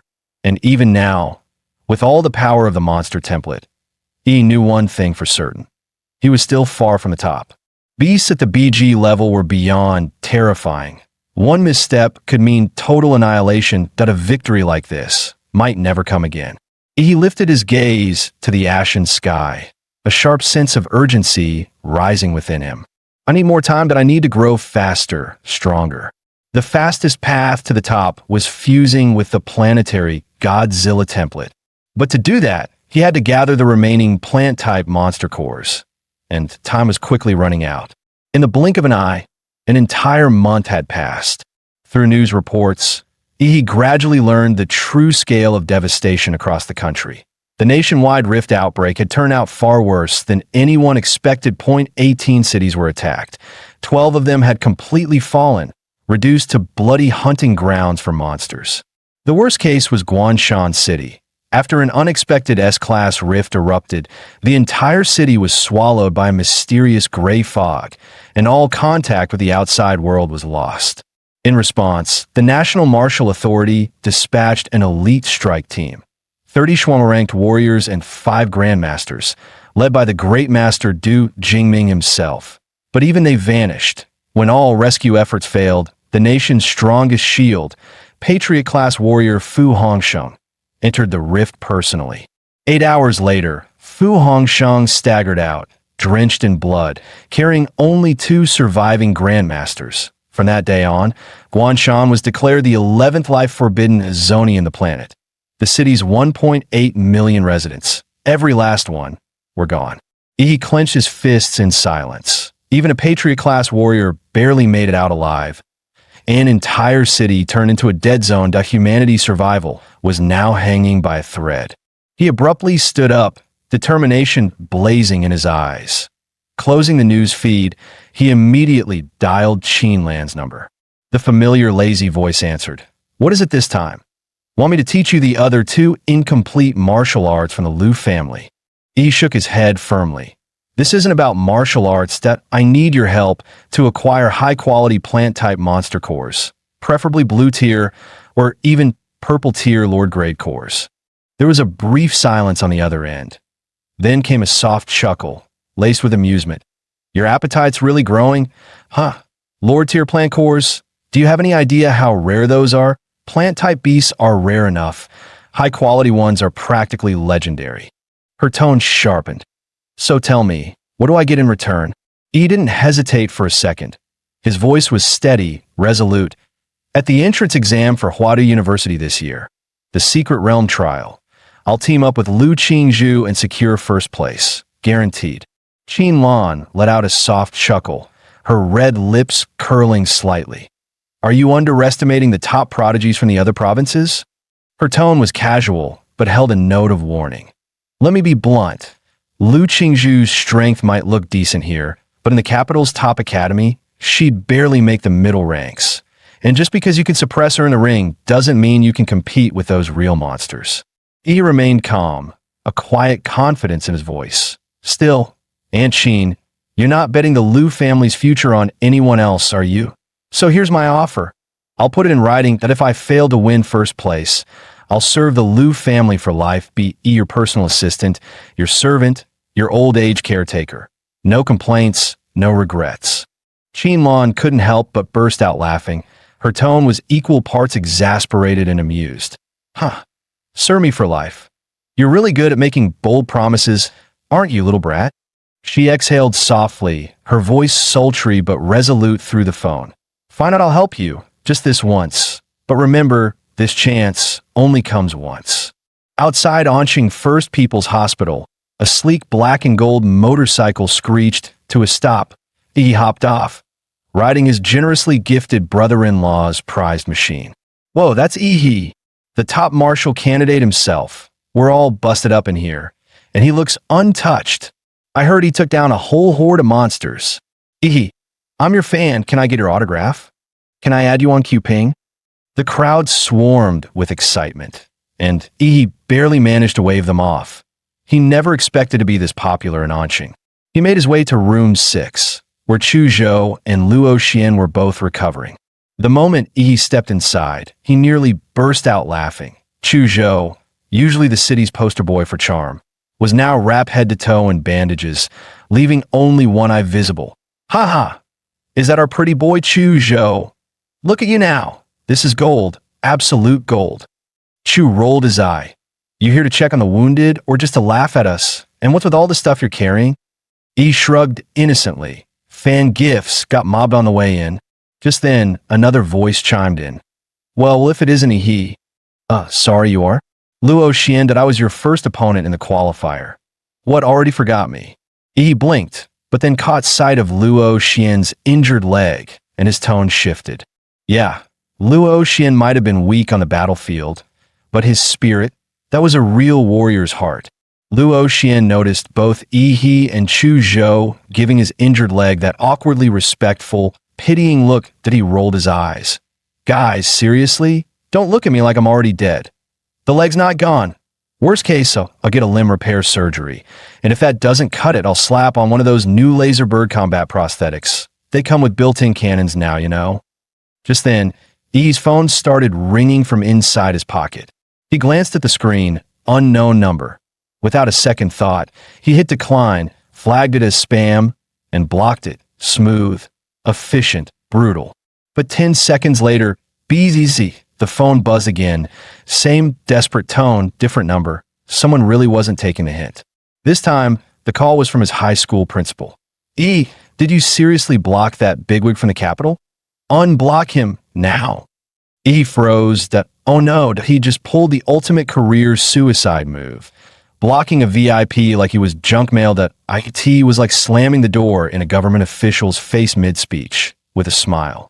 E silently pulled the block number out of phone jail, removed the spam label, and answered, hoping this social damage could still be salvaged. "Hello, E. This is Wang Tao, head of admissions from Huadu University.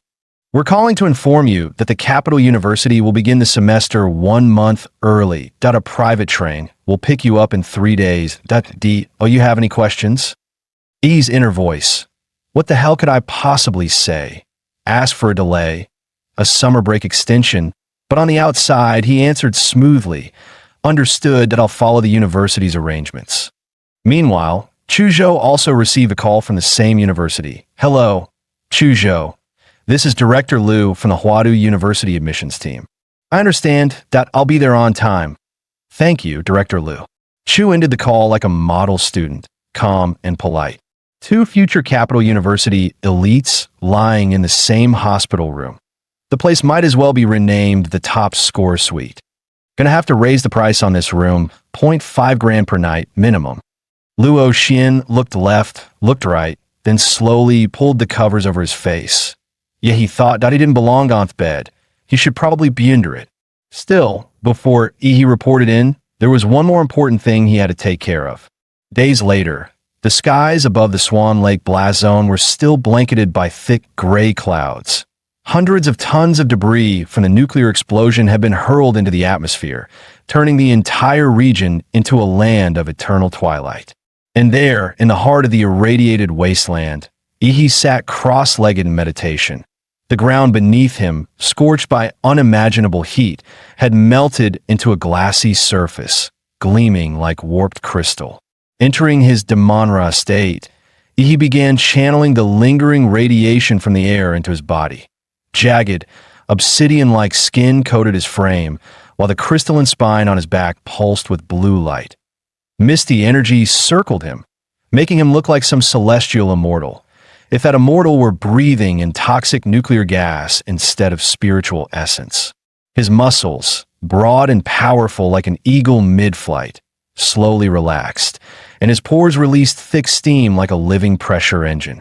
His eyes snapped open, a sharp flash of blue cutting through his pupils that he pulled up his status panel to see the results of his 3-day training.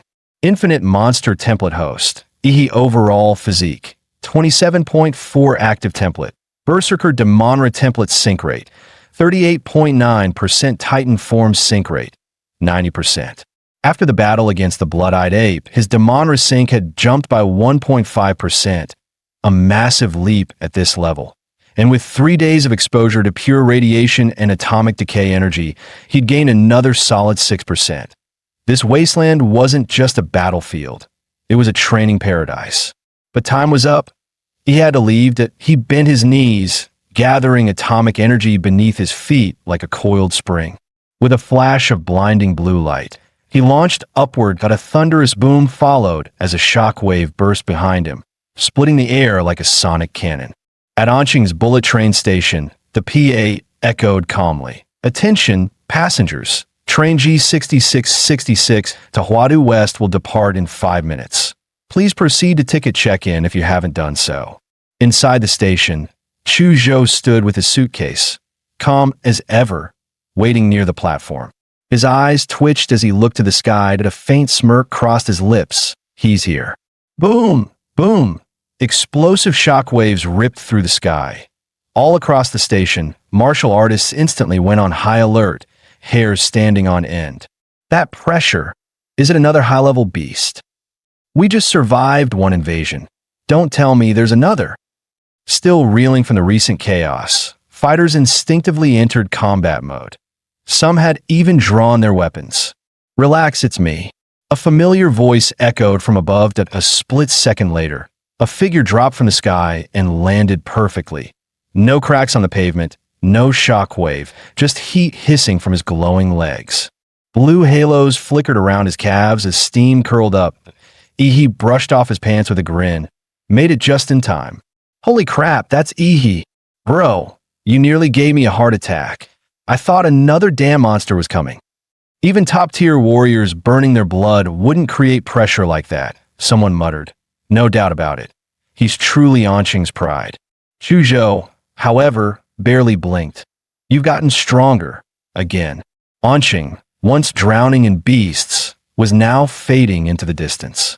For Ihi, this place was the first stop in his journey through this world. His origin. Farewell, Anqing. He turned toward the horizon, eyes steady. "Let's go Huadu." The special train for Capital University students gleamed in red, black, and gold, its design sleek and intimidating. Constructed from cutting-edge military alloys, the train could withstand impacts from thousands of tons, resilient even against king-tier monsters. Still, for insurance, at least 5 Xuanwu-level warriors have been assigned as escorts. Rumor had it that even grandmasters were stationed on board, quiet, unseen, but always ready. After all, this train carried the nation's most elite students, every single one a provincial champion, each destined to become a pillar of Xia's future defenses. Sitting by the window, Ihi curiously expanded his biofield to scan the train.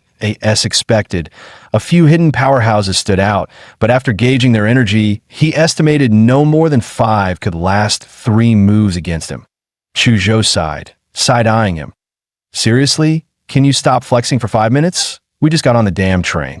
Suddenly, a deafening boom rocked the entire train, followed by a piercing alarm blaring from the speakers. "Level 1 alert. Level 1 alert. Capital University train is under unknown enemy attack." The announcement continued. "Professors and security staff are assessing the situation up front. All students must evacuate their carriages immediately. Don't engage with the enemy under any circumstance." The cabin, which had been calm seconds ago, erupted into chaos. No way. Who'd dare attack this train? Could this be a simulation? A test for us freshmen? Not necessarily. Xia's national defense is at its weakest point right now. Our Patrioteer warriors are still in recovery. Grandmaster Du Jingming is missing. Dozens of grandmasters and Xuanwu elites died in the beast tide across multiple cities, with major powers eyeing the cracks. Yeah, this could be very real. What do we do? Evacuate or stay put? Tension filled the cabin as the nation's top freshmen debated their next move. Chu Zhou turned to Ihi with a sharp gaze. "What's your take?" Yi groaned from his seat, rubbing his temples. "So annoying.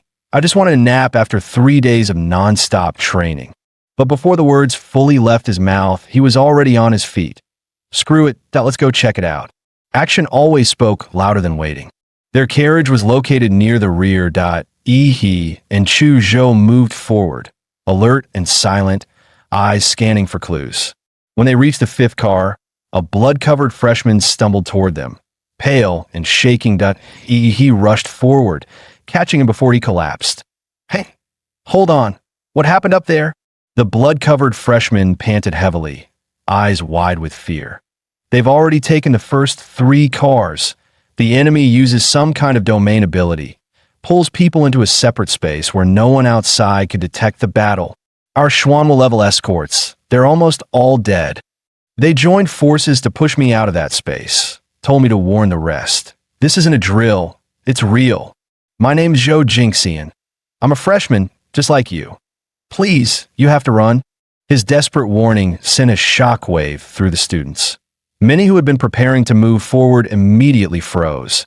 Uncertainty, fear, and doubt crept across their faces. Then, a loud and impatient voice broke the silence. "Danger, prove it." A burly student with a wild lion-like mane stepped forward. His gaze was sharp, domineering, like a walking tank. "Where's the token your teachers supposedly gave you? Where are the other survivors? Why is it just you who made it out?" His eyes narrowed. "I've got a friend in those front cars. He's strong enough to be the freshman top rank. And you expect me to believe he escaped and hadn't?" With that, he turned and marched toward the front of the train. Several other freshmen, clearly in favor of the trial by fire mindset, followed him without hesitation. Zhou Jingxian's face twisted in panic as more and more students ignored him. "Wait, please. I'm telling the truth. It's real. You'll die in there. Don't go." Just then, the freshman's eyes lit up as he locked onto Yi. "Wait, are you Yi?" "Yeah, how'd you know?" He narrowed his eyes, already sensing something unusual about the guy's internal energy flow. "A girl named Lu Qingzhu showed me your photo. She said if anything happened, I had to find you and tell you not to go to the front cars." "She told you that herself?" "Yeah. She took a hit to protect me, got seriously injured. I couldn't stop the others from rushing in, but you're different. She entrusted me with her final wish, to keep you alive." He was just getting choked up when, smack, he slapped him on the forehead. "Bro, seriously? She's not even dead yet, and you're already doing the last wish speech?" With a sigh, he patted Chu Zhou's shoulder. "Let's go check it out." "You're actually going?" Chu asked. "Of course that I promised, Aunt Sheen." But Zhou Jingxian suddenly stepped in front of them. "No, I can't let you go." He blinked, completely deadpan. "Dude, with that level of stubbornness, how the hell did you even get accepted into Huadu?" Chu Zhou, at Yi's sharp command, the legendary #1 enforcer didn't hesitate. 2 fingers sliced through the air. An arc of sword energy shot straight toward Zhou Jingxian. Zhou Jingxian's eyes narrowed. "Really? Straight to violence?" He sneered. "A refined girl like Lu Qingzhu would never hang out with thugs like you." As Crane City's top scholar, he casually dispersed the attack with a flick of his wrist. But the moment he dropped his guard, BM, Yi's fist drove straight in his gut with crushing force. An O flash, an O technique. "Just power. Shut up." Yi muttered, pulling his fist back as Zhou doubled over. Zhou was seeing stars, nearly coughing up blood, until he stuffed a blood recovery pill into his palm. "Keep that or on a tight schedule." He dusted off his sleeves. "Chu Zhou, let's go see what kind of mess we're dealing with up front." The two reached the doorway connecting to car 3. The air felt heavier there, like it was holding its breath. A swirling layer of murky gray energy shrouded the door, pulsating faintly. It looked like stepping through it would lead to a completely different dimension. He looked around, spotted an abandoned suitcase nearby, picked it up, gave it a test swing. "All right then, let's see what we're dealing with." The suitcase vanished into the mist without a sound. No impact, no echo, nothing. It was like the fog swallowed it whole. Even Yi's life force detection completely failed to penetrate the haze. He squinted. Plenty of freshmen walked this way earlier. Looks like they all went in. His eyes gleamed with interest. "Fine, let's follow the crowd." Without another word, he and Chu Zhou stepped into the swirling mist. Their figures twisted unnaturally, then dissolved into the haze like ink in water. He blinked as he emerged on the other side, only to find Chu Zhou gone. They entered together, shoulder to shoulder. Now, not a trace. A wave of dizziness hit. He scowled. Someone's messing with us. A faint light flickered ahead. He steadied himself and moved toward it. Let's see what's out there first. As he crossed the threshold, cold wind slammed into him. No train and no carriage. Just an unfamiliar, desolate landscape. The sky was a dull gray, like a dying breath. All around him stood crumbling ruins of forgotten buildings. For once, E's expression turned grim. His life force sense, gone. Not just suppressed, erased, or worse, completely blocked by the strange dimension he'd just entered. When faced with unknown territory, he went with his go-to move, find a high ground. He bent his knees and launched himself into the air like a missile. Moments later, he landed atop a crumbling skyscraper, scanning the eerie horizon. Without wasting a second, he summoned his inner force. Dense martial energy surged through his arms. He shaped his hands into a sphere, pulling in volatile atomic energy. Even though his life force sense was jammed, he could still feel it. A hostile gaze, watching him like prey. He sneered, "You think hiding makes you safe?" Boom! A deafening explosion erupted from his hands, blasting searing heat into the air. The gray cloud shattered, and the still, silent city was finally jolted awake by the thunderous blast. He hurled the energy sphere high into the sky. A heartbeat later, a terrifying blast erupted among the clouds, its blinding light and searing heat ripping the gray mist apart. The deafening shockwave shattered the silence of the entire city. Across the city, freshmen who had been scrambling to escape some unknown threat froze in place, staring wide-eyed at the massive explosion overhead. What the hell? Another huge blast. Damn, which powerhouse is this? Making an entrance this flashy. Some looked on without a shred of worry about the trouble it might bring. Some shouted in admiration, and others remained cold and indifferent. But to Chu Zhou, this was unmistakably He's signal. Sword in hand, he surged forward, racing toward the source of the explosion. In a high rise elsewhere, Lu Qingzhu's pale face reflected the blue-tinged light flashing through the window. She knew instantly. It was He. He had told her not to let him come. Standing atop a rooftop, he scanned the restless city below. He knew this move had drawn in both allies and enemies alike. Then came the heavy thud of footsteps behind him. From the silhouette alone, he could tell it wasn't human. It was a bizarre figure clad in black, wearing a white pig-headed mask. In its hand, a rusty chain dragged along the ground, the other end bound to a blood-stained dagger.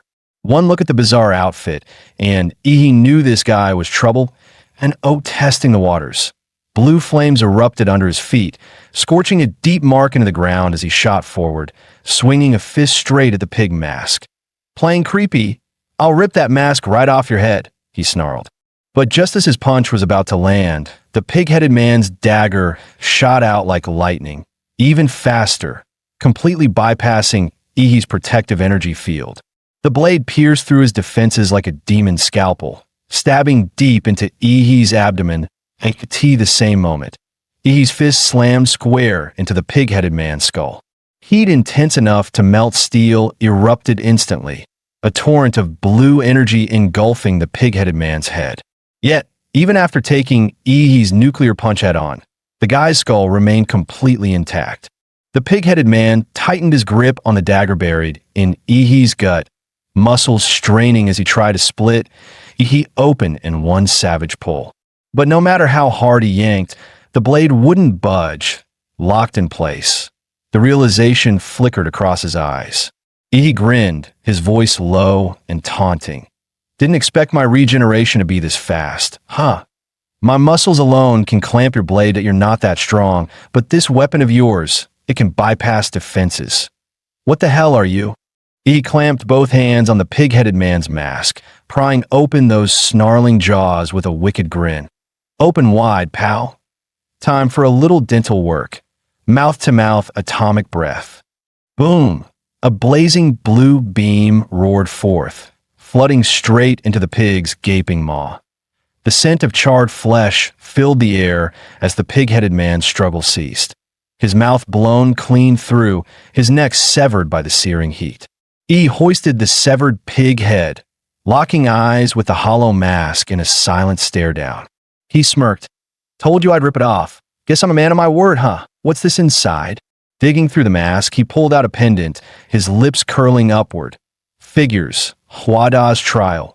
Beat the boss, get the loot, right? Inwardly, he deduced the masked man's weapon had been infused with a high-level warrior's aura, giving it its deadly sharpness. Once that aura faded, it was nothing more than scrap metal. But this pendant, what was it for? Could it be he had to hunt down every masked enemy and claim the pendants hidden in their masks? Just then, whoosh, a sharp whistle split the air. He felt a vicious wind rush toward him. Murderous energy erupted from within, manifesting as several shadowy maws that lunged from all directions, biting down on the arrow aimed at his forehead and snapping it in half. "Already on to the next wave?" He growled. "I hate sneak attacks the most," and was about to charge forward, when agony shot up from beneath his feet. A razor-sharp spear burst through the concrete floor, skewering his foot and driving straight for his heart. At the same time, the shadowy archer seized the opening, loosing a rapid volley of arrows like a storm, each one aimed for Ihi's vital points. In the archer's mind, Ihi was about to be turned into a pincushion. Ihi sneered, "Think you can kill me with that? Dream on." With a roar, he summoned the giant's power from deep within his bloodline. Blazing heat burst across his body as massive rib bones sprouted from his back, quickly weaving together with molten, regenerating flesh, the demon armor personified. The spear aiming for his heart was forced aside by the giant's bone and flesh. Standing within the dissolving rib cage, he clamped one hand onto the weapon, refusing to let the attacker below pull it back and escape. He wrapped his other hand in black and crimson killing intent and slammed his fist into the ground. The violent blast shattered the rooftop, and he dropped down in one smooth motion to avoid any more ambush arrows. From afar, onlookers had no idea what had just happened, only that the entire building suddenly collapsed. Ihi sneered. Time to see who'd just try to turn him into grilled meat on a stick. What he didn't expect was a rabbit's head. Sure enough, one of the Zodiac, a short figure in a black suit, wearing a red-eyed rabbit mask, stood before him, clutching a pristine spear. Apparently, as long as these masked fighters weren't killed, their weapons could regenerate endlessly. The figure bent his legs, and his calf muscles bulged to the size of basketballs. In the next instant, he launched forward with explosive force, shooting through the air like a cannonball. He twisted his waist and swung his leg in a horizontal kick, striking the rabbit-headed man in the torso.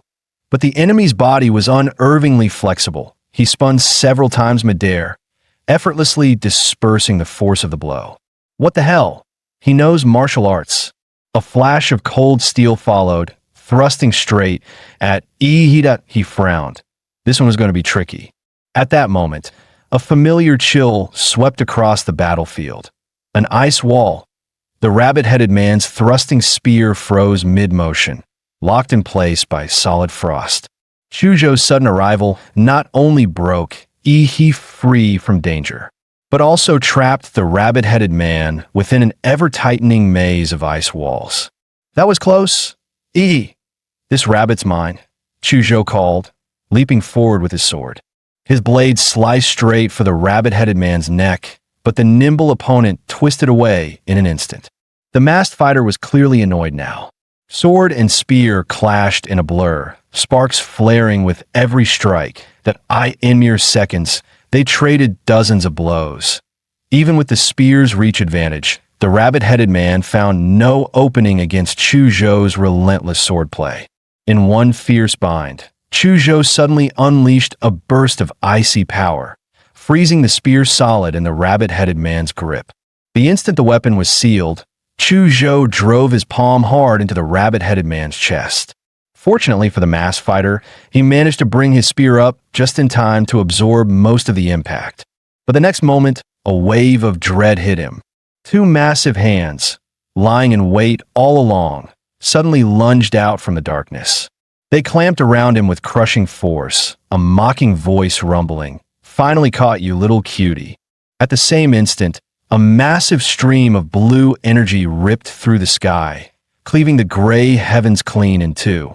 A few minutes earlier, inside an abandoned high-rise, why is it still dead quiet over there? That loudmouth who barged in. You think he's already dead? He has to be. Those mass fighters can take on more than a dozen of us without a scratch. Their weapons can cut through any defense, way beyond what we can handle at our level. The voices belonged to a man and a woman.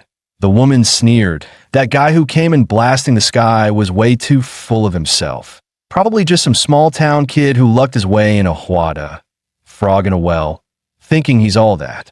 Honestly, the top scorers from big cities aren't even on the same playing field as those from small towns that I've heard that Yin Zhengxiong and Ouyang Zhe from Magic City, Lan Yusi from Deep City, and Xian Shun from Lily Island have already started hunting mass fighters, and no idea how they're managing it.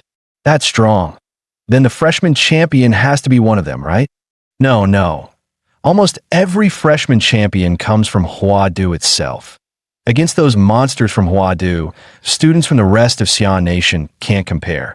The martial training resources they've had since childhood are worlds apart. Another boom split the air. The two of them instinctively looked up, their faces frozen in shock. They exchanged glances, both stunned. What the hell was that massive beam just now? A railgun. But how could there be a railgun here?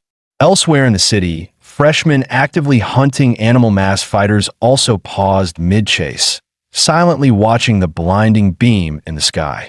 Yin Zhengxiong planted his massive broadsword into the ground, its sheer weight driving the blade deep into the earth. The tip rested on the corpse of a horse-headed fighter. "Zhe, what do you think?" The jacket-clad Ouyang Zhe, also a freshman, replied in a low voice, "That kind of attack doesn't match the masked fighter's style. Most likely, it's the work of another freshman. Aside from the few in Huadu, how could anyone else have power that insane?" Yin Zhengxiong muttered, disbelief flickering in his eyes. "We have to go," Ouyang Zhe said grimly. "We've already collected the rat, dog, monkey, and horse pendants. Lan Yusi from Deep City has at least the sheep pendant. Xian Shun from Liuli Island holds the snake, and a girl named Lu Qingzhu apparently killed the minotaur and took the ox. If the masked fighters really follow the 12 zodiac, that leaves only the pig, rabbit, rooster, tiger, and dragon pendants. And the dragon, you know as well as I do, that thing is instant death that a boss you run from, not fight. As for the remaining pendants, that freshman who fired the blue beam definitely has a few. Xian Shun and Lan Yusi will almost certainly be drawn to him too. Zhengxiong, this game's already in the final round, and if we want to win, we'll have to take them from someone else. Half of Ouyang Zhe's face was hidden beneath his hood, but his eyes burned with raw ambition. Meanwhile, he had already slain the rabbit masked fighter and claimed the rabbit pendant. What's that?" Chuzhou asked, eyeing the pendant in his hand with curiosity. "Before you got here, I took down a guy wearing a pig mask. Found this pendant with a pig carved on it inside his headgear. If I'm right, this trial's goal is to collect every pendant hidden inside the animal masks." "So, we're going to actively hunt the masked fighters?" Chuzhou asked. "Exactly. Back on the rooftop, someone took a shot at me with an arrow. Pretty sure he's one of them, slipped away in the chaos. But his arrow hit me, I can track him through that. Let's move." By the time they arrived, however, the place was deserted. All that remained were traces of a fight. Someone else had gotten here first. Chuzhou crouched down, running his hand over the scorch marks on the ground. They were still warm, which means they haven't gone far. They're still nearby. Chuzhou gripped his blade, lone frost, and swung instinctively toward a certain direction. A 10-meter spike of ice erupted from the ground, smashing straight into what appeared to be empty air. TSK, my optical camouflage got spotted. A sultry voice rang out as the figure shimmered into view. It was a stunning woman. Lurking nearby with ill intent, she was met with another flash of Chuzhou's blade, cold light slicing forward. But in the next instant, a sharply dressed man appeared out of thin air. The moment he materialized, the air temperature spiked, and his palm glowed red-hot like a branding iron. Lan Siyu darted aside. Genetic art, flame demon battle form. Xin Shen's palm slammed into the incoming ice spike, fire bursting within the ice, sending a billowing cloud of steam across the rooftop. Busted. Huh. Lan Siyu, your optical stealth is pathetic. As if you're the one whose powers clash with this tall, cold, pretty boy. You exposed us. Don't pin it on me. Lan Siyu shot back with a glare. He stepped toward them, cutting straight to the point. Were you lying in ambush for us? You've got it wrong. Handsome, Lan Siyu said innocently. We just took out a guy with a chicken mask. We were hiding to lure out more masked fighters. Beside her, Xin Shen casually clamped a cigarette between his lips, flicked his fingers, and lit it with a tiny spark. He clearly didn't buy their story. Oh yeah, then what's this supposed to be? He asked coldly. In a flash, his hand shot out, grabbing something out of thin air. A woman identical to Lan Siyu materialized, choking and struggling in his grip. Lan Siyu bit her finger in mild frustration. Even my clone got spotted. Looks like these two boys have some skill. Xin Shen smirked. I never expected you to pull off that sneak attack anyway. That would have been boring if you had. Time for me to step in. He flicked his cigarette to the ground, his cheeks swelling up like two oversized balloons. Then he spewed a massive cloud of black smoke toward Yi and Chuzhou. He crushed the clone's neck in his hand and pulled back alongside Chuzhou.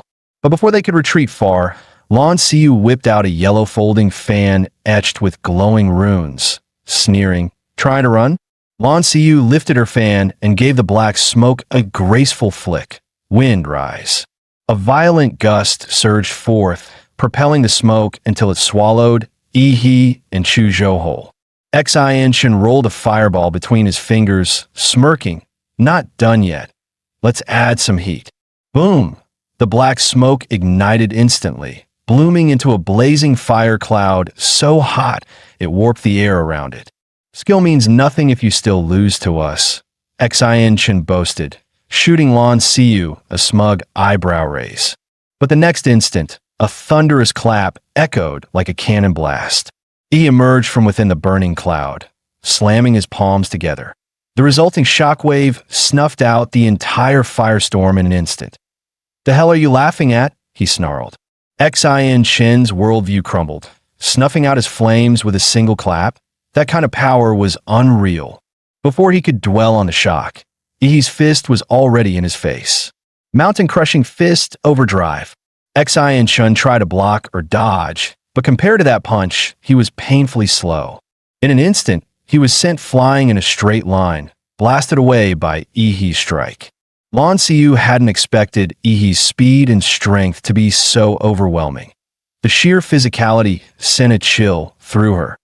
None of them had yet cultivated techniques to break through to the warrior stage. As martial trainees, their bodies were always held back by an invisible barrier. Even with Huada freshmen having a higher ceiling at this stage, they still couldn't surpass that limit. But Yi's physique was far beyond any first years. To them, this was pure dimensional suppression. But her despair was only beginning. Suddenly, a freezing chill wrapped around her ankles. While she'd been fixated on the punch-throwing guy, Chuzhou had already frozen her feet solid. Damn it, I was so focused on the fists, I forgot about the ice guy. Even working together, Xin Shen and I can't beat them. They're monsters. Continuing this fight, there's no chance of winning. At that moment, Lan Siyu's mind held only one thought. Run. She let out a sharp cry, swinging her magic weapon with all her strength as currents of air swirled violently around her, forming a hurricane-like barrier. The ice at her feet shattered under the slicing wind, and her light frame was lifted into the air by the gale. No, I have to get out of here, she thought in panic and rage. But Yi's hand shot out, seizing her slender ankle. The shock nearly made her lose control.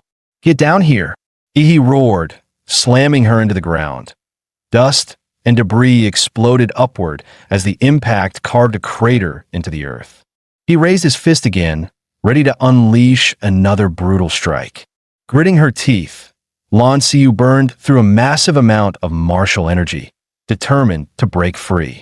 Xianhuang martial art, shapeless shadow scatter, she shouted as thick smoke erupted around her. Countless duplicates of Lan Xiu burst from the haze, scattering in every direction.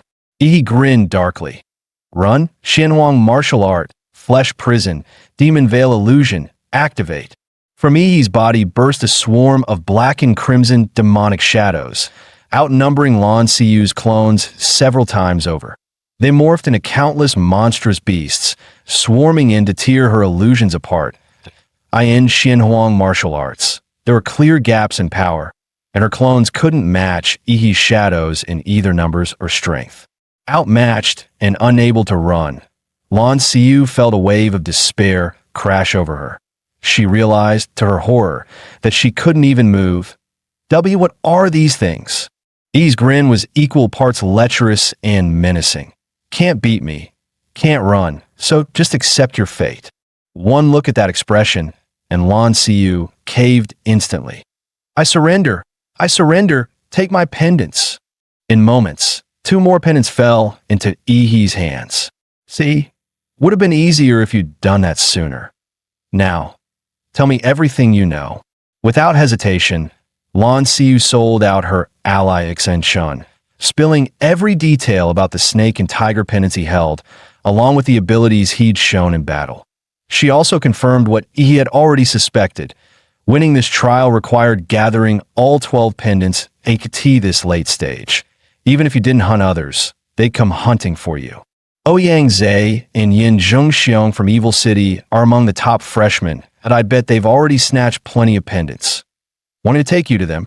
Lan Xiu batted her eyes, her blue-violet eyeshadow glinting. I've got no hope of winning anyway. So why not stir the pot? Pit you all against each other. Let the tigers fight while I watch. Unfortunately for her, he just chuckled. You don't need to worry about that. But I do like your fan. At those words, a bad premonition surged through Lan Xiu's mind. Meanwhile, on another deserted street, Yin Zhengxiong and Ouyang Zhe were leaping swiftly through the steel jungle. By now, Xinchen and Lan Xiu have probably already made their move. Ouyang Zhe said coldly. Doesn't matter who wins. Once it's over, we'll just take the pendants from them. All they're doing is holding on to them for us for a while. Yin Zhengxiong didn't seem surprised. To him, it was simply the truth. Suddenly, his pupils shrank. Zhe, look at that body, he said sharply. Ouyang Zhe halted, narrowing his eyes toward the grisly sight ahead. A corpse cleanly severed at the waist, tossed carelessly into the middle of the street like a dead dog. The face still bore an expression of anger, frozen in time. As if the killing blade had been so fast, Xinchen never even had the chance to feel fear before death claimed him. Minutes earlier, sent flying by a single punch, Xinchen tumbled dozens of meters before crashing into a street. That guy's a monster. Lan Xiu's probably done for too. Feels like he marked me. I'm sure he'll come after me. He thought bitterly. He hadn't expected to meet such an absurdly strong opponent so early. Maybe it was time to join forces with Ouyang Zhe and those two from Magic City. Then it came, a piercing screech of metal dragging across pavement. The sound made his skin crawl. He turned and saw, some 30 meters away, a figure advancing with a long tang blade in hand. The man wore a dragon mask forged from cold, black steel. Majestic yet hideous, he stood over 2 meters tall, his frame gaunt and wiry. But what drew the eye and chilled the soul were his pupils. Double pupils, both blood red, squeezed into a single eyeball that was a sight both otherworldly and deeply unsettling. Xinchen's face twisted in terror. Hey, it's the dragon. SEST. The streetlights between them flickered erratically, as if the current was being disrupted. Xincchen blinked, and in that instant, the dragon-masked swordsman seemed to vanish. Reappearing past him, he strode forward another dozen meters, and every streetlight behind him went black. Once the lights went out, everything vanished into darkness. When the lamps flared back to life, a corpse lay in the street, severed cleanly in two, the dragon-masked man, scooped up a snake pendant, then melted into the misty streets. Why would Xianchen die here? In this cut, Ouyang Zhe knelt to inspect the wound. This was the work of the Qianlong .1 strike, clean and fatal, absolute dominance. The only one capable of that is the dragon among the 12 zodiac masks. Yin Zhengxiong frowned. But wasn't the dragon supposed to be confined to that underground parking garage? I even led over 20 followers there to find you. And we ran straight into him. Only the two of us made it out alive. That I still can't believe. That thing actually kills people. I thought this was supposed to be a trial, but that boiling hot blood? That was no illusion. At those words, cold sweat ran down Ouyang Zhe's back.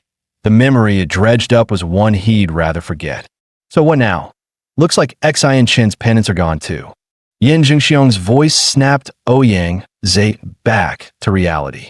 The reason the Qianlong left the underground garage, Ouyang Zhe said gravely, might be that we freshmen triggered some condition, like eliminating all the other mass fighters, that would free the final boss from its restrictions, letting it roam freely.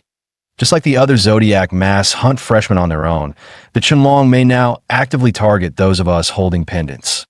There's no way to fight the Qianlong head-on that we have to move before he does. Take the remaining pendants from everyone else and make sure none of them fall into his hands. Determination hardened Ouyang Zhe's tone. He would broadcast a signal, draw all the pendant holders to him, and settle this in one decisive battle. Bloodline Awakening, Golden-Winged Dragon Rock, 4th tier, King-class bloodline. With a sharp cry, golden radiance erupted from Ouyang Zhe's body. Feathers sprouted along his cheeks, platinum dragon horns curled from his brow, and a pair of massive golden wings, over 4 meters wide and laced with dragon scales, unfurled with domineering force. Ouyang Zhe's golden wings beat once, launching him high into the air as a sharp, taunting cry tore from his throat. Wrapped in golden martial energy, the cry echoed across the entire city, a clear summons for challengers. Elsewhere in the dead city, Lu Qingzhu sat slumped amid the ruins. She'd only been on her way to Huada when she was inexplicably dragged into this eerie, lifeless place where countless freshmen had already been slain by the man in the dragon mask. I was with another survivor when we met a teacher. He said he could only take one of us out. I couldn't go. Not yet. In that moment of crisis, only one thought filled her mind. She had to warn that fool, Ihi, not to get involved. She didn't know if the classmate who escaped had reached him, but when she saw the blue explosion burst in the sky, she knew Ihi had come anyway. Unfortunately, she didn't have the strength to go to him. With his brute force, as long as he didn't face the dragon mass head-on, he shouldn't come to harm. Lu Qingzhu focused on healing until she could at least move again. Then a piercing, aggressive cry hit her ears. It was the call of a fellow high-tier bloodline. Her heart clenched. She'd been found, in her current state. There was no way to run. He'd locked on her aura, and he would be coming for the pendant in her hands. Lu Qingzhu didn't care much for the pendant herself, but she had a feeling he would need it in her current state. She couldn't possibly fight them head-on, so her only option was to lure them somewhere else. High above, Ouyang Zhe felt the faint pull of a shared bloodline and turned his gaze in a certain direction. Lu Qingzhu. Back during the college entrance exams, he'd heard rumors about the fallen Lu family producing someone who had awakened the Nether Sparrow bloodline. As a fellow high-tier divine, bird bloodline holder, he had looked at her. If memory served, she also held the Ox pendant, an unexpected bonus. And now, she was moving toward a certain place, clearly trying to lead him to the Qianlong's underground parking garage. How adorably naive. The Qianlong's already out with his blade. The parking garage will be empty. Zhengxiong, I'll go catch someone. You wait here. Ouyang Zhe unleashed his golden martial aura, stirring a violent storm through the underground parking lot. The sheer pressure crashed down like a tidal wave. Lu Qingzhu, there's no escape, he growled, his killing intent palpable in the air. Suddenly, a chilling sound cut through the wind. A blade dragging along the ground, it pierced straight into Ouyang Zhe's ears. His spine stiffened. Cold sweat broke out instantly. That sound, he could never forget it. From the depths of the darkness, a pair of glowing, blood-red vertical pupils locked onto him like a beast sizing up its prey. Qianlong. No, that's impossible. That wasn't he supposed to be hunting the pennant holders? A dreadful realization hit Ouyang Zhe like lightning. If Qianlong was truly hunting for zodiac pendants, then with four already in his possession, it made sense he'd be drawn to the one place that held the most here. Staring into Qianlong's dual pupils felt like having death itself gaze back.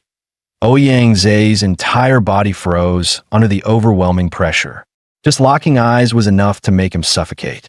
He wanted to run, but his legs felt like they were made of lead, and no matter how hard he tried, he couldn't move an inch. Ouyang Zhe suspected that Qianlong possessed something terrifying, an aura field that activated during one-on-one encounters. The moment their eyes met, he was forcefully pulled into it.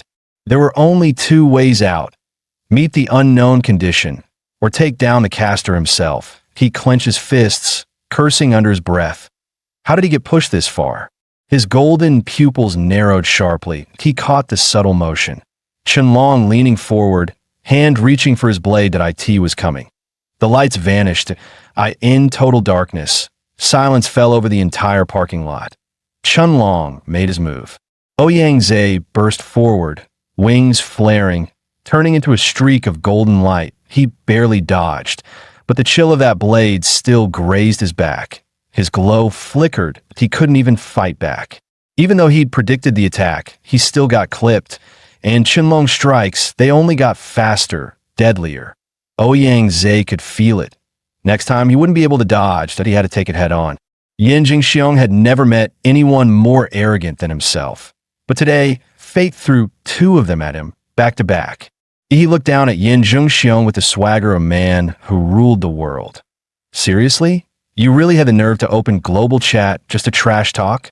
Chuzhou stepped forward, sword drawn, and pointed at Yin Jingxiong. Leave him to me, that I want to test my strength. Yin Jingxiong hoisted his massive broadsword, a violent aura surged around him, forming a phantom tiger that circled his body. You think you've got me cornered? That's rich. You punks got cocky too early.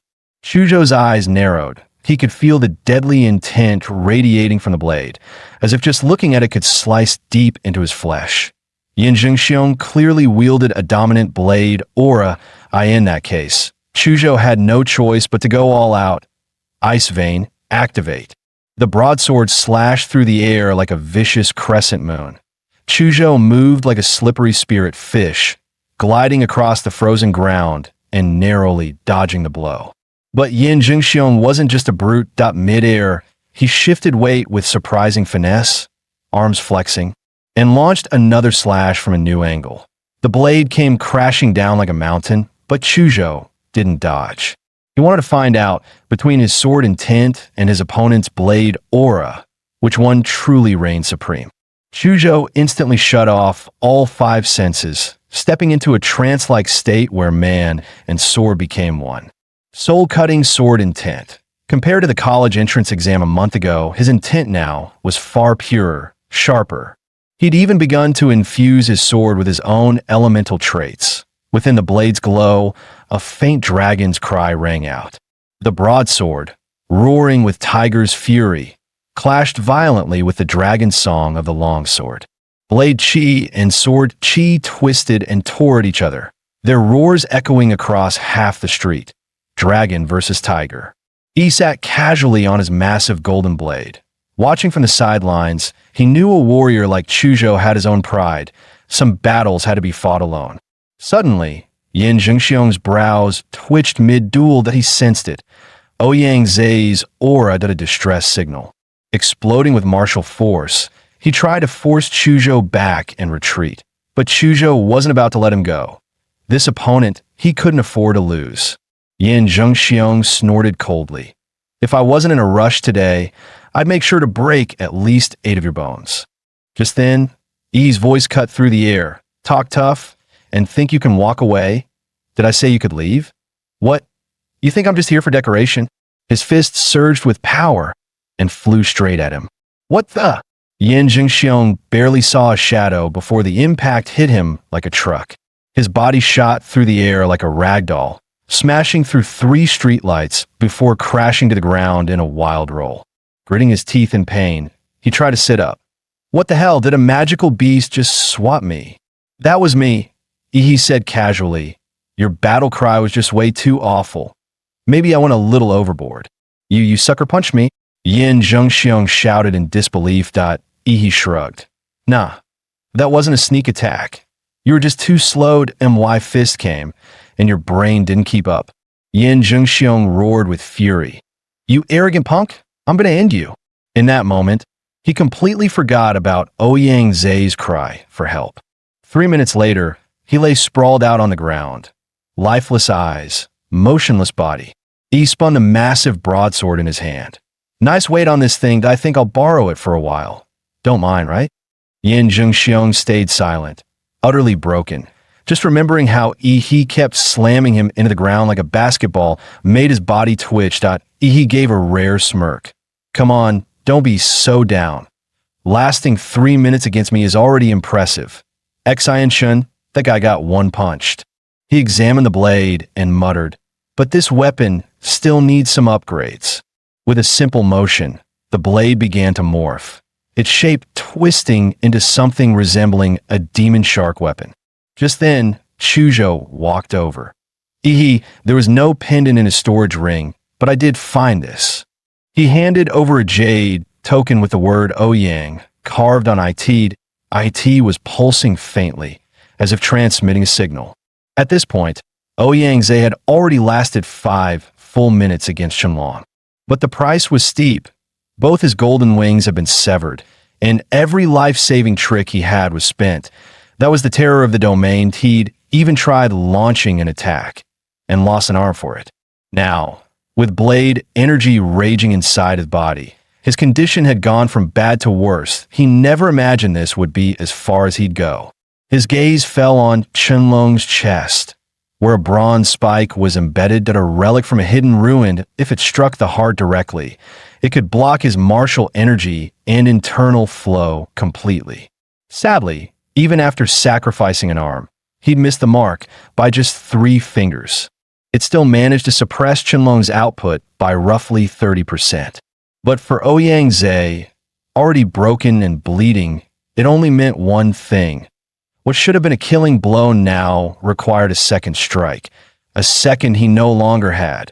His only chance to win was gone. Moments later, the lights flickered back on in the underground lot. With his wings shattered, Ouyang Zai was pinned to the wall. Qianlong's blade driven straight through his heart, a brutal, eerie image, frozen in time. Lu Qingzhu's heart trembled as she watched the darkness around Qianlong devour Ouyang Zai. Without a second thought, she turned and sprinted out of the underground lot. But she knew Ouyang Zai wouldn't last much longer, and she herself had no strength left to flee far. Just a bit more. She was almost at the rooftop. That monster Qianlong was terrifying. Compared to him, that ox brute was nothing. She was next, his next target, that if she wanted to survive, her only chance was to somehow draw to her and escape together. This was the tallest building in the area. He had drawn them in earlier with a signal flare. Now, it was her turn to send a flare of her own. Gritting her teeth through the searing pain in her back, Lu Qingzhu forced herself onto the rooftop. Bloodline awakening. Nether sparrow, strange, glowing markings crawled across her face as violet black tail feathers spread out around her like a fan.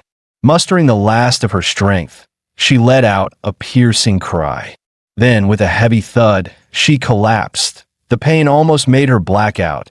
Sweat beaded on her forehead as she silently begged, please get the signal. But just then, her eyes flew open in shock.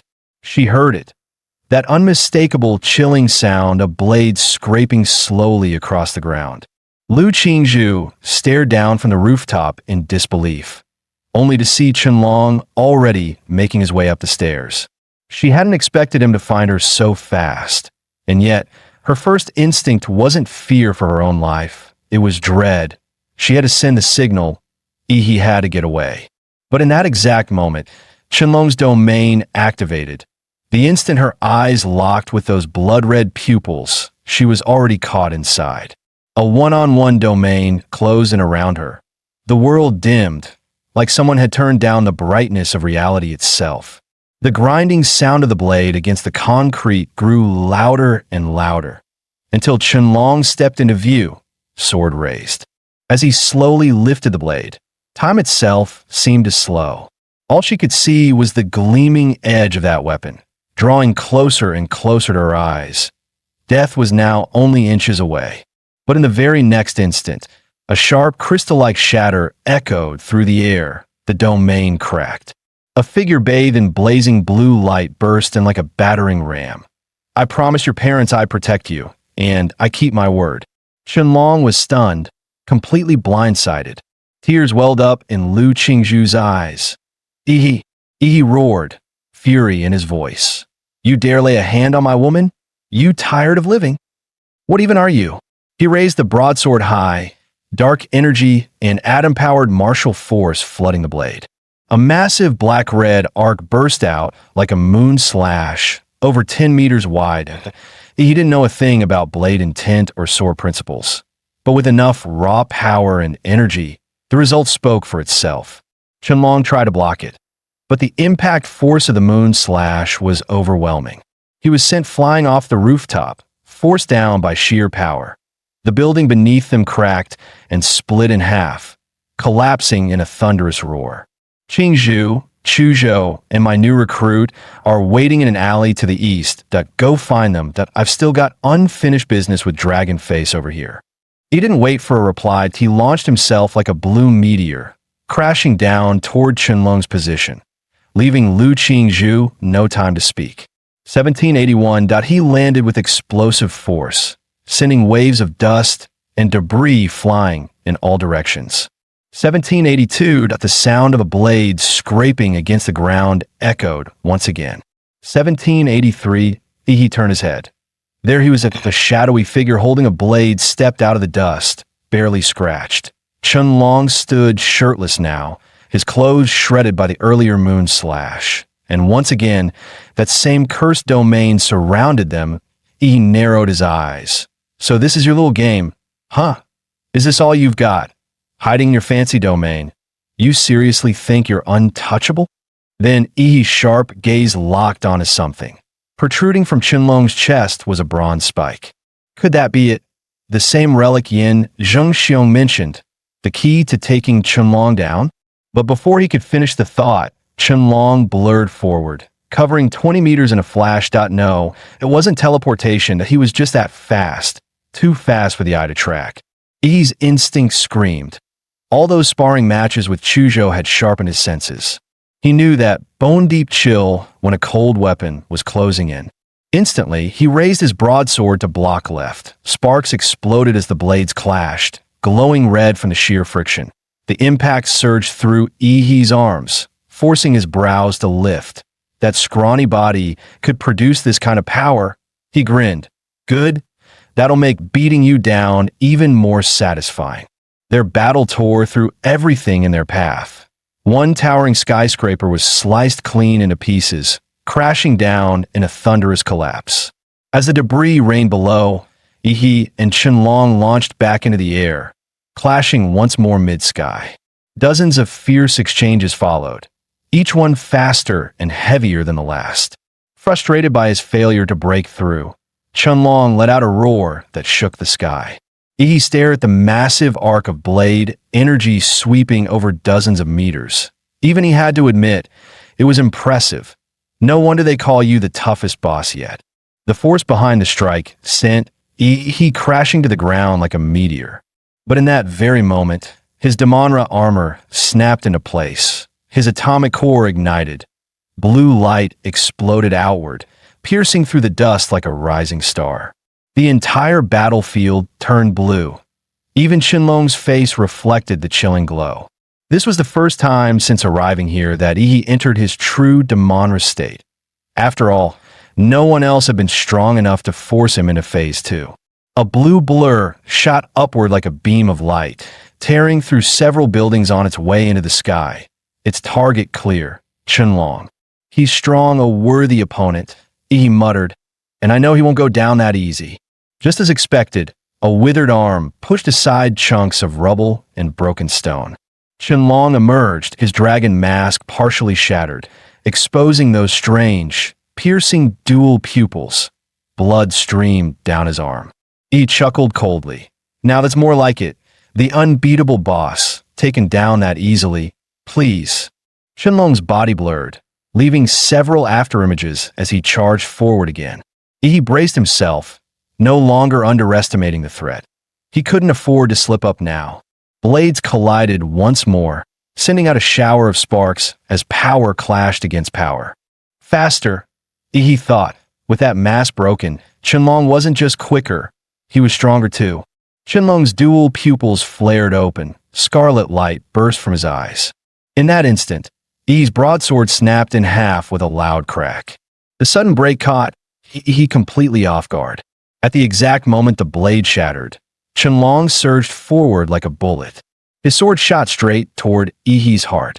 But Yi reacted with pure instinct. His jaw clamped down and bit the blade midair. With the sword between his teeth, he smirked. Got you. A heavy black and blue claw shot out and clamped around Qianlong's wrist like a vice. The sudden grab startled Qianlong. His expression shifted for the first time.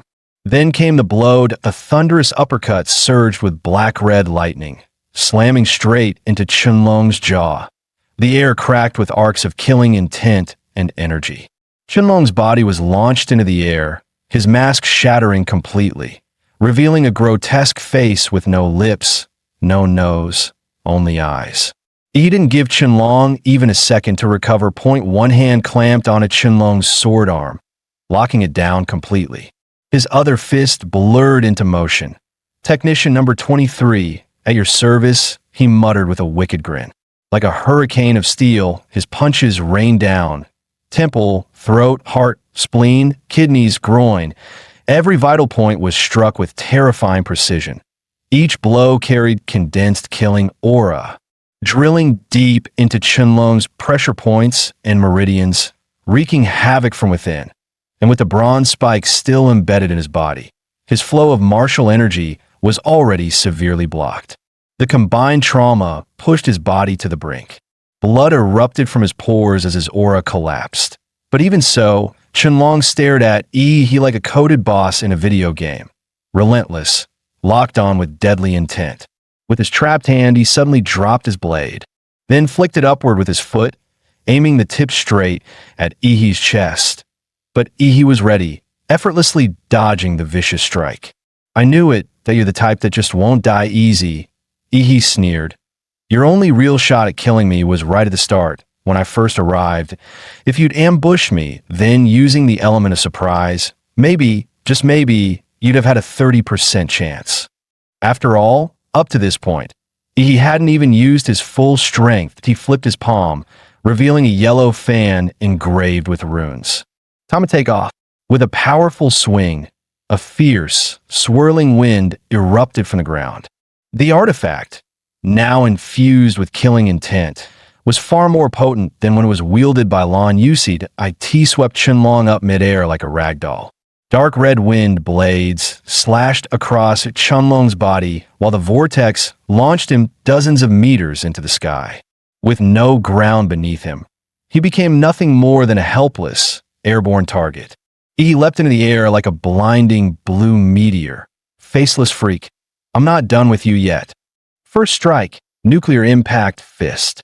Boom! The explosion mimicked a nuclear detonation. Tiles shattered. Glass exploded. The surrounding buildings shook. Caught in the blast, Qianlong was violently launched backward, swallowed by fire and smoke.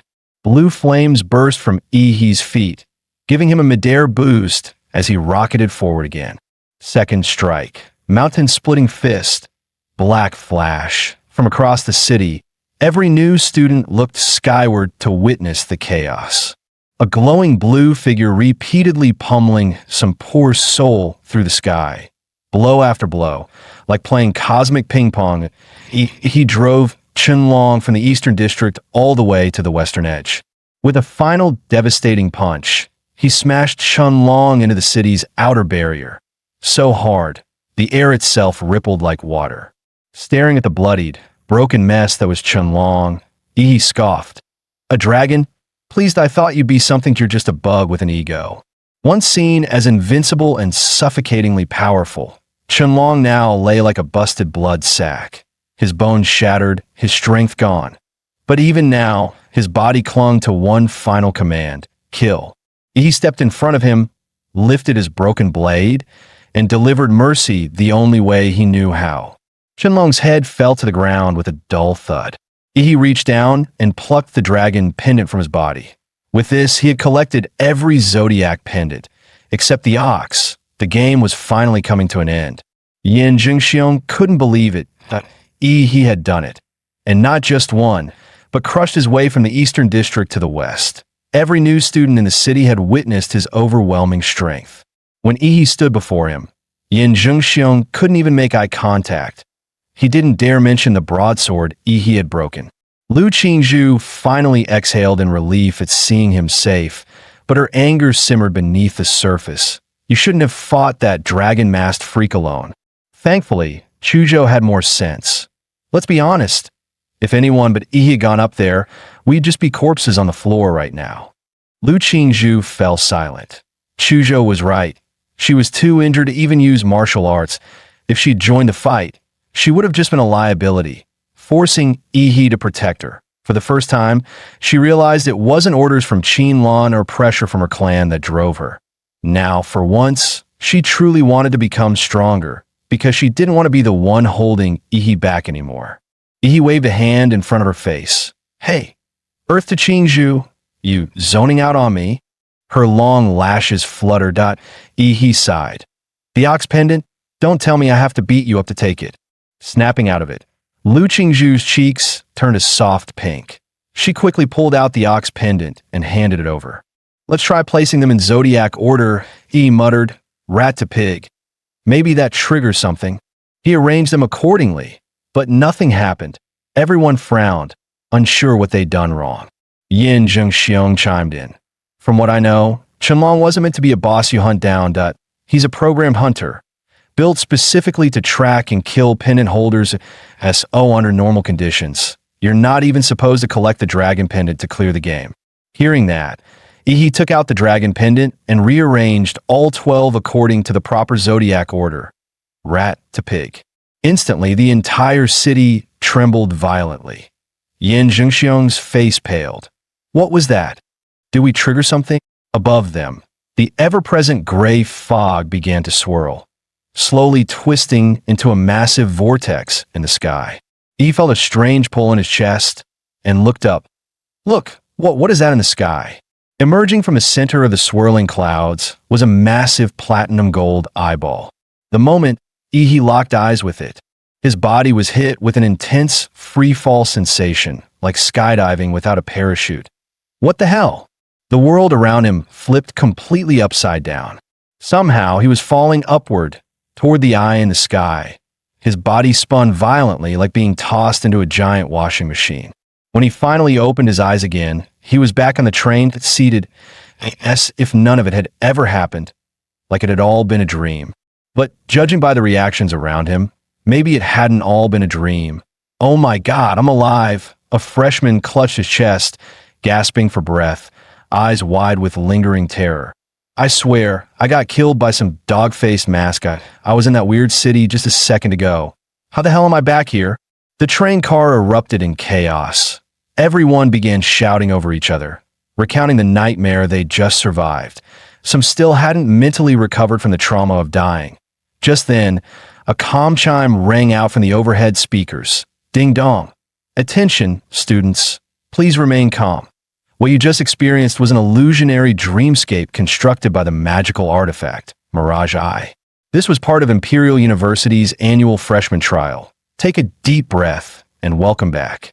The announcement continued. Special bulletin.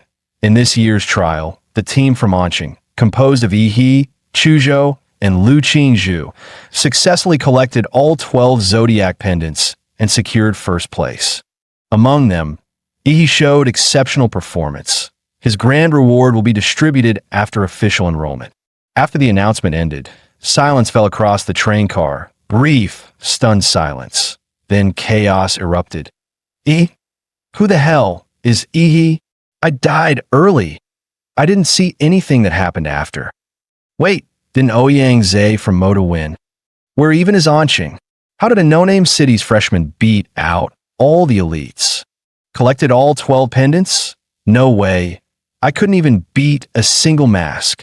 And yet the center of all this chatter, Ihi, simply sat there calm and quiet, as if none of it had anything to do with him. But at that moment, every freshman on the train had the same thought. We have to meet this guy. This wasn't just a top scorer. He was a walking legend. Meanwhile, the system's reward finally dropped frowny face congratulations. In the Mirage Eye trial, you surpassed all other freshmen. Reward, template draw ×1. He casually asked Chuzhou for a tissue and wiped his hands in his mind, he muttered, this time, no trash luck, please. Begin draw. The interface began to spin, faster and faster. Inside, the shrieks of countless, unnameable monsters echoed like a twisted symphony. Then came the sound, one mad, domineering laugh that drowned out all else. Draw complete. Template acquired. Grade 3D plus vampire. Raked. 1874. Bloodline abilities. Corpse infection, blood manipulation, immortality compatibility. 1% evolution form. Raked. Zerudo. At that moment, the Huada train rumbled steadily onward. When he first saw the words D-rank template, his heart sank. But the moment his eyes landed on the name Raked, they lit up. Inside, he grinned. He'd pulled an SR gold card.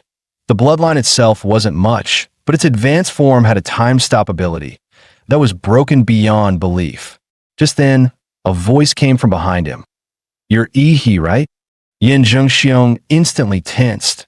Worried his proud friend Ouyang Zhe would pick a fight with Ihi if it came to blows, he was ready to haul Ouyang Zhe straight to the hospital. Except there was no hospital on this train. Ouyang Zhe asked bluntly, You beat the Qinlong? He turned his head toward him and corrected flatly, Not beat, killed. At the word killed, a bead of cold sweat slid down Ouyang Zhe's face.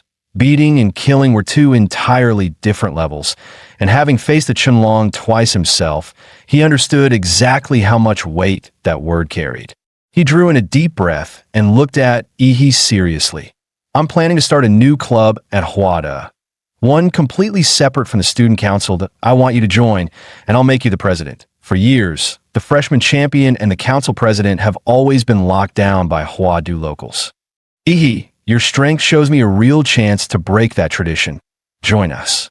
Ouyang Zhe's voice was firm, his gaze earnest as he extended his hand. The entire carriage erupted in chatter. Many felt they were witnessing the birth of a legendary organization at Huada, a historic moment. The famously proud Ouyang Zhe, inviting Ihi and even offering him the position of president. But Ihi simply shook his head. Sorry, I'm not interested in fighting for power with the student council or building organizations that I prefer to act alone. He turned him down. Gasps rippled through the crowd.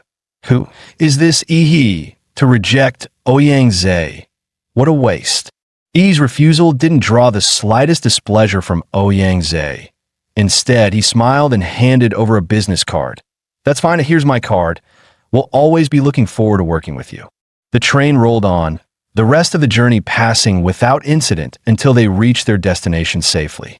Night had already fallen when Chuzhou spoke up. We're here. He glanced out the window and froze in awe. A futuristic cityscape unfurled before his eyes like a living painting. Neon lights wove a kaleidoscope of colors, while skyscrapers stood sharp and three-dimensional under the glow. This is Huadu, truly a big city. The Huada train pulled smoothly into Huadu high-speed rail station. A guide stepped forward. All new students of Huada University, please proceed through this passage to the campus. For many, it was their first time in Huadu, and they couldn't help but be awestruck by the city's dazzling prosperity and advanced technology. The sound of people swallowing in amazement rippled through the crowd. Led by Hwada's staff, they arrived at a helipad. Please board in an orderly fashion. Your seat number corresponds to the one you had on the Hwada train, the staff reminded them. Yi stepped up behind Lu Qingzhu and poked her in the lower back. The unexpected touch made her jolt, her ears turning visibly red. Xiao Zhuzhu, what are you doing? We're in public, she blurted, her mind flashing back to Qinlan's warning. Qingzhu, remember, even though you and Yi are engaged in name, you're not married yet. Don't act too close in public, and don't let him take advantage of you. Protect yourself, understand? He looked genuinely puzzled. In public? What are you talking about? I just wanted to ask. Why are we taking a plane? Lu Qingzhu couldn't help feeling a little cheated. How could Mama promise me to this country bumpkin? Because Hwada's in the sky. In the sky? He tilted his head upward. Just then, a patch of clouds drifted apart, revealing the tip of a colossal structure. The Sky City dead on Blue Star. Technology in many fields was at least a generation ahead of Earth's. The Hwada aircraft they were riding, for instance, could lift off vertically without a runway. A marvel of engineering. And the massive floating city, suspended above the imperial capital, was a man-made wonder Earth science couldn't hope to match. Its full name? Hwada Aerial Academy City, a campus spanning nearly a quarter of Hwadu's land area. The city was shrouded by a constant electromagnetic shield as the Hwada passenger craft approached. The shield automatically scanned and verified their identities, then opened a circular gate to let the aircraft glide smoothly inside. Once inside the Academy City, he could clearly feel his life force field being disrupted. His detection range was cut to about 100 meters. Truly, this was Hwadu University. Upon disembarking, each student was issued a Hwada student card. From now on, every aspect of training and daily life at Hwada would revolve around that card. Next, the freshmen were escorted to their respective dormitories.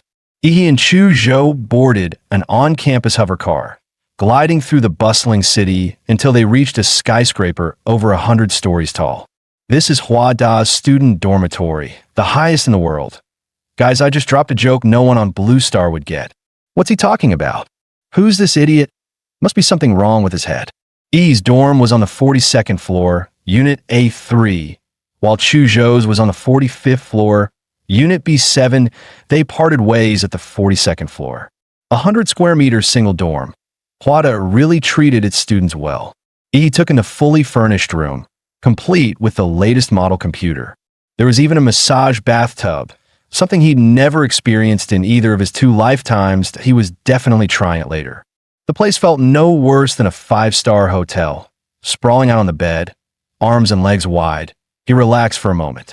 But then he remembered the real task, maxing out the Vampire Rakud template. Back on the hover car, he had already figured out how to use the student card. By scanning the unique barcode on the card with his phone, he could log into Hwada's exclusive app, Hwada Pass. The Academy City's marketplace, their only accepted Academy points. Hwada's own digital currency. He immediately converted the remaining 30+ million Xia Nation dollars in his account into points. Ding! 322.43 Academy points credited 0.10 million Xia dollars for just 1 point. Outrageous. Still, the marketplace carried goods you couldn't find anywhere else, all perfectly legal here.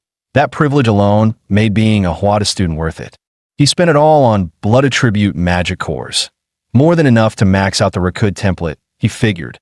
After all, his ultra-giant humanoid template had hit over 90% compatibility with less than 10 million invested.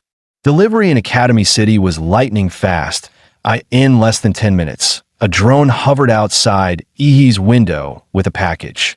Student Yi, thank you for your purchase. Wishing you smooth progress in your cultivation. Please remember to leave a 5-star review. The sweet electronic voice faded as the drone zipped away. Yi tore open the package, revealing rows of neatly packed blue and green magic boxes. All right, bottoms up. A surge of energy poured into him, instantly converting into nutrients and reflecting as compatibility on his status panel. The overwhelming rush made his body strain under the pressure. Template, Vampire Rakud, compatibility 100%, unlocked. Overall physique, 29. staring into the mirror. He saw his complexion grow even paler. His two fangs were now sharper, and faint blood grooves had formed along their backs. Once they pierced an enemy's flesh, he could drink their blood as easily as sipping bubble tea. He spread his fingers, watching his nails grow visibly longer in seconds.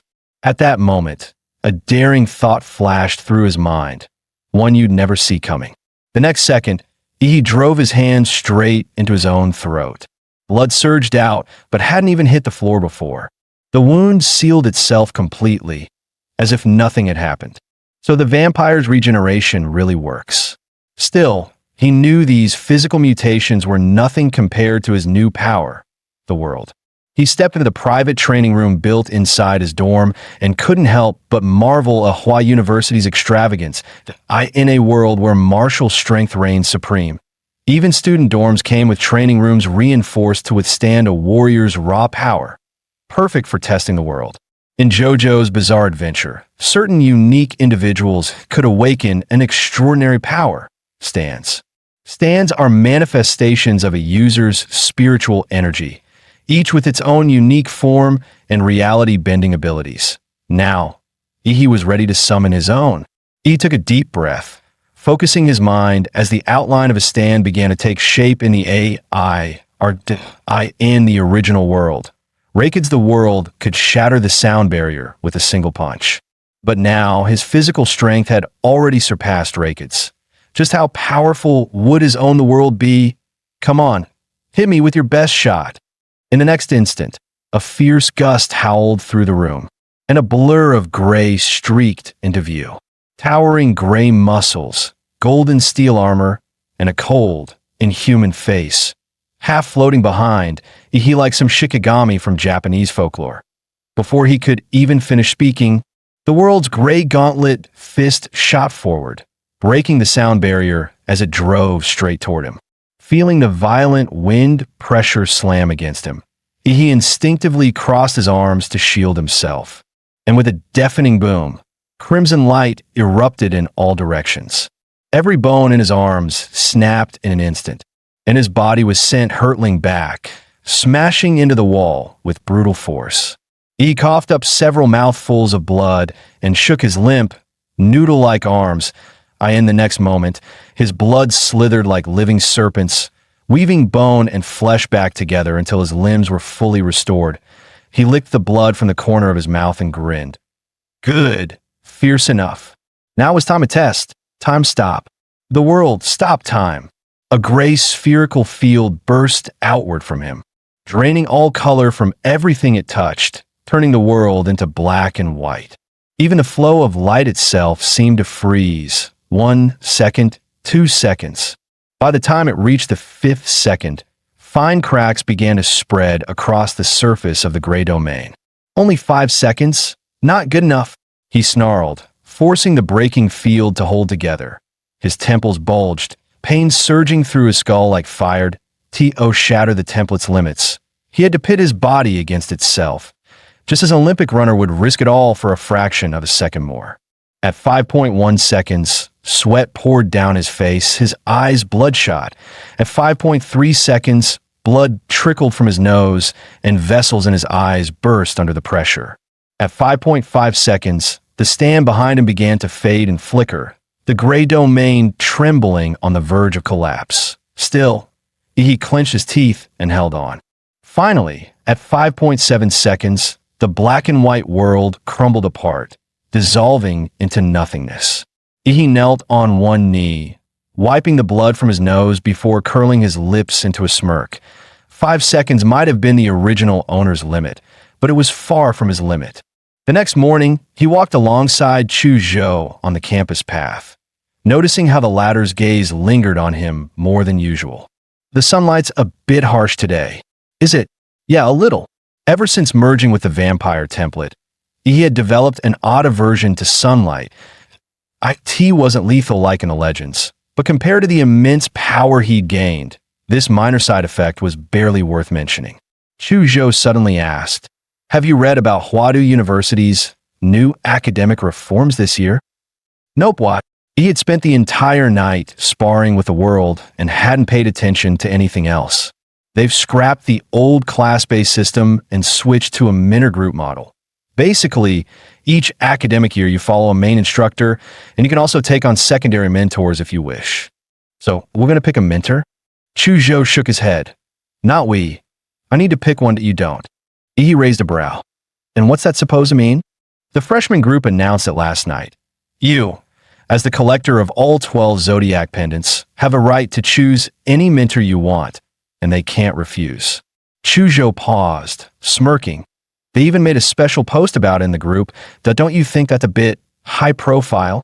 The two walked together to the gymnasium, where a long line of students was already waiting outside. Normally, groups of 3 would enter the gym for testing, after which the mentors would light up a panel to select their candidates. You go ahead, Chu Zhou. I'll wander around. Since I can pick any mentor I want, it doesn't matter when I go in. He waved him off casually. After leaving the gym, he muttered to himself, picking a mentor, what a boring process. That was when he caught a faint trace of blood in the air. Normally, it wouldn't have been worth noting. But this scent carried a hidden, yet surging killing intent and a wave of guilt-ridden malice, like a deep-sea undercurrent, and it stirred the killing urge buried deep within him. Drawn in by the aura, he followed the scent through winding streets, heading into a quieter alley where the crowd thinned. When he finally saw the source, he froze in surprise. The girl took a huge bite of a steaming sweet potato, nearly devouring half of it in one go. What the white-haired, red-eyed lowly? Did she just walk out an anime? She sat there like a kitten, savoring every bite, and E's eyelids twitched. In a way, something this cute can't possibly be the source of that vicious aura. I must be imagining things. Yet despite her adorable appearance, the white-haired girl radiated a killing intent so fierce it felt suffocating. He stood frozen, still clinging to the thought that he must have gotten it wrong. Then, without warning, the girl turned her head and locked her crimson eyes on him. Kid, you've trained in flesh prison magic? He was stunned. How do you know that? The girl chuckled softly. Because that martial art, I'm the one who helped Little Tiger perfect it. E's mind instantly jumped to the fierce brute in the martial rhythm space who kept calling himself Old Man. Little Tiger, you don't mean. The white-haired girl planted her hands on her hips, nodding like a grumpy elder. Lu Qing Tiger.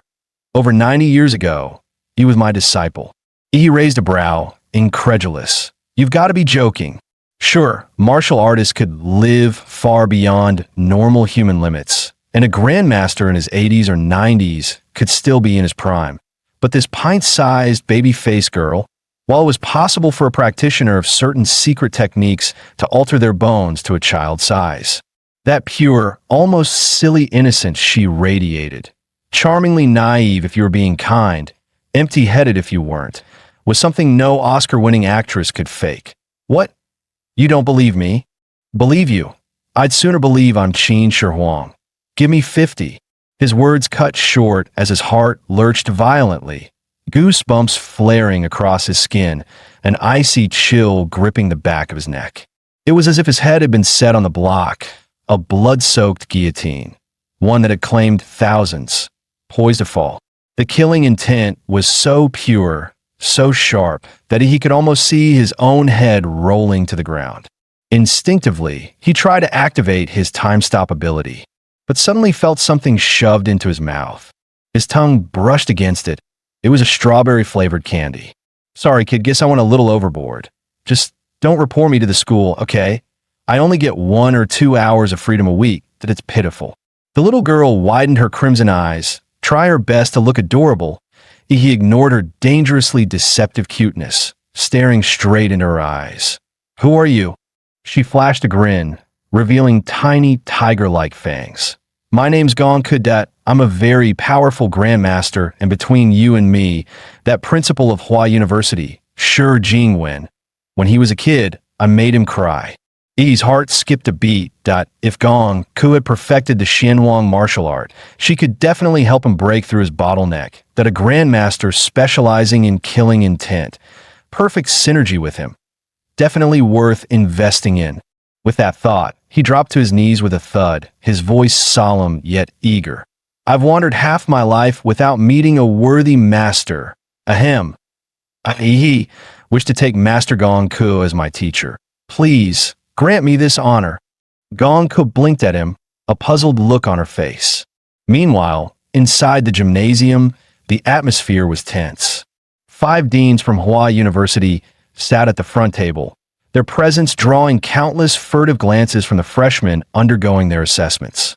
Even knowing it was nearly impossible, many still fantasized about being chosen as a dean's personal disciple, rising through the ranks to become Hua University's next shining star. But those hopes were doomed from the start. The 5 deans were here for one reason only: to compete for the same person. What the freshmen didn't realize was that the Zodiac contest was being broadcast live to the entire faculty of Hua University. From the moment the train's announcement sounded, the teachers had been closely watching how each student responded to this sudden crisis. Using AI facial recognition analytics, the system graded their response capabilities. Anyone who treated it as just another trial and charged into the Zodiac City unprepared was guaranteed a low score. Once inside the city, their combat intelligence, practical skills, and leadership abilities during battles with the mass Zodiac warriors became key evaluation criteria. Even those who failed to defeat a Zodiac warrior could score high if they excelled in any one area. He was the only freshman to maintain a perfect score from start to finish. But what truly shocked the 5 deans wasn't just that. He had slain the boss Qianlong, a target not even meant to be attacked in the trial, one considered certain death for anyone who faced it. He probably had no idea just who the Qianlong he'd slain really was. That creature was a top-tier simulation created by China's supercomputer, MANHWA, using the complete combat data left behind by the national guardian, martial artist Fu Hongxiang, when he first enrolled at Hua University. Even MANHWA couldn't fully replicate the godlike power of Fu Hongxiang's divine dual pupils within the Mirage realm. Yet Fu was still recognized as the strongest martial artist in the history of China, and perhaps the world. His records at Hua University had stood untouched for over a century. For He to defeat a model trained from the data of such a legend, even without its full strength, was proof enough of his extraordinary talent. As long as nothing derailed his path, he was certain to become a grandmaster, perhaps even reach the level of a great grandmaster. The 5 deans could only suppress their excitement and wait patiently for He to choose a master. But then, a sudden urgent call came in. Bad news, Dean. He's just become the disciple of former Hua University professor and current special grade operative, Gong Ku. What? The 5 deans froze in shock on the spot. Outside the gym, He shamelessly went all in, dropping to his knees and wrapping his arms around Gong Ku's leg. Master, I made up my mind. It has to be you. Gong Ku shook her head and replied, Too bad. I think I've already been expelled from Hua University. He instantly started painting the dream. Teacher, you said you only get 1 or 2 hours a week to relax, right? Take me as your disciple, and within 2 years, I'll find a way to set you free. Gong Ku's eyes lit up at once. Really? Fine, I accept. Just as he had successfully talked her into it. 5 powerful auras suddenly closed in at high speed. Hold on, Senior Gong Ku. Didn't you agree not to interact with students during your leave time? And in your current mental state, you're not suited to teach anyone. That's right, Senior Gong Ku. Please head back home. Gong Ku's expression darkened slightly. She turned to He. Go home. Sure, what's your name? He immediately replied with full respect. Gong Ku gave a small nod, ignoring the 5 deans entirely as she turned toward the campus. All right then, come home with me. Soon after, Gong Ku led all the way to Huada's Research Institute. She swiped her card and stepped into an elevator that descended deep underground. As the elevator dropped, He asked curiously, Teacher, why do you live so far out of the way? Gong Ku raised an eyebrow, her lips twitching into a wry smile. For decades, I had episodes and people got hurt that Hori located me to the underground levels of the Institute.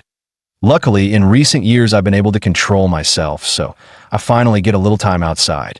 So, I'm your first student in all these decades. Gong Ke glanced up at him. You have a strange way of thinking that shouldn't you be afraid? Sweat beaded on Ihi's forehead. Afraid you'll chop me up, teacher? As they spoke, the elevator arrived at level 666.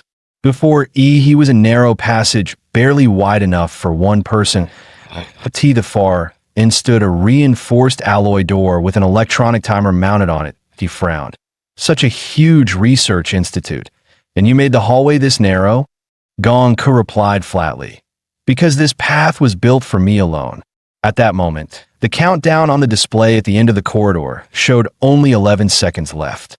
Damn, we're out of time, run. Gong Ke bolted toward the far end like an arrow from a bow. She called back while sprinting. Every time I go out, the timer starts counting down. If I don't make it back in time, the principal's office gets an alarm, and then I'll have the entire university hunting me down.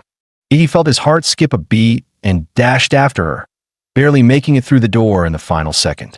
The alloy door slammed shut with a deep thud, and a strange electromagnetic field spread through the room. He instantly noticed his martial energy couldn't gather outside his body, meaning his combat skills would be severely weakened here. Gong Ke let out a breath and explained casually, to keep me from escaping, Sure Jingwen and his brats built me a 3-story house down here. It's got everything, training rooms, entertainment, but they also set up a high-powered electromagnetic field to suppress martial energy, so I don't get bored enough to smash the door down. He glanced around, curious about the lavishly furnished space, and realized it was more like a luxury apartment where Gong Ke was being kept than any kind of prison. Meanwhile, inside the president's office at Huada University, dressed in a plain Zhongshan suit, Shi Jingwen calmly listened to the report over the phone. President, bad news. He has just become Gong Ke's apprentice. Shi Jingwen paused for a moment, then spoke evenly. Leave it be. Remember, Huada's reform goal isn't to produce a group of mid-tier elites. It's to forge a single top-tier powerhouse who can carry Summer Nation and humanity on their shoulders. Give geniuses full resources and let them grow freely. Let He stay with Gong Ke for now. The freshman boot camp here in Huadu will wrap up soon. When that happens, we'll send him in as the whetstone to sharpen those blades still taking shape. Just then, a cold synthetic voice came from the computer. President Shi, freshman, he has entered the sealed chamber with Gong Ke. Status: normal. However, based on big data analysis, there is still a 5% chance that special class combatant Gong Ke will lose control when in prolonged contact with others. He has an 89.7% probability of not surviving until the Imperial University rescue, and even if rescued, a 95.3% chance he won't make it. Special class combatants are either death row level warriors granted reprieve or immensely powerful fighters who, for various reasons, cannot control their strength. Their freedom is heavily restricted, and only in times of grave national crisis are they unleashed onto the front lines as the nation's ultimate trump card. Shi Jingwen stepped up to the floor-to-ceiling window, gazing out over the glittering imperial capital beneath the floating academy city. After a moment's thought, he said slowly, "No problem, that I believe Ihi is prepared. Without the resolve to face death, how can one walk far down the path of slaughter?" His gaze darkened. Summer Nation doesn't have much time left. The fools in the Northern Berdon Federation and those lunatics from the Divine Descent Kingdom who worship ancient secret realm civilizations, they're all making their moves. The young generation must grow faster. Meanwhile, in the training hall of Gong Ke's quarters, she grinned.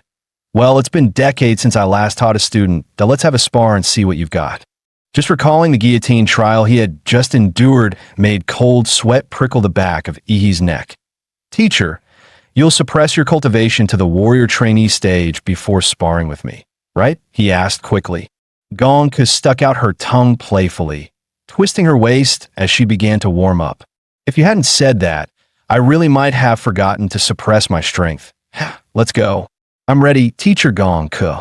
Almost the instant the words left his mouth, the white-haired lowly's body twisted into an elusive arc, striking out with a snake-like, vicious hand chop, straight for his throat. With his sharp reflexes and dynamic vision, he caught the deadly move instantly. In less than a second, he attempted to dodge in at least 5 different directions. Yet every time, Gongke's hand strike was already there, cutting off his escape before it began. Realizing there was no way to dodge, he decided to meet her head-on. He instantly unleashed his core light battle form, a burst of blue energy erupting from his body as his speed surged to a new level. One hand shielded his throat while the other gathered killing intent, blasting toward the small figure before him.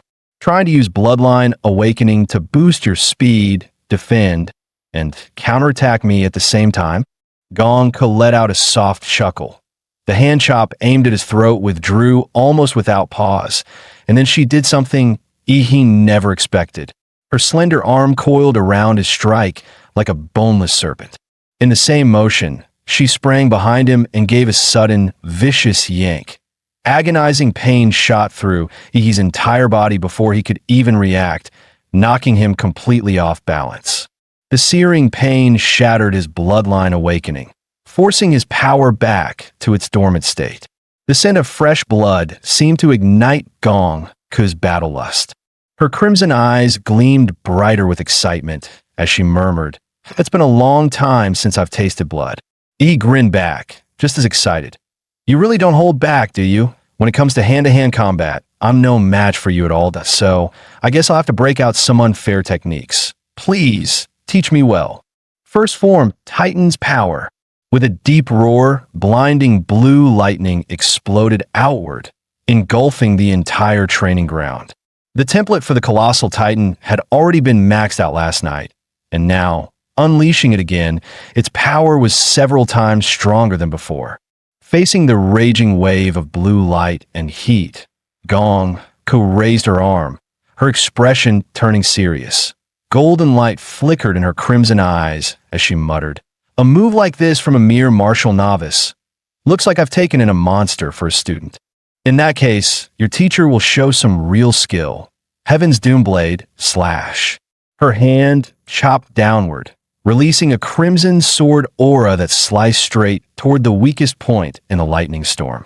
Seeing this, he immediately halted the Colossal Titan transformation, switching instead to the primordial anthropomorph split form, Armored Anthropomorph. Based on a Godzilla skin, the Armor Titan's flesh and steel plating was dozens of times tougher than anything from the original Titan world. The moment the transformation completed, he raised his massive, black steel-clad fist and drove it toward Gongke. The enormous shadow descended, wind roaring from the sheer force of the strike. Gongke, however, showed no intention of dodging. Her cherry lips drew in a sharp breath. Facing the incoming fist like a runaway truck, Gongke's arm flashed, unleashing a lightning-fast hand strike, Calamity Spiral Nail. The moment they collided, the armor on Ihi's arm shattered instantly, followed by the sickening sound of torn flesh. The sight froze him in place. He hadn't expected her to break through his defense so easily. Seizing the moment of his distraction, Gongke's petite figure leapt and climbed up the giant's body like an agile ape, heading straight for its head. "Ihi, hiding inside this armored mouth. Get out here, boy." Just as her hand strike was about to fall, he instantly fired a barrage of bone spikes from the giant's faceplate. Her advance came to a sudden halt. Waiting for her was a gaping maw glowing with eerie blue light. "Master, since your slashes are so powerful, let's see if you can cut through this." As Ihi spoke, he began charging the energy for his atomic breath. Blue light flaring from the base of his spine, racing upward along his backbone toward his neck. But before the breath could be unleashed, he was stunned to find himself no longer in the training ground, but bound by countless massive chains that pierced his body, locking him to a 100-meter-tall guillotine. This was Gongke's killing intent domain. Not reality, but a mental illusion forged from pure killing intent. To break free, he would have to fight it with his own mental power. The guillotine's blade came screaming down. He instantly summoned his stand. In the next instant, time froze. A towering muscle-bound warrior emerged. At Ihi's command, the stand unleashed hundreds of punches per second, hammering the killing intent guillotine. Perhaps it was the stand's overwhelming spiritual force. Or perhaps Gong Ku never intended to keep him trapped here forever. Under the relentless golden barrage, the killing intent domain and its guillotine shattered to pieces. The illusion dissolved, and Ihi slowly opened his eyes. Gong Ku looked at him with amusement. Awake? That turtle shell of yours is ridiculously tough.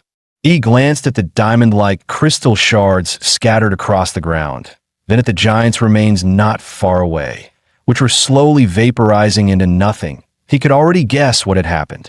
He'd probably been violently yanked out from the nape of the giant's neck, and the hardened crystal armor he'd formed to protect his real body had been shattered in the process. That's not something a martial novice should be able to pull off. Teacher, you cheated, didn't you? Gong could turn her head away, feigning innocence. Cheated? Pleased that I beat you fair and square. No cheating involved. He raised an eyebrow, his tone dry. Really? Realizing she couldn't fool him, Gong Ku pouted, putting on an almost pitiful expression. Thought I might have used a little more strength than I should have. You know how strong your teacher is. Sometimes I just can't hold back in 1 or 2 strikes. She blinked at him, her voice softening. Next time I won't cheat. Don't be mad, okay? Please don't leave. I haven't had anyone to play with in decades. He couldn't help but feel conflicted. It was hard to imagine what kind of life a 100-year-old monster had lived to end up like this. Don't cry, I'm not leaving. Took me long enough to find a teacher like you. Why would I go? Hearing this, Gong Ku quickly regained her usual composure, though her cheeks were still slightly flushed. Ahem, I wasn't crying just now, all right? She hurriedly changed the subject. Anyway, I've got a pretty good grasp of your strength now. Not quite as good as I was back in my day, but compared to most people, you're exceptional. Oh, what do you want to learn? E's mind instantly went to the techniques she'd just used in their spar, the kind of skills suited for an advanced martial artist, and how she'd managed to slice through lightning and pierce his manifested arm. Gong Ku nodded.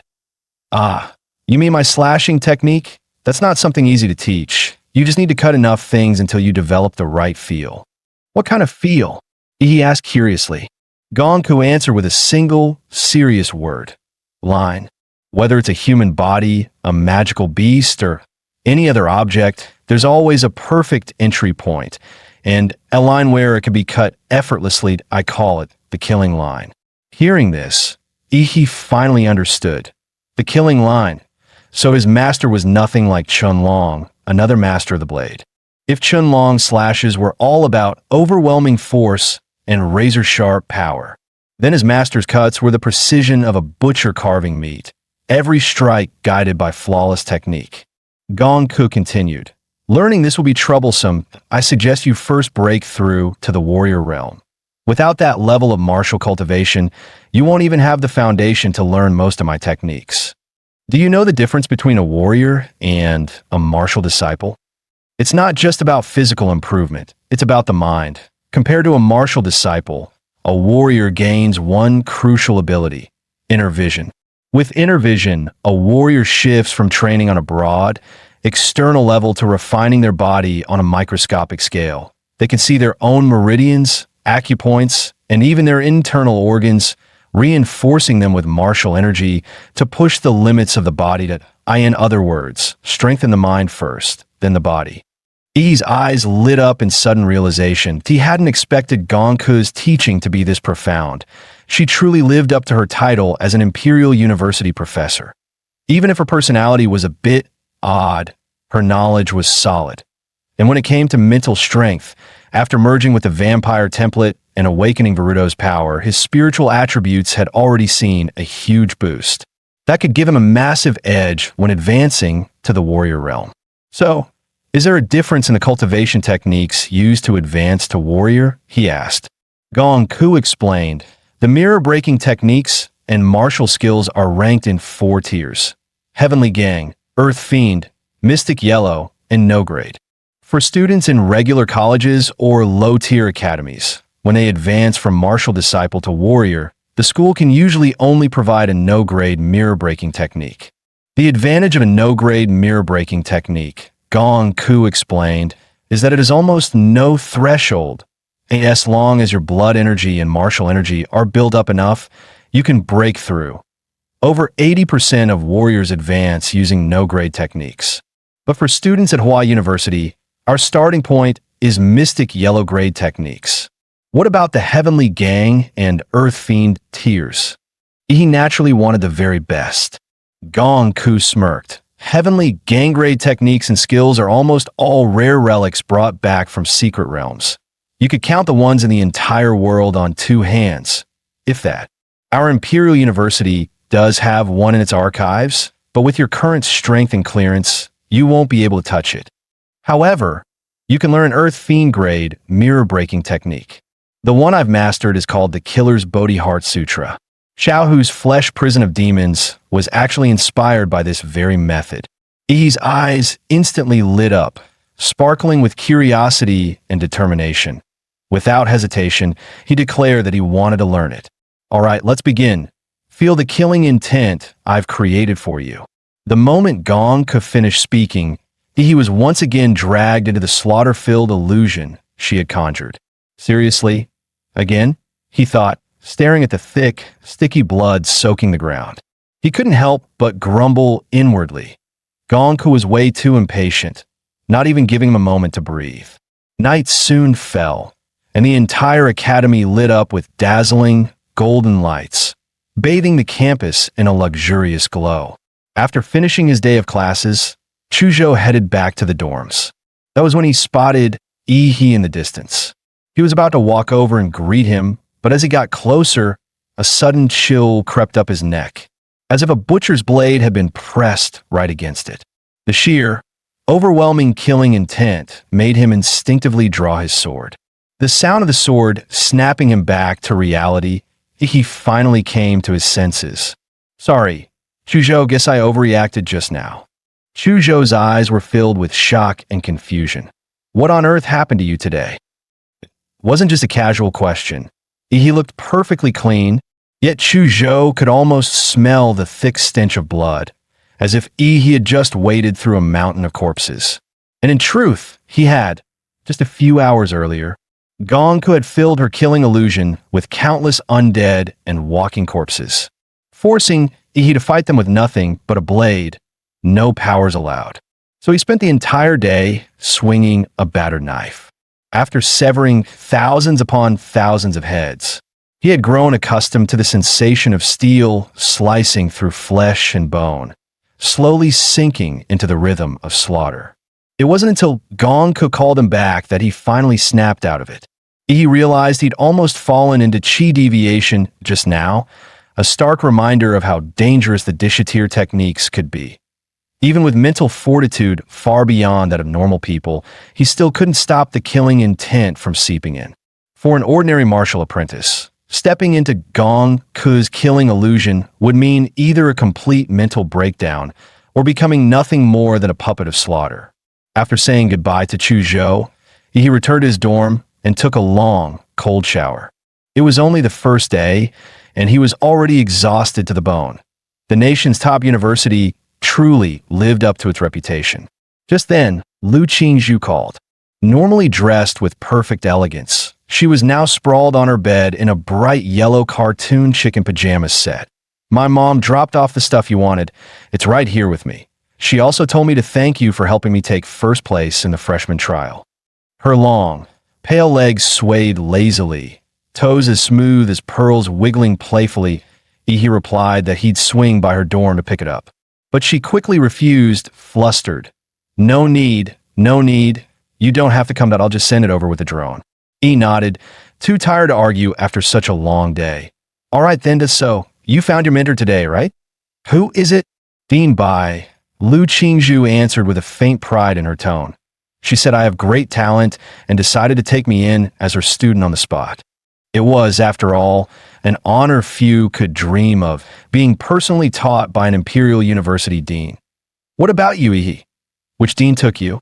Yi thought for a moment, but chose not to answer. He wasn't about to tell her he'd turned down offers from 5 different deans. Otherwise, someone wouldn't be sleeping tonight. In the blink of an eye, Nearly half a year had passed, and the first semester of freshman year was coming to an end. For the new students of Hwada University, it had been an eventful term. Early on, Ouyang Zhe had joined forces with top talent from several provinces to form the Dragon Blood Society. As expected, they soon clashed with the local freshmen of Hwadu. The tension escalated into formal duels in the martial arena. Yet the Dragon Blood Society lost far more than they won, and their influence quickly declined. The most famous freshman now was Xiang Jianwei. In fact, most famous in Hwada was an understatement. His name carried weight across the entire country. After all, he was the top scorer in Hwadu's college entrance exams. During the live broadcast of the exams, viewers were awed by his strength, and rumors claimed even Fu Hongsheng had praised him as the next national guardian level warrior. As for Yi, who had once stolen the spotlight at the start of the semester, hardly anyone mentioned him anymore. He'd been absent from the public eye for over 3 months. At that moment, deep in the underground levels of Hwada's Research Institute, Gong Ku stood barefoot, her soft, pink toes pressing into Yi's back. Faster, come on faster, she urged. Each dainty step she took infused his body with her refined martial chi, laced with her insights into the killing heart Bodhi Sutra, reinforcing the martial realm he had just broken into. With his own martial chi sealed, he could only keep doing push-ups, feeling as though the petite lowly on his back weighed as much as a mountain. Oh, what's wrong, little minnow? Already giving up? You haven't even hit 10,000 yet, Gong Ku taunted. Gritting his teeth at her mockery, Yi summoned the strength to keep going. Seeing his determination, she stopped merely pressing her foot into his back. She began bouncing on it instead, sending an even more intense surge of martial chi through his limbs and bones. He let out a muffled groan, swallowing the metallic taste rising in his throat, and stubbornly pushed through. Finally, as the 10,000th push-up was completed, Gong Ku seemed to sense something and quickly hopped off his back. In the next instant, a cloud of blood mist burst from Yi's skin. His old, weathered skin peeled away, replaced by tender, fresh flesh that rapidly spread over his body, hardening as it met the air. It was like an insect molting, casting off the old, worn flesh to reveal a brand new body beneath. His clothes were gone in the process. Gong Ku quickly covered her eyes, flustered. Yi, exasperated, muttered, "When you cover your eyes, close your fingers too. Stop peeking." After 3 long months in seclusion, Yi decided it was time to step outside and feel the sun again. Gong Ku asked softly, "Will you come back?" Yi chuckled, "Of course that you're terrible at games. Better practice before I come back next time." After bidding Gong Ku farewell, he stepped into the elevator headed for the surface. He wasn't particularly fond of sunlight anymore, but after 3 months without it, he couldn't help but miss it. Walking along the streets gave him a strange, almost surreal feeling. He didn't linger or wander around. Instead, he headed straight for the Student Activity Center at Hwada University. One of the most critical parts of a student semester grade, there was the off-campus mission. Tasks ranging from hunting down wanted martial criminals, investigating secret realms, and aiding in beast-hide defenses, to striking at illegal organizations or even foreign forces. This time, his sole purpose for leaving seclusion was to complete his mission for the semester. When he arrived at the center, Chu Zhou was already waiting, dressed casually. Upon seeing him, Chu Zhou smiled. "Yi, finally, you've been keeping me waiting forever." "Hey Chu Zhou, how's it going? How much stronger have you gotten?" "Broke through to the warrior level 2 months ago," Chu Zhou replied. When his eyes landed on Yi, he paused. Yi's aura and physique didn't seem much different, yet Chu Zhou could feel a far stronger pressure radiating from him. 2 months earlier, after his breakthrough, Chu Zhou had been invited to watch a private duel between Xiang Jianwei, the star freshman of the imperial capital, and Ouyang Zhe, vice president of the Dragon Blood Society. That fight lasted only 10 minutes before Ouyang Zhe admitted defeat. Chu Zhou was certain Xiang Jianwei hadn't fought seriously, yet even so, he still believed Yi's strength surpassed his. He had no idea about his friend's fanboy thoughts. His gaze drifted toward the street as he waited for another teammate to arrive. Moments later, Lu Qingzhu came into view. Even among the countless beauties of Huadu University, her presence made the others pale in comparison. She offered a warm smile. "Sorry, I'm late." He raised an eyebrow at her apology. "And what else?" Lu Qingzhu asked in confusion. Even after 3 months apart, having Yi's gaze fixed on her still made her ears turn red. After all, her mother had been whispering all sorts of blush-inducing couple advice in her ear. "Qingzhu, remember, you and Yi are a couple now. Even at school, you need to act like one." Thinking about her mother's words, her face flushed even deeper. "Does that mean we have to act like a couple right now?" She overthought for a moment. Then, mustering her courage, pouted and leaned toward him. He froze. "What are you doing? After 3 months apart, you're not even going to say hello first." Lu Qingzhu hadn't expected that to be what he meant. Flustered, she quickly turned away and ignored him. They soon stepped into the university's activity center, a massive 5-story dome-shaped building. In the first-floor lobby, a huge central screen displayed the latest popular missions, as well as the rankings of top-performing students. Chu Zhou and Lu Qingzhu had already completed 3 missions, surpassing their quota. Today, they were here mainly to form a team with Yi. After browsing the mission list, they narrowed it down to 3 suitable ones: serial psychopath in Hung City, beast-tide investigation in Lian City, and anomaly in Linshui County.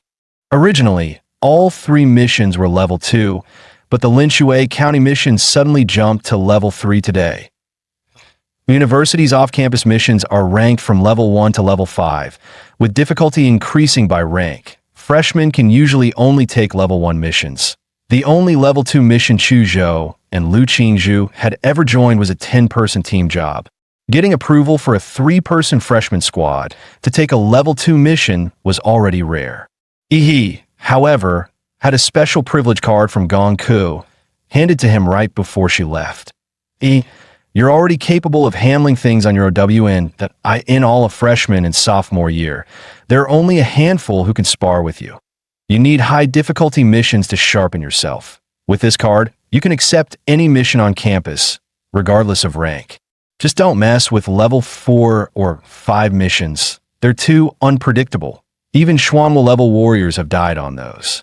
Truth be told, Yi didn't want to try a level 4 or 5 mission, but out of consideration for his teammates' limits, he held back. Chu Zhou asked, "Which one are we taking?" Yi thought for a moment before replying, "Risk and reward go hand in hand. The first mission is pure pursuit. It'll be inefficient if the criminal investigation unit couldn't catch this rat in months. The challenge is in tracking, not in the kill. The second mission is auxiliary investigation. With the Great Xia Dragon Sparrow Division involved, we'd be relegated to trivial tasks. Neither the main fight nor the real investigation would fall to us. The third mission, on the other hand, would be entirely in our hands and no safety net. Yes, but the bigger the risk, the greater the reward. That if we're too scared to face danger and just grow in a greenhouse, then why call ourselves warriors?" Yi's stance was firm. Chu Zhou nodded in agreement, and Lu Qingzhu felt the same way. Seeing both of them agree, Yi handed the mission registration form to the receptionist. The receptionist's eyes widened in disbelief. An all-freshman team daring to take on a level 3 mission. This was madness. Didn't they know a sophomore squad had already been wiped out in Linshui County? Before she could refuse, Yi flashed his privilege card. Her expression immediately turned serious, and she called the Student Activity Center's director to confirm. Once verified, her tone shifted to respectful as she processed their registration. "May fortune favor your blades," she wished sincerely. Leaving the activity center, Yi said he needed to pick something up before heading to Linshui County. The first place prize in the Zodiac Pendant Tournament was either a dish-level martial art or a weapon forged from special-grade alloy. With Gong Ku, that old monster, as his mentor, high-tier martial arts were the least of his worries. So he chose a weapon that fit his style. After all, ordinary materials couldn't withstand the sheer brutality of his fighting methods.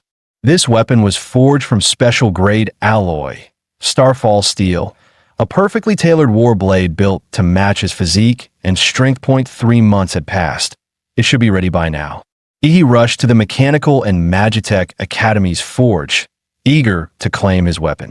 The war blade measured about 1.2 meters long.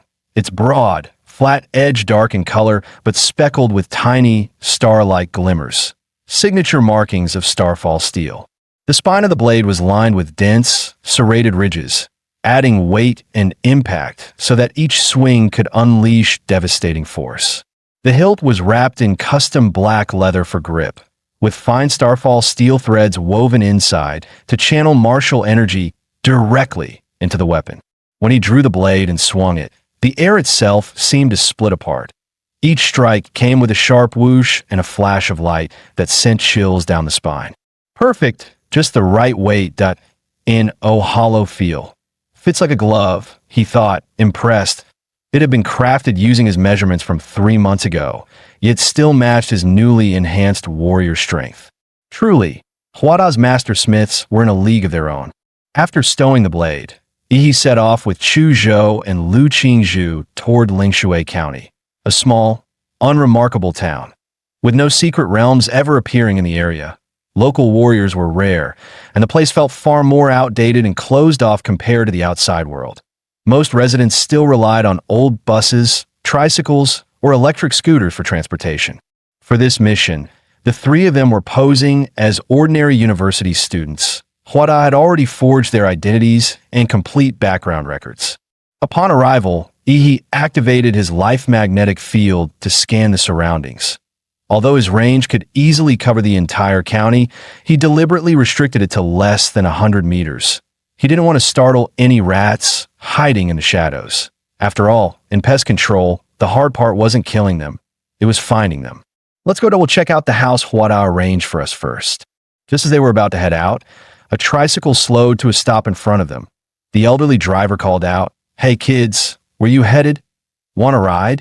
Lu Qingzhu instinctively started to wave him off, but he quickly stopped her. He had sensed something unusual in the old man's aura. Playing along, he smiled and said, "Sure, Grandpa, we're carrying luggage and could use the rest." Once they were seated in the tricycle, the old man pedaling glanced back curiously. "You boys look like well-educated students. Which school are you from?" "Here on vacation?" He answered calmly, sticking to his cover story. "I'm a local from Lingshui County, just bringing 2 classmates over to visit. I'm studying in Yinqing now." The old man's brows rose. "A local? Huh. Who are your folks? Can't seem to recall you." He chuckled. "My grandfather was Ishorong. He passed away a few years back. I moved away after that." He was glad he practiced some Lingshui dialect on the plane, and that the ID Huada prepared for him matched a real, verifiable person. Turned out the old man really did know Ishorong. His suspicion eased, and he grinned. Good, good. You still remember your roots. To man like that's bound to have blessings." He dragged out the last word, eyes glinting with a strange excitement. Soon, they arrived at the old house Huada had arranged for them. Once Ishorong's home, he thanked the old man, got off with a suitcase, and stepped into the yard. Interestingly, the old man didn't take any fare. Instead, he reminded Yi, "In 2 days, we'll have Lingshui County's biggest festival, held only once every 3 years. You must come, but if you're too shy to step out, I'll come fetch you myself." Yi smiled. Got it. He could tell the man wasn't just being polite. He meant every word. The three stepped into the courtyard of the old house. Years of neglect had left the concrete ground cracked and riddled with weeds, giving the place a desolate feel. He motioned for Chu Zhou and Lu Qingzhu to step back, then slammed his foot down on the ground. In an instant, a wave of intense radiation swept through the courtyard and the entire house. Every insect dropped dead on the spot, and the weeds withered and rotted at a speed visible to the naked eye. Pest control and weed removal done in seconds. Lu Qingzhu wasted no time inspecting the condition of the house, while Chu Zhou discreetly set up miniature surveillance cameras at the gates and around the perimeter. Come take a look at this." Following Lu Qingzhu's voice, Yi stepped into what had once been the owner's bedroom. There, embedded in the wall, was a wooden shrine. Inside sat a clay statue, its head draped with a small red cloth. A shrine made of wood should have rotted long ago if it had been here all along. Yet despite the thick layer of dust, Once it was brushed away, the shrine looked surprisingly new. That meant someone had placed it here later. Chu Zhou stared at the statue, an uneasy feeling creeping over him, and drew his sword, intending to smash it first and ask questions later. Lu Qingzhu thought Chu Zhou was being reckless. How could they destroy such a crucial lead without examining it first? He, however, fully agreed with Chu Zhou's approach. Seeing Yi side with him, Lu Qingzhu reluctantly compromised, but suggested, "At least let's see what's under the statue's veil before smashing it." As she spoke, she reached out and lifted the red cloth from the statue's head. In that instant, Yi suddenly sensed a surge of sinister energy and quickly shouted for her to stop. "Knew it! It's something filthy! Chu Zhou, smash it!" Without a moment's hesitation, Chu Zhou's blade flashed from its sheath, cleaving the clay statue clean in half. What happened next was grotesque. From a split surface, thick black blood began to gush, and a wave of foul psychic energy erupted like an explosion. He immediately summoned his stand, seizing the formless, corrupted spirit in his grasp. Chu Zhou and Lu Qingzhu couldn't see Yi's stand in their eyes. What poured out of the statue was a twisted lump of flesh, still writhing, still alive. With a single sweeping motion, Chu Zhou froze the grotesque mass solid in an instant. "What the hell is that?" A chill crept up Lu Qingzhu's spine. She had never seen anything this unsettling before. It was like a human who could easily crush a cockroach, yet instinctively recoils from touching it. She knew she could destroy the thing with a flick of her hand, but the filthy, unnatural aura it radiated still made her uneasy. He stepped forward, patting her shoulder, and infused her with a surge of pure psychic energy. Warmth spread through her body, chasing away all traces of feared. It was now clear. The strange happenings in Linshui County were tied to this bizarre clay idol, and their investigation had just taken a critical step forward. Yi's lips curved into a faint smile as he told them to stay put. He had something to take care of. Earlier, he had left a radiation marker on the old tricycle driver that by his calculation. Now was the perfect time to reel him in. "No need for you to come find me, old man. This time, I'm coming to you." Meanwhile, in Linshui County's Jinshan Buddhist Temple, a 1,000-year-old sanctuary and the most magnificent, prosperous site in the county, nearly every resident was a devoted follower. Day and night, incense smoke curled into the air as worshippers came to pay their respects around the clock. Lu Jinsheng pedaled his tricycle up the mountain road, heading for the temple's rear slope. A rosy-cheeked young monk greeted him with a polite bow. "Benefactor, the abbot is waiting for you inside." Good. Lu Jinsheng rubbed his calloused hands together, unable to hide his excitement at the thought of the blessing he was about to receive. The two entered a hidden passage carved into the rock wall. After a series of twists and turns through the winding tunnel, they finally arrived at their destination. Towering before them stood two 20-meter-tall, wrath-faced bodhisattvas, their 4 arms wielding demon-subduing staffs, swords, and great blades. One guarded each side of a crimson gate, its surface engraved with intricate golden Buddhist patterns. The young monk stepped forward, bowing deeply. "Abbot, the benefactor Lu Jinsheng, who has met the blessing standard, has been brought. He also says there's a matter he wishes to report." The young monk was about to push the door open when he suddenly froze, his brows knitting tightly as he glared into the void behind him. "Stranger, what brings you here at this hour? What's your true intent?" Before his words could settle, black muscles surged across his body, shredding his robe apart. The fair and handsome face twisted, replaced by a hideous lizard-like visage. Lu Jinsheng was so horrified he collapsed to his knees, trembling as he cried out, "A living god!" But in the next instant, he dropped from the sky, stomping directly onto the monster's skull. The head, harder than a steel helmet, collapsed instantly, and the neck shattered into fragments under the crushing force. In one continuous motion, he stomped the creature from head to toe into pulp. Blood and gore exploded outward, yet all of it was blocked by the protective barrier. He sneered in disgust, shaking his foot. "Filthy! Good thing my stand keeps this trash out. If it got on my clothes, cleaning it off would have been a nightmare. The moment Lu Jinsheng recognized Yi, his whole body trembled uncontrollably. Yi, however, had no time to spare him a glance. For in front of him, the two wrath-faced bodhisattvas began to move. Their eyes blazed red, and their towering, gold-painted bodies started to stir. One brandished a demon-subduing cudgel, the other a demon-slaying sword, both charging at Yi with overwhelming fury. Yet Yi stood his ground, motionless. Behind him, his stand raised its massive, muscular hands, catching both strikes that carried the weight of dozens of tons. Each bodhisattva had an arm seized, held so tightly that escape was impossible. Abandoning the struggle, they made a ruthless choice. 6 remaining arms swung at once, bringing down 6 colossal weapons, all aimed straight at Yi. Yi rubbed the ring on his finger, and in the next breath drew out the Starfall blade. A crescent-shaped flash of icy light burst forth in his hand, with just a single casual swing. All 6 colossal weapons shattered on contact, their edges crumpling and breaking apart. The strike carried through into the bodhisattva's arms, exploding joint by joint like firecrackers, reducing both weapons and bones to fragments. Their crimson eyes blazed brighter, warping the very air around them.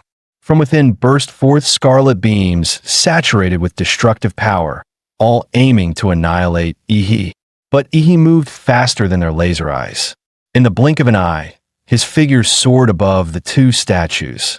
A flash of cold steel, and both wrath-faced bodhisattvas were decapitated. Their scarlet beams spiraled wildly out of control in midair. Lu Jinsheng hadn't even reacted before one of the stray beams sliced him clean in half. Boom! The 2 massive bodhisattvas collapsed, exposing sparking cables and mechanical structures within. So they weren't living beings after all, Yi thought. From the start, he hadn't sensed a single trace of life force within them. But how could a backward little town like Linshui County possess such advanced technology? Was the answer waiting behind that door? Yi gave a command, and his stand unleashed its full might, slamming straight into the gate. Golden fists rained down like a meteor shower, hundreds of blows landing within just 3 seconds. The vermilion gate warped and buckled under the onslaught. At last, it exploded apart, reduced to a heap of twisted scrap iron. He stepped through the vermilion gate and found himself inside a vast underground palace. Crimson pillars held up the chamber, while lotus lamps lined the walls, flooding the space with light. At the center towered a colossal golden Buddha, 70 to 80 meters high. The sheer size of it inspired instinctive awe and reverence. But he was unmoved. His cold voice echoed through the cavernous hall. "Since the guest has already arrived, little rat, how long do you plan on hiding?" Moments later, a monk draped in a purple gold kasaya slowly stepped out from behind the giant Buddha. With a weary sigh, he said, "Our temple bears no grudge against you, traveler. Why come here to bring offense?" He sneered, drawing the Starfall blade. In an instant, his slash split the monk clean in half. He spat in disgust.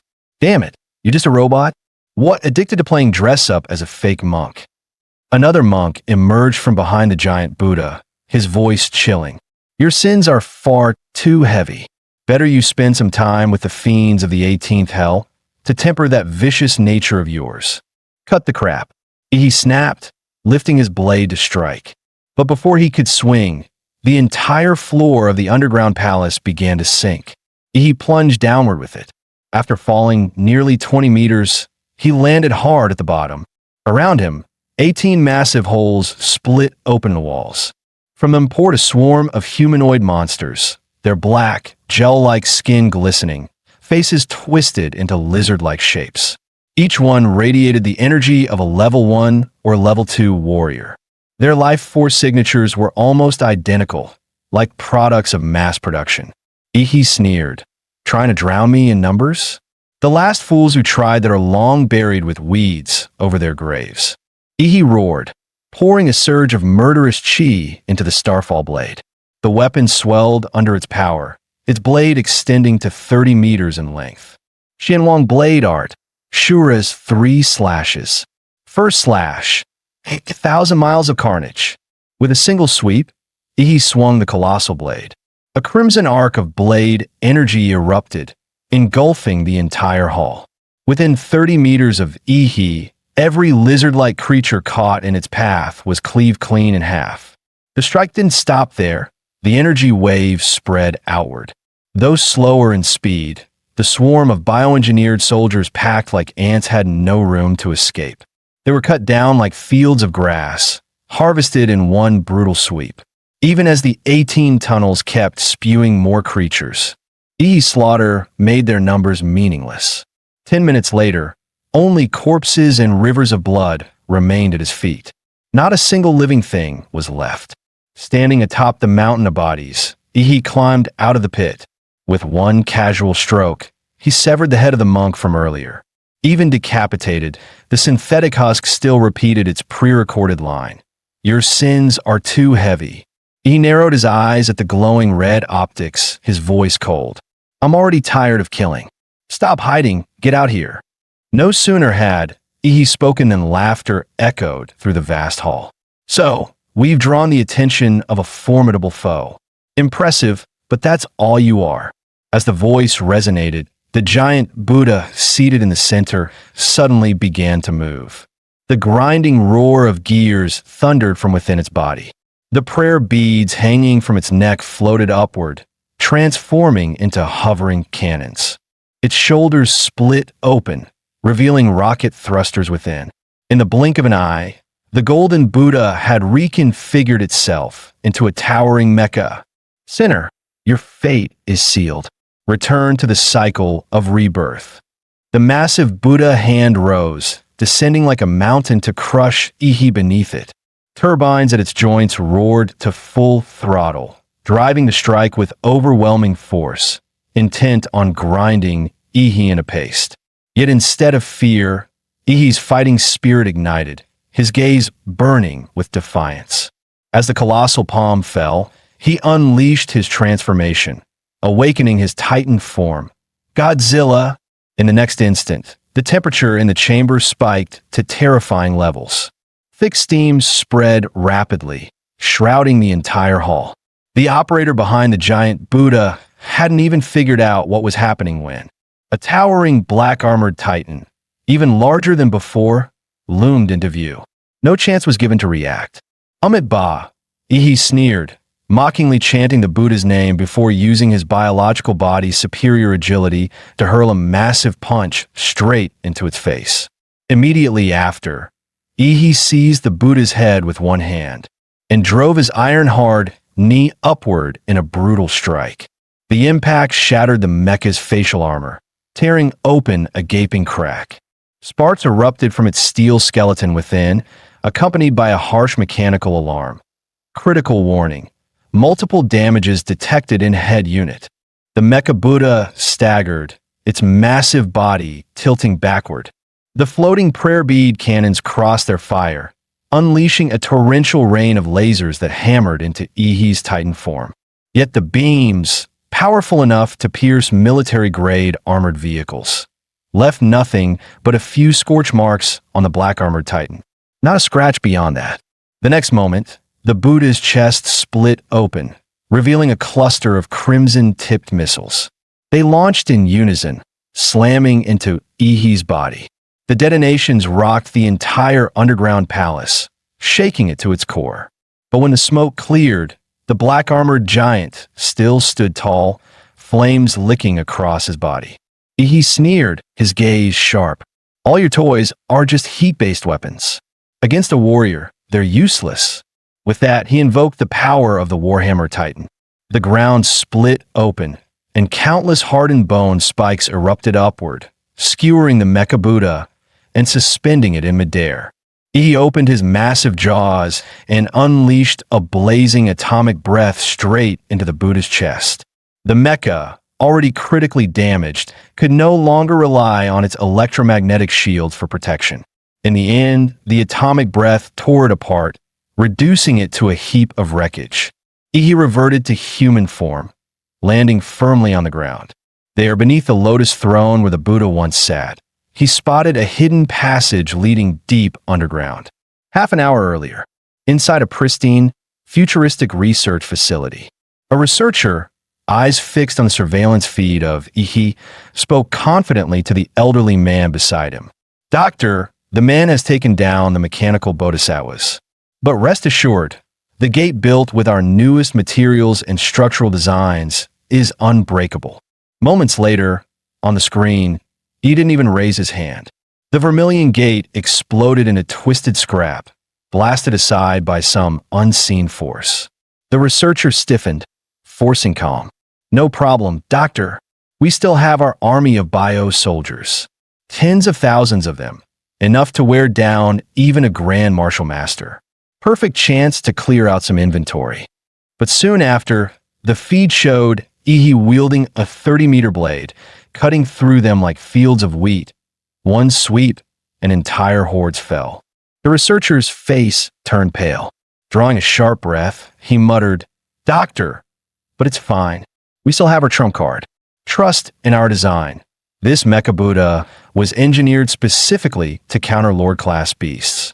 Against a mere martial warrior, it'll crush him with ease." A moment later, when a researcher saw the Mecha Buddha torn apart by Ihi's bare hands, he was struck dumb. "It's fine, doctor. We still have." Before he could finish, the short old man beside him snapped in fury. "Shut the hell up. Enough with your cursed optimism. The enemy's already tearing through our front door, and you're still saying it's fine? The guards above might buy us a few minutes at best. We need to retreat immediately. Once we're out, trigger the base's self-destruct protocol. We cannot allow any of this information to leak." The old man was known as Dr. Fong, once a level 3 researcher for Prometheus. After Prometheus was disbanded, he was secretly recruited by Laserbird. 10 years ago, Laserbird set its sights on the unremarkable Linshui County, quietly replacing all the monks of Jinshan Temple.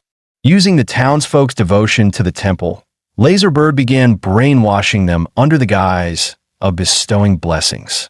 One by one, the residents were lured into undergoing human modification, turned into free test subjects to fuel the organization's biotech research with endless materials and clinical data. But now, this facility had to be abandoned. Just as the core researchers were heading toward the escape tunnel, a beam of blue light suddenly sliced open the ceiling above. "Abbott, where exactly do you think you're running?" E's mocking laughter echoed through the hall. Several guards rushed forward, intent on killing him. But before they could even get close, Ihi's stand appeared, instantly snapping their limbs like twigs. Ihi strode up to Dr. Fong with a cold sneer, his gaze sharp as blades. "What do you want? We can negotiate," Dr. Fong stammered, even as his hand slipped into his pocket to trigger the base's self-destruct. 4 Laserbird had implanted micro-bombs into every key researcher and leader. Their families and friends were kept under strict watch as well, ensuring absolute obedience and preventing any leaks. But he had already caught the old man's trick. Before he could press the switch, Ihi crushed his arm in an instant. Dr. Fong flailed in agony, his throat clamped shut, choking like a fish dragged onto land. His short legs kicked wildly in the air, powerless. Only when he was on the verge of passing out did Ihi finally release him, tossing him to the ground like trash. Dr. Fang's lungs finally drew in fresh air again. When he looked back at Ihi, his eyes were filled with raw terror. Seeing him subdued, Ihi began his interrogation. "Now, you're going to tell me everything you've done here in Linshui County. 2 weeks ago, were you the ones who killed those 3 young martial artists? What the hell are you people doing here?" At that, Dr. Fong let out a twisted, deranged laugh. This lab's secrets will never reach you. There's a signal monitor wired into my brain. The moment I utter any corporate keywords, the bomb in my body detonates. Either way, I'm dead. So I'll take the quick way out." He bit down, shattering the poison capsule hidden in his mouth. Instantly, the entire facility glowed crimson, warning sirens blaring. With Dr. Fang's heartbeat ceasing, the self-destruct system linked to it activated. He only chuckled darkly. Laserbird, all of you really are nothing but suicidal fanatics. Too bad. In front of me, even death will be a luxury you don't get to choose. He then unleashed his vampire powers, driving his finger straight into the artery in Dr. Feng's neck. The corpse virus surged into his bloodstream, spreading rapidly through his entire body. The heart that had already stopped suddenly began to beat again, pounding even stronger than before. Normally, vampire bloodlines could indeed infect humans or corpses, turning them into corpse-born thralls. But most would degrade into mindless zombies, without healing ability, losing intelligence, and rotting away, save for a rare few with innate talent. E's virus, however, had been modified with the power of the founding Titan. That power could transform ordinary humans into Titans, and grant him absolute control over them.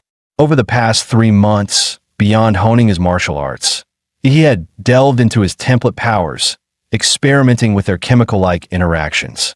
He discovered that when combined, their effects were far greater than the sum of their parts.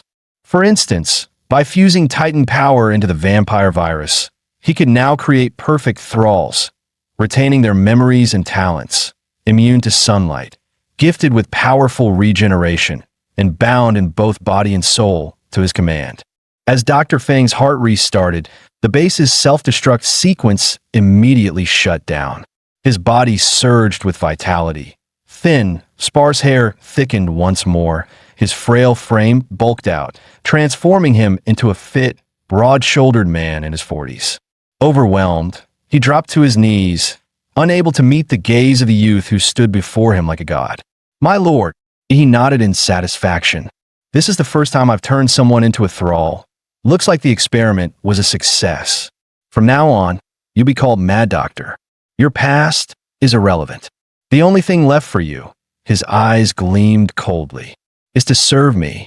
At that moment, a psychic link formed between He and the newly made Mad Doctor. This was the authority of the founding Titan, granting He, as the progenitor, the right to enter the spiritual worlds of all his bloodline subordinates. No more wasting time on surveillance. With a single thought, He broke into the Mad Doctor's mind, rifling through his memories of Linshui County to uncover when the city had first been compromised. Through those memories, He discovered that 8 years ago, Dr. Feng's team had been dispatched to Linshui by the Laserbird Corporation. There, they secretly used the villagers as subjects in experiments with biosoldiers and mechanical constructs. But just as their research began to succeed, an insidious cult called Xinjiang Heaven infiltrated the region without anyone realizing.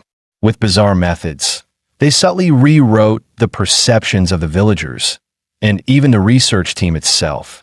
Over time, symptoms began to show: eating raw flesh, constant lethargy, worshipping clay idols, and even sleepwalking en masse. Eating raw flesh marked the first stage of corruption, physical mutation triggered by that alien will. Lethargy indicated a deeper level of spiritual distortion. Worshipping clay idols meant the mind and body had been almost completely corrupted beyond salvation. And mass sleepwalking, that was the final sign. Their souls had already become food for that twisted will. The investigation revealed that in the past 2 years, the maximum lifespan of Linshui's residents had dropped to just 50 to 55 years. Anyone older than that had already been devoured by the alien will. In the end, the entire city was destined to become its food. This organization, calling itself Xinjiang Heaven, was in truth an anti-human cult, worshipping knowledge from ancient ruins and seeking the destruction of mankind. Dr. Feng speculated that the source corrupting the minds of Lin Shui's people and feeding on their life force was a demon fetus brought out from a secret ruin. According to his calculations, the fetus would fully mature 2 nights from now. Having pieced together the truth, he withdrew from the mental link. He suddenly recalled the old Tricycle Man's words, that in 2 days, Lin Shui would host a so-called blooming festival. By then, the entire city's population would be gathered. He finished reading all of Mad Doctor's memories. To his surprise, he uncovered an unexpected gift. Before his death, Mad Doctor had not only taken part in the research of the golden gene, but also understood its usage and effects. However, that knowledge could only be put to use after the mission was complete. As for the plan of the Divine Descent Kingdom, he already had a mad solution in mind. Technically, all he needed to do was uncover the truth and claim Hua University's reward. But what he wanted now was far greater. He aimed to snatch the Divine Descent Kingdom's prize for himself. He then ordered Mad Doctor, "You'll hide inside Linshui County. I'll provide you with my blood. Find a way to release it into the county's water supply. Make sure the infection spreads to the maximum extent." Mad Doctor instantly grasped Ihi's plan, his face twisting with excitement. "My lord, you intend to fight the Divine Descent Kingdom's demon fetus for believers? Madness. This is utterly insane." He nodded and said, "By now, all the residents of Linshui County have entered the 4th stage of contamination. There's no way for them to return to normal. I admit I have my own motives in transforming them, but once this storm is over, I'll do my best to let them resume their old lives. At the very least, under my control, they won't harm society." After parting with Mad Doctor, he returned to the old residence to regroup with Chu Zhou and Lu Qingzhu. The two were eating combat rations prepared by Hua University at that moment. Clearly, they had also learned that the townsfolk were eating raw meat and even human flesh, so they dared not touch the local food.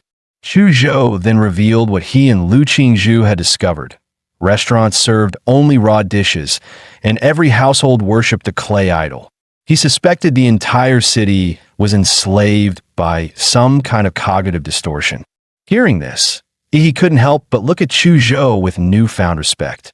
This killer had guessed nearly spot on. He then recounted their trip to Jinshan Temple, though he deliberately left out the part about assimilating Mad Doctor and his plan to steal the Divine Descent Kingdom's prize. Lu Qingzhu's eyes widened in shock. She never expected such chaos in a small county. Chu Zhou was just as stunned that even a powerful biotech organization had been swallowed up by Lin Shui's anomalies. This has already gone beyond a level 3 mission, hasn't it? Should we call Hua University for backup? Lu Qingzhu asked nervously. He shook his head repeatedly. Are you kidding? If Hua University steps in, how am I supposed to intercept the prize? Don't worry. This task is strange, yes, but it doesn't pose any real threat to our safety. Stop scaring yourselves. If your first thought is to run for reinforcements at the first sign of danger, what can we ever accomplish? For now, we wait until nightfall, he said firmly. So far, we've seen the anomalies of eating raw flesh and worshipping clay idols. There's still one left we haven't experienced: mass sleepwalking. Perhaps only at night will this heavily twisted city reveal its true face. Meanwhile, at Laserbird headquarters, the board of directors convened an emergency meeting to address the sudden blackout of the Jinshan Temple base. Just 30 minutes earlier, headquarters had received a signal that the base's self-destruct sequence in Linshui County had been activated, only to be aborted within seconds. This immediately raised alarms in the information department. They tried contacting the base, but no one answered. Realizing the severity, the department head escalated the matter to the board. Following their ruthless doctrine of better to kill by mistake than let one slip away, the board ordered all implanted heart bombs within the base's researchers to be detonated, ensuring no survivors. At the same time, they dispatched a special squad to Linshui County to investigate the situation firsthand. Moments later, inside Linshui's central water plant, Mad Doctor, who had been standing tall, suddenly felt his pupils contract. Without warning, he drove his hand into his chest and ripped his heart straight out. He hurled it away, and the organ exploded like fireworks, spraying blood in every direction. Even as an undead, losing such a vital organ left Mad Doctor weakened. While his heart slowly regenerated, he sent a message to Ihi. My lord, Laserbird just detonated the bomb inside me. Knowing their methods, they'll send a special squad to Linshui any moment now. He read the message and calmly replied, no matter. Continue the plan. Night fell as a train slowly pulled into Linshui County Station. 5 passengers stepped off the carriage. One seemingly ordinary middle-aged man spoke up. "So remote. No wonder the company chose this place for a secret base." A woman dragging a suitcase with a baby in her arms replied. The company already confirmed that Daxia's Dragon Sparrow wasn't involved with the Jinshan Temple base. So who did it? The company has far too many enemies. The man in glasses, clearly the leader, issued his command coldly. "Head to the base first. Destroy every piece of equipment and data we can." This young man, who looked no different from an ordinary programmer, was in fact the captain of Laserbird's 3rd Squad, once known across the entire underworld as the King of Assassins. Their assignments were set. Golden Snake and Bluebird would investigate the state of Linshui County. Meanwhile, the programmer Captain Black Lion, along with the pot-bellied man Catfish and the woman with the baby, White Sheep, were tasked with heading to the Jinshan Temple base. Golden Snake and Bluebird, both masters of stealth, melted into the city's shadows as they quickly gathered and organized what they saw. Silently, they slipped into a residential home. The moment they entered, a nauseating stench of rotting meat hit them. After checking, they discovered the source, a severed human head placed in the kitchen. Bluebird stepped into the master bedroom, where she found a clay idol with a red veil draped over its head. Driven by curiosity, she lifted the cloth. In an instant, her consciousness was seized by the idol. Meanwhile, Golden Snake stood in the living room, listening through his earpiece to Captain Black Lion's update. They had uncovered the cause of the Jinshan Temple base's downfall. A lone warrior had single-handedly smashed through the entire facility. Tens of thousands of bioengineered corpses littered the underground palace. The Fortress-class battle mech Great Buddha lay in shattered pieces, and not a single researcher survived. Even the lead scientist, Dr. Feng, was missing. At least, his body wasn't found anywhere near the temple. Just as Golden Snake finished listening to the report, his signal suddenly cut out. Looking toward the window, he froze on the spot. The once empty street outside was now packed with residents in pajamas. Their expressions were serene, eyes closed, moving forward slowly, closing in on his position. Realizing he was being surrounded by the townsfolk, Golden Snake hurried to warn Bluebird to retreat. But the moment he pushed open the bedroom door, a dagger coated in anesthetic slammed into his abdomen. As his consciousness faded, Golden Snake was horrified to see that his attacker was none other than his teammate, Bluebird. Just before blacking out, the last thing he saw was the clay idol on the bedside shrine, its red veil torn away. That idol was none other than the moon demon, Barrows, taken from the ruins of a secret realm. That night, the moon over Linshui loomed unnaturally large. Its cold white light bathed the city, illuminating every corner without the need for lamps. From the top of a clock tower, he stood at the spire, surveying the city. In the southeast, he spotted the outbreak of mass sleepwalking. Relaying this information to Chu Zhou and Lu Qingzhu, he then leapt down from the tower, heading straight to regroup with them. At that moment, Golden Snake slowly regained consciousness from the anesthetic haze. He and his teammate, Bluebird, were tied tightly to 2 massive pillars. "You're from the Divine Descent Kingdom, aren't you? We can talk this out. The organization behind me has real power," he shouted. But as he looked at the crowd surrounding him, Golden Snake tried to reason with them, yet no one responded. Every controlled villager wore the same eerie grin, their expressions deranged like lunatics. Just then, a deep tolling of bells rang out, as if proclaiming the descent of some presence. Instinctively, Golden Snake looked up to the sky. The clouds parted, and the moon grew even larger, so vast it seemed ready to descend upon the earth. The sleepwalking villagers now climbed upward like swarming ants, forming a colossal human ladder that reached into the heavens. The rest carried the 2 pillars bearing Golden Snake and Bluebird, ascending step by step upon the living ladder, like an ancient Mayan sacrifice climbing a pyramid. Only this time, their offering was for the moon itself. Meanwhile, inside the Jinshan Temple base, Black Lion realized Golden Snake and Bluebird had gone silent. Alarmed, he quickly rallied his two remaining teammates, suspecting that whoever had destroyed the base might have struck again. No matter what, something big must be happening in the city. We need to seize the initiative. Back to the city now. The three had barely stepped outside the temple when they caught sight of the massive full moon hanging in the night sky. At its very center, a visible beam of moonlight pierced downward. The light struck a specific point in Linshui County, resembling a divine miracle. Even Black Lion, a man who had seen it all, was left speechless at the sight. For the first time, he wondered if the fall of the Jinshan Temple base was far more complicated than the higher-ups had believed. Move! Head to where the moonlight lands. That could explain Golden Snake and Bluebird's disappearance. With that, Black Lion took the lead, racing toward the heart of Linshui. The three closed in quickly, drawing nearer and nearer to their destination. By coincidence, they ran straight into Chu Zhou and Lu Qingzhu, who were also making their way there. At the sight of the two newcomers, Black Lion's first instinct was immediate annihilation.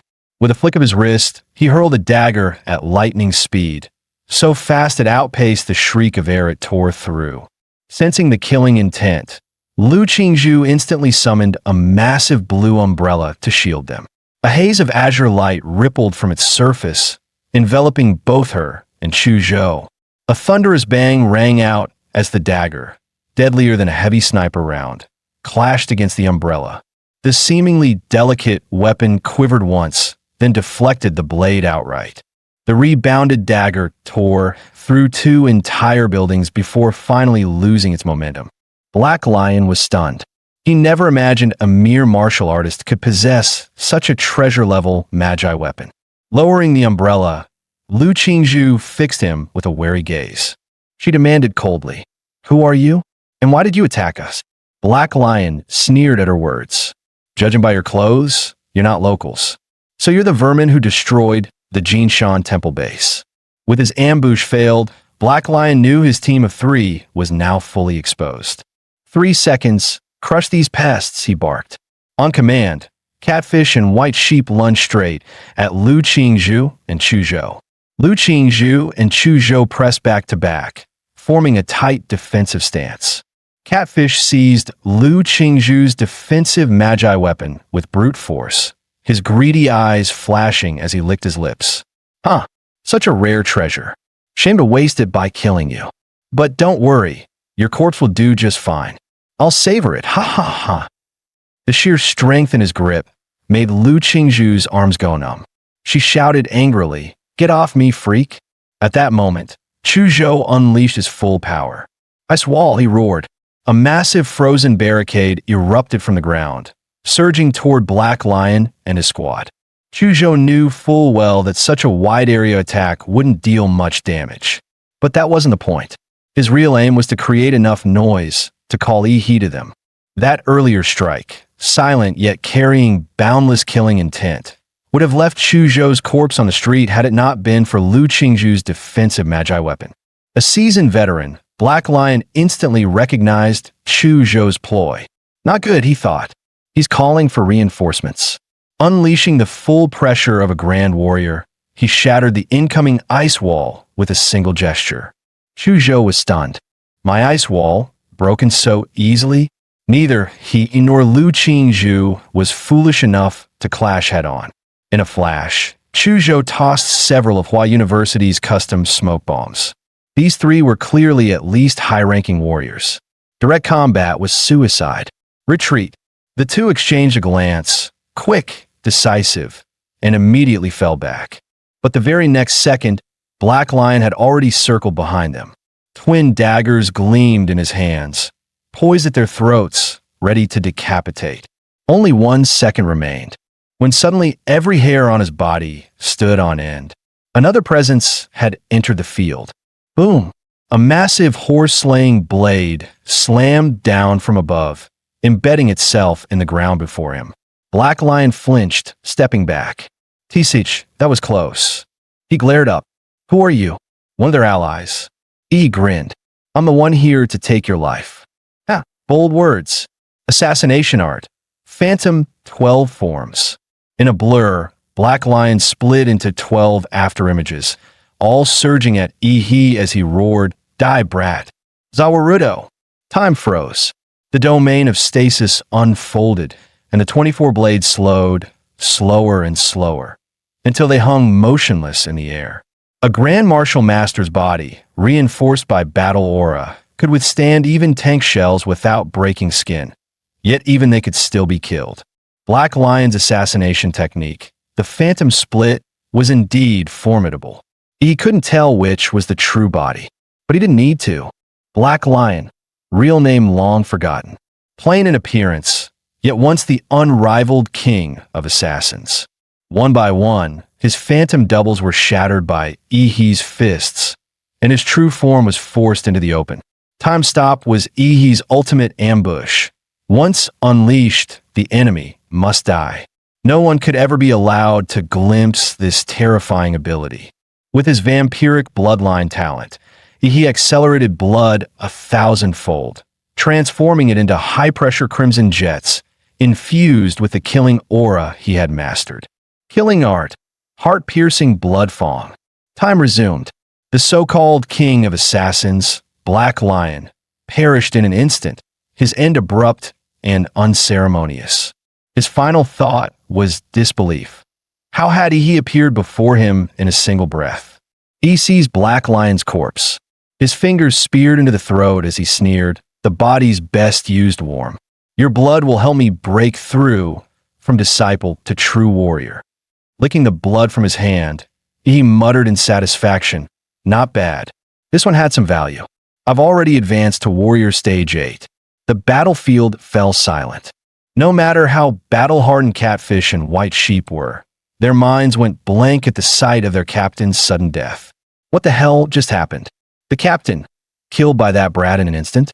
This is insane. To leap two entire martial realms and kill the foe. It should have been impossible, even with a powerful artifact. A warrior simply lacks the aura to sustain such a weapon. Yet, he had done it. Worse, he drained the captain's blood dry. This thing isn't human. It's a monster. He stared at them coldly. It's not over yet. Now, let me show you something interesting. Flesh prison. Blood fiend puppet. From beneath his feet, his shadow boiled with black-red miasma. A massive, translucent hand of blood and darkness crawled forth from the abyss. As the phantom fully emerged, Catfish and White Sheep recoiled in horror. The figure looked exactly like their captain, drained to a husk just moments ago. Damn it, what kind of monsters are these? Each one's worse than the last. Is that really just a warrior? White Sheep muttered through gritted teeth. Then she said firmly, "Leave it to me." Her face hardened as she hurled the baby in her arms into the air. Before their eyes, the infant began to grow at terrifying speed, transforming in seconds into a 3-meter-tall, muscle-bound monstrosity. "My treasure, stop them. Quick, retreat," she cried, as she and Catfish fled in panic. "Chuzhou, Qingzhu, work with my shadow puppet. Take down that bioengineered beast. I'll go hunt down those two warriors." With that, Eve vanished from the battlefield in an instant. Chuzhou wasted no time. He unleashed his bloodline awakening, Ice Demon Dragon. The muscle monstrosity let out a furious roar. Its black muscles bulged, glowing with sinister red light, and a blazing palm strike, radiating scorching heat, came crashing down toward Chuzhou. Chuzhou responded with his profound martial art, Xianwang technique, Ice Soaring Dragon Shadow. Frost gathered on the lone cold sword, forming a dragon-shaped phantom. With a single slash, a tidal wave of icy currents surged forth, shaping into a ferocious dragon head that swallowed the bio-enhanced brute whole. The muscle monstrosity roared again, its black flesh glowing brighter with crimson light. Its burning heat clashed head-on with a freezing torrent, sending vast clouds of steam billowing into the air. Yet hidden within the icy surge was a far deadlier strike. "Taste my blade." A sword edge concealed within the icy dragon shadow suddenly cut toward the creature's throat. Startled, the muscle monstrosity jerked its head aside, narrowly evading the strike. Yet half of its face was still frozen solid, then shattered, revealing the alloy skull beneath. Chuzhou hadn't expected a creature of such massive size to react so swiftly. So this is what a bioengineered human truly is. Such speed. But Chuzhou wasn't fighting alone. The blood fiend Shadow, lying in wait, suddenly lunged forward, splitting into 12 crimson phantoms midair. Their blood-forged blades whipped into a dense storm of slashes, tearing through the bio-brute's skin that was as tough as a martial master's defense.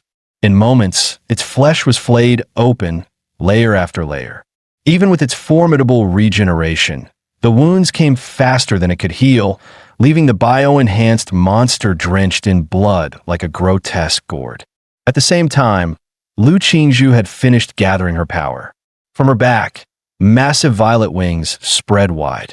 She stood aloft like a goddess, as countless violet-black feathers converged in her palms, compressing into a sphere of smoldering ash.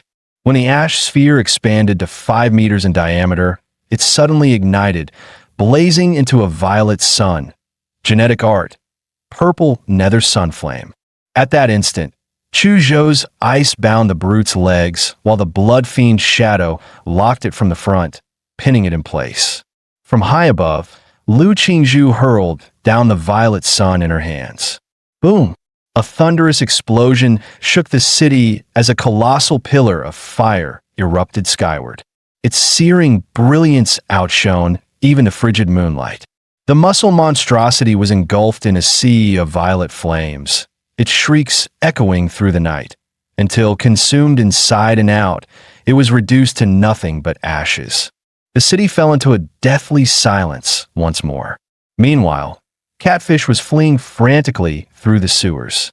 The last time he had run in such desperation was on the war-torn battlefields of the Black Triangle, hunted by drug lords and warlords alike. Suddenly, his eyes widened in horror. A beam of azure light, like divine judgment, carved through the stone above, letting cold moonlight pour into the foul, reeking sewer. Rats truly do love to burrow into the sewers. The mocking, taunting words echoed in the tunnels. But Catfish couldn't summon the slightest anger. His heart was filled with nothing but fear. Outside, White Sheep fled desperately, her eyes darting warily to every corner. Suddenly, she spotted a 20-meter-long crescent-shaped blade aura slicing into the sky. That killing intent was unmistakable. It could only be Yi. Her heart sank. Catfish was surely dead, and she knew she was next. Golden Snake and Bluebird went silent. The captain was slain. Even Catfish is gone. Now it's only me left. Who the hell are those 3 kids? No, I can't die. I have to survive. But where can I run? Her gaze shot upward to the human ladder reaching for the moon. The grotesque sight twisted her gut. This must be the work of the divine Descent Kingdom. At this point, the only way she could think of to shake off Yi's pursuit was to surrender herself to that ladder. Even if it meant offering her soul to a demon, she had to live. But when she finally stood before the moonbound ladder, she couldn't help but gasp sharply. The bridge of naked, writhing human bodies stretched between earth and sky, every face frozen in a serene, unsettling smile. White Sheep shuddered. This is beyond terrifying. Just then, Yi's voice came from behind her. You're going up there? White Sheep's skin prickled with goosebumps. Damn it, he's caught up. She turned to see Yi, a living Shura, one hand gripping Catfish's severed, terrified head, the other resting on the starfall blade, his gaze cold and merciless. White Sheep could no longer think rationally. She scrambled madly up the moonbound ladder. Though the ladder looked endless, once she climbed it felt terrifyingly fast. In moments, she reached what appeared to be the surface of the moon. Shock coursed through her entire being. There, she saw an ornate gate adorned with exquisite white jade carvings. In a daze, she watched as the gate slowly opened. Inside, she seemed to see her parents, standing there and waving to her. Mom, Dad, I missed you so much. White Sheep's face broke into a blissful smile. At last, the bronze gates of the divine descent heaven creaked open. from below the lunar ladder. They watched as Ares set foot on the moon. A twisted grin curled across Ihi's lips. The next moment, his figure dissolved into a stream of air. He was never Ihi at all, but an illusion forged to force Ares onto the moon. Perhaps Catfish and Ares hadn't been so terrified at first. It was the moonlight itself that amplified their deepest fears. Clever move, divine descent heaven, turning Ares' own fear into the image of Ihi. Now that's interesting. By this point, Black Lion, captain of Laserbird's third squad, and Catfish were confirmed dead, while the other three likely faced a fate colder than death. Ihi bared his teeth in a smile, calculating quietly. Tomorrow, divine descent heaven's people would arrive. With Laserbird losing both a base and an entire squad, chances were high they'd hold their forces back. And oh, more distractions. After all this setup, the grand show was finally about to begin to eye in his pupils. Atomic blue flames ignited. As dawn approached, the massive moon finally began to drift reluctantly away from the Earth. The pillar of light cast from its surface slowly faded. The people of Linshue County, who had formed the lunar ladder, descended one by one. Without the moonlight, their withered, lifeless skins swelled back to normal, as if vitality had returned. But it was nothing more than a facade. Their stolen life force was gone forever. Eyes still closed, they wore peaceful expressions as they walked back to their homes, as though nothing had ever happened. From a distance, Ihi and his companions silently observed the eerie scene. Lu Qingzhu voiced her concern. Ihi, this mission is far stranger than we imagined. Are you sure you still want to push forward? Ihi remained calm. Relax, I've got this. Besides, it's not just the three of us. We have a powerful ally helping us from the shadows. He simply doesn't wish to show himself. An ally. Chuzhou nodded thoughtfully, eye in his eyes. He could never have been from an ordinary family as the records claimed. Among warriors, bloodlines made all the difference. Higher-tier warriors stood on an entirely different level of existence. Chuzhou's own father was proof. A powerful bastard in every sense that he speculated that Ihi was either the illegitimate child of a mighty warrior or a young master from a great warrior clan sent to train among commoners. If it were the latter, then of course a guardian would be watching over him. That he assumed must be the ally Ihi mentioned. But in the end, Chuzhou was dead wrong. Chuzhou, Qingzhu, I have an important mission for you today. As Ihi spoke, countless shadow demons burst from his body, crowding every rooftop around them. At his side stood a blood fiend shadow identical to Black Lion. The two of you will move together with my shadows and smash every clay idol in the city. Got it, Chuzhou answered without hesitation. Blade in hand, he strode off, two shadows following close behind. Each time Chuzhou shattered an idol, the shadows would devour the filthy spiritual energy within. Lu Qingzhu cast Ihi a worried glance, but in the end chose to follow his plan. Just as she turned away, Ihi suddenly called out to her. Smiling with unshakable confidence in his eyes, he said, Qingzhu, trust me. Qingzhu's ears flushed red once more, and a faint smile curved her lips. I do. But Ihi, please trust your teammates more in the future. Don't carry everything alone. He returned to the underground palace beneath Jinshan Temple Base. A man in a white lab coat had been waiting for him. Bowing respectfully, the mad doctor greeted, Master. He cut him off coldly. Save it. Time is short. We need to prepare for battle. His gaze fell on the pit filled with a mountain of cyborg corpses, the handiwork of his own slaughter. Once he had cast them into death's abyss. Now, he intended to grant them rebirth. Good. The numbers are enough. He muttered, summoning the power of the giant. He carefully restrained the surging lightning so it wouldn't damage the bodies that, in moments, a colossal torso, 50 meters tall, took shape before him. The giant raised its massive hands and tore open its own chest, revealing a heart that still pounded furiously. With a thunderous rush, torrents of giant's blood cascaded down like a waterfall, drenching the mountain of corpses. The cyborg lying at the top was the first to touch the crimson flood. Its once glazed eyes trembled, then refocused. Torn flesh writhed and began to knit back together. This was all part of Ihi's plan. Ihi's plan was to forge an army of undead giants. First, he would use a vampire virus to resurrect the cyborg corpses, then grant them the power of the progenitor giant. When the time came, they would transform into an unstoppable legion that obeyed his every command. Meanwhile, the Mad Doctor worked at the base computer, directing swarms of nanomosquitoes into every household in Linshue County, delivering what he called Ihi's warm blood. "Master, everything is proceeding smoothly." Ihi nodded. "Good. The biomosquitoes carry vampire blood. Once the infection is complete, go repair that Mecha Buddha we dismantled earlier." The Mad Doctor sneered. "A full repair is impossible given its condition, but stripping its weapons and rebuilding them into new systems is still within reach. Rest assured, Master. Excellent.my side is already in motion. Now, let's see how my opponent, Heaven, chooses to act." While Ihi raced ahead with his preparations, another force was already on its way to Linshue County. Divine Descent Heaven was said to have originated from the humanity must perish faction, born when the first rifts to the otherworld erupted.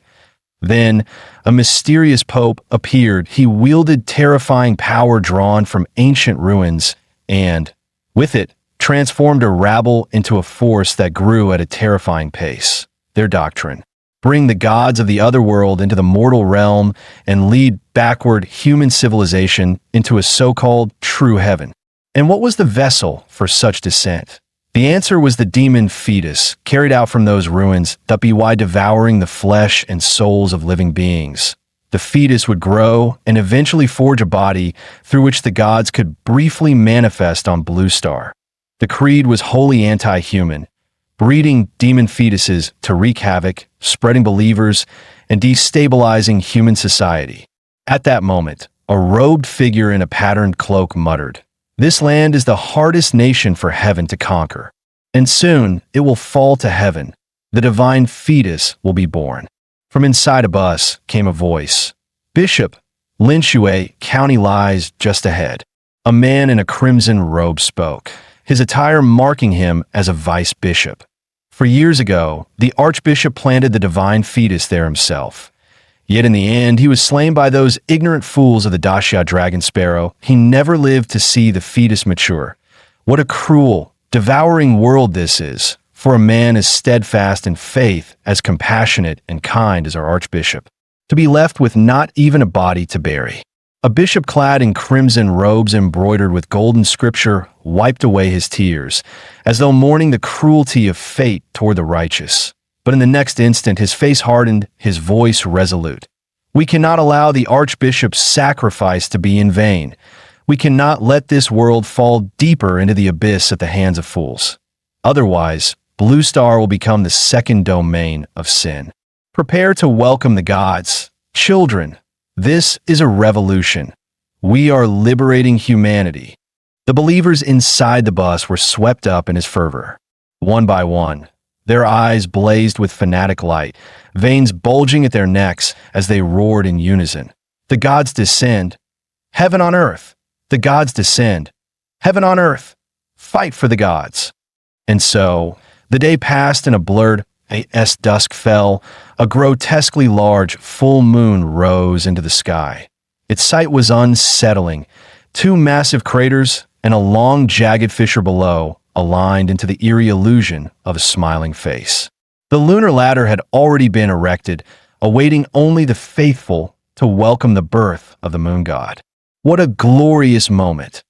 In the entire history of our church, only 2 divine fetuses have ever hatched successfully. The bishop's expression twisted with ecstasy. "And today I will carve my name into that history." He spoke of those 2 births.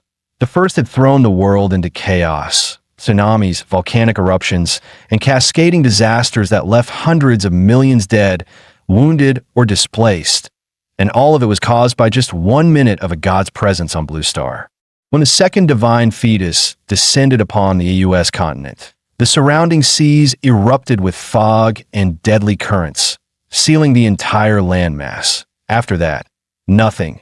Contact with the continent was completely severed, and in satellite images, the entire region became a blank void. The allied forces of many nations paid dearly, and from then on, the dark ocean around it was classified as an S-class forbidden zone of life, never to be entered again. At that moment, the bishop cut open his own wrist, letting blood spill. A spiked crystal instantly shifted in form, ravenously drinking in the flowing blood. Now this bishop would usher the arrival of the third god, this time in the Xia kingdom. Step by step, he climbed the lunar ladder, bowing his head in solemn chant as he moved toward the twisted, ominous moon. At last, he beheld the ornate structure upon the lunar surface, the moon gate. Dropping to his knees, he poured his blood upon the ground and cried out, "O God above, accept my blood." As though acknowledging his devotion, the moon gate creaked open. A voice surged into his mind, guiding him onward. Eventually, he reached a grand altar forged from moonstone. Upon it rested a platinum coffin, engraved with the church's sigil, the platinum god coffin. Inside lay the divine fetus he had once cultivated. After 4 years of draining the lifeblood of Linshui County, it was nearly ripe. True, compared to those fetuses cultivated with the life force and faith of entire nations, this one was inferior. Its capacity to embody divinity far weaker, but the very fact it existed at all was an achievement. The bishop carefully lifted the coffin, surprised at how unnaturally light it was. Still, he bent low, feigning a heavy burden as he staggered forward, perhaps believing the act itself carried greater ritual weight. Beneath the lunar ladder, the congregation craned their necks, finally catching sight of the bishop carrying the coffin. His back was bent as though crushed by its weight, sweat streaming down his face. Yet he pressed forward, chanting devoutly with every step. The believers gazed on with boundless reverence, for to them, he was a father. The crowd parted, allowing the bishop to enter the center of the formation and set down the coffin. "Children, let us begin welcoming the god." He lifted his voice to the heavens. "O great moon, O nightmare god of the dreamscape, your most faithful servant calls once more. Grant me leave to summon your soul." Moon Nightmare Baros. And then, including the bishop himself, from every single resident of Linshui County, white spirit forms drifted out of their bodies. These phantoms carried the weight of human faith. The sight was not majestic, but grotesque to the extreme. Hundreds of thousands of spirits surged together into a white tide, streaming toward the coffin. At that instant, a beast's roar split the air like thunder, carrying a sovereign's dominance, as though heralding a signal. Almost half of the white tide suddenly turned blue, some entirely, some half blue, others speckled with cobalt blotches. The bishop reeled in shock. What is happening? The pure white spirits have turned blue. That roar, it polluted them. Impossible! How could the divine fetus's spirits be tainted by some unknown roar? Who is meddling in the shadows? The bishop's heart sank. Yet one truth was undeniable. Their faith in the moon nightmare had been defiled. The believers were worshiping another king. No, the ritual can't be undone. These corrupted blue spirits are trying to contaminate the divine fetus. The congregation of divine descent heaven stood frozen, their minds blank for an instant, a wave of humiliation crashing over them, as if their devotion had been violated. At that moment, Ihi's figure emerged silently behind the bishop. "Kept you waiting, bishop." The bishop spun around, horrified. "Who are you?" Blue lights surged in Ihi's eyes as he answered coldly. "Given the state of things, you still can't tell who I am?" As Ihi drew his blade, he slowly closed his eyes. In his mind, a new vision opened, colorless, yet woven with countless lines, sketching the outlines of bodies and their organs. That on the bishop's throat, one crimson line blazed brighter than all the rest. He had found it. The killing line. Azura 3 blades, second strike, killing stance, slaughtering moon. The Qinyun blade erupted in a flood of blood-red light as overwhelming killing intent surged into it. In that moment, the Starfall blade became a river of blood, forged from the wailing souls of the dead, radiating sheer terror. Even the twisted moon above was split in half by that strike. Dong! A massive bell crashed down. The bishop fell in an instant, and with his dying breath, he cried out, "Great moon nightmare, Baros!" He scoffed inwardly, pathetic. Even with 3 life-saving artifacts on his body, the Crimson Bishop couldn't withstand a single strike. Then, out of nowhere, a voice rang out. An incredible blade. "Tell me, child, would you like to join the church?" He stiffened, snapping his head around. Another Crimson Bishop stood there. The man introduced himself calmly. "Allow me. I am Lin Shi, current highest authority of the church in Xia Kingdom." He chuckled lightly. "What you just killed was only my vice bishop. You understand, don't you? Ours is a dangerous profession. Having subordinates pose as superiors is only logical. Wouldn't you agree?" Yi's eyes narrowed. "Old schemer, a decoy." Huh? His gaze sharpened, and without hesitation, he chose to withdraw from the battlefield. But Lin Shi's mocking voice pursued him. "This is sacred ground for welcoming the gods. You can't just come and go as you please."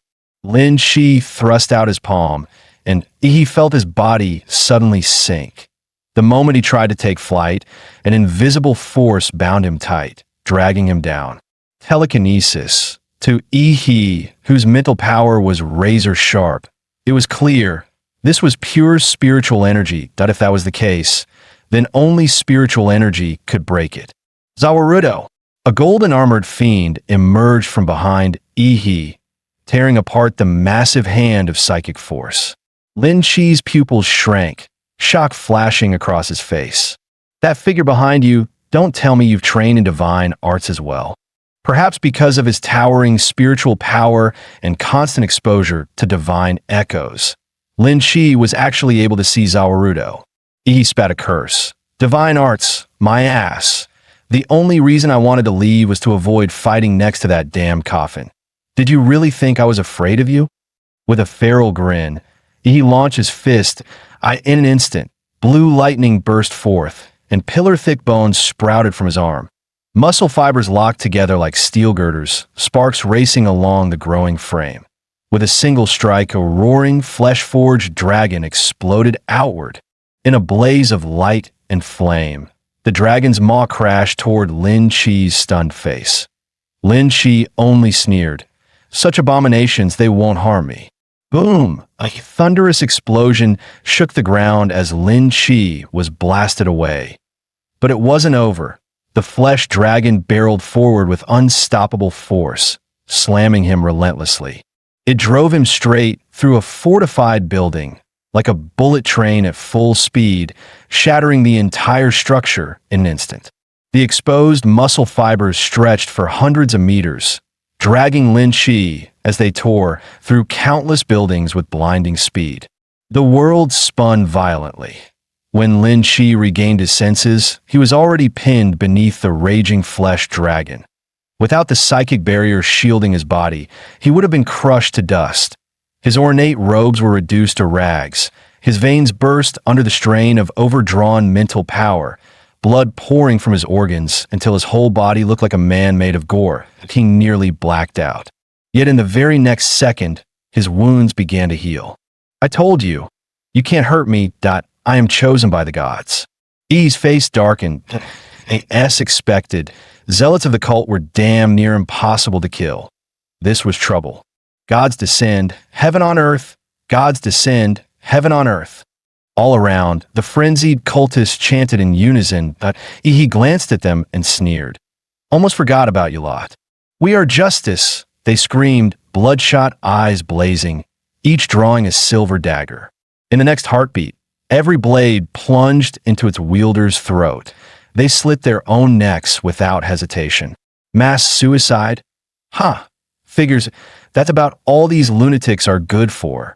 He sneered. The twisted logic of cultists was beyond comprehension. He narrowed his eyes. Let's see what kind of trick they're trying to pull this time. In an instant, an icy, slimy surge of spiritual energy descended. The corpses of the self-slain cultists began convulsing violently, as though something alive was gestating inside them, ready to burst out. Crack! A blood-red hand suddenly tore its way free from one follower's chest. As the creature fully crawled out, he finally saw its true form. Skin the color of blood, horns jutting from its skull, and fangs jutting from its maw. He grinned. So in the end, it's just some Western-style demon trash. In an instant, 50 cultists became 50 gates of flesh, spewing demons without end. He sneered. These lunatics really go all in, turning their own bodies into gateways just to summon demons, trying to flood the field again. Too bad. I can flood the field too. He threw back his head and roared out. A shockwave ripped across the battlefield. Boom! Boom! Boom! Bolts of yellow lightning exploded throughout the city, almost identical to when Ihi had transformed into a giant. He hadn't resurrected those lizard men for nothing. Now they served as vessels for his avatars.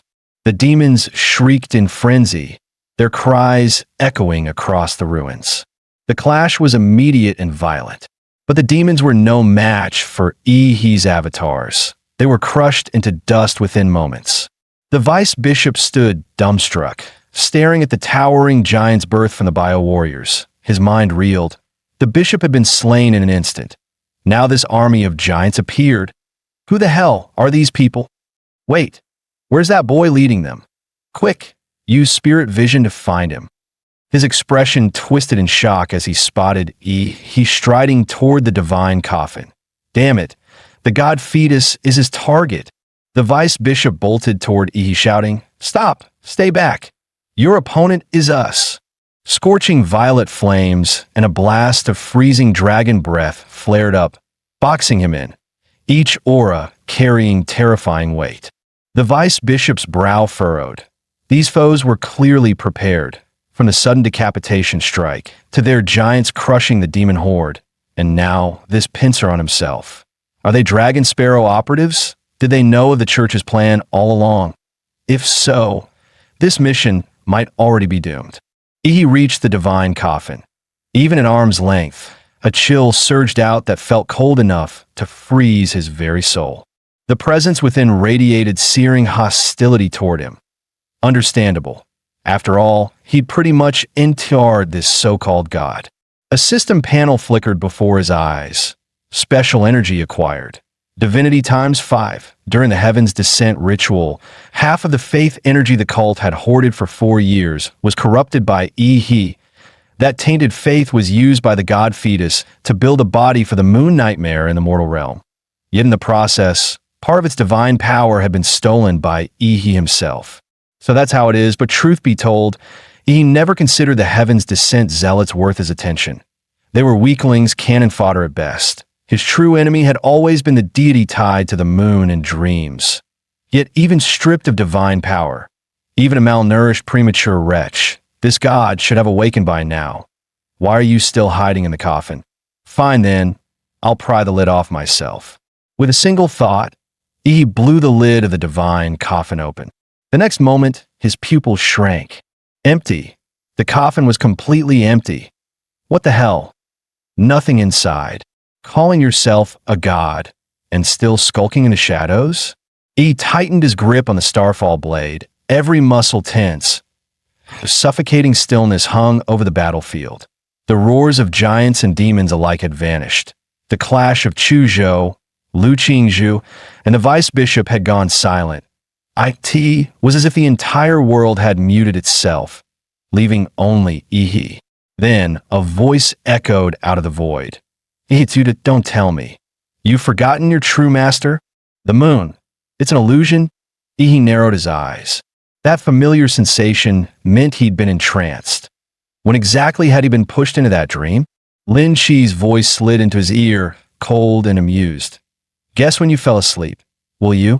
Outside, the vice bishop barely summoned a hulking demon, using it to pin Chuzhou and Lu Qingzhu in place. Buying himself a precious moment to breathe, he wondered anxiously, how was Bishop Lin faring over there? The vice bishop turned his gaze back to Ihi by the coffin. With his potent psychic acuity, he sensed something was wrong. He was clearly under divine punishment for offending a god. Worse, he could no longer detect Lin Chi's spiritual presence. The thought chilled him. He dared not imagine the rest. In O choice, he had to reach the divine fetus. He drew a short blade set with a green gem, a wood tribute relic, the Xuanmu needle. Pierce an enemy with it and bloodthorns sprout within, growing outward until the victim is shredded to pulp. Let the gods punish this sinful soul, this tainted flesh. I will execute myself. The vice bishop intoned, his voice cutting and resolute. Chu Zhou and Lu Qingzhu, pinned by the hulking demon, watched Yi teetering on the brink, and their faces went white with rage. Chu Zhou shouted, "Damn, that man is heading straight for Yi." Lu Qingzhu steadied herself, replying, "Lu Qingzhu, go save Yi.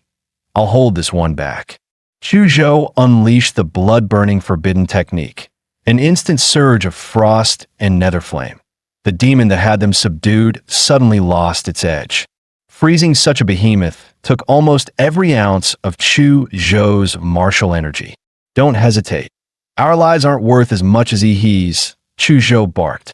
Lu Qingzhu stopped hesitating. Wings unfurling, she rocketed off to intercept the vice bishop. She murmured, "I know. Chu Zhou, please don't die." But the tide turned. Chu Zhou couldn't hold the beast forever. Boom! The unquenchable hellfire vaporized the ice. The 5-meter horned demon shattered its bonds and reared up. It glared down at Chu Zhou with eyes that spewed flame. Hellfire coalesced into a war axe in its grasp. The limb that swung, it was thicker than Chu Zhou's whole arm. Then it came down with brutal force. Chu Zhou's legs had already been badly burned earlier trying to reach the demon. There was no way to dodge that he braced to take it head on. He roared, "You think this will kill me? My revenge isn't finished yet." Several ice needles shot into the demon's pressure points. He declared, "A powerful bloodline from Huadu runs through my veins." Chu Zhou's bloodline transformation was breathtaking. Torrents of martial energy erupted from his depleted dantian, the dragon horns atop his head growing longer, glinting coldly. Torn flesh regenerated, layering over with shimmering ice scales. The once dim dragon eyes reignited, and Chu Zhou's aura surged. Higher, stronger, surpassing even his former peak. He unleashed both his blood-burned secret art and his bloodline breakthrough simultaneously. It burned his life twice as fast, but to send that demon back to hell, the price was worth it. Bloodline's secret art, Storm Chi Blade. Chu Zhou raised both hands. Invisible martial energy twisted the air, spinning and expanding between his palms. In moments, it condensed into a massive storm sword over 10 meters tall.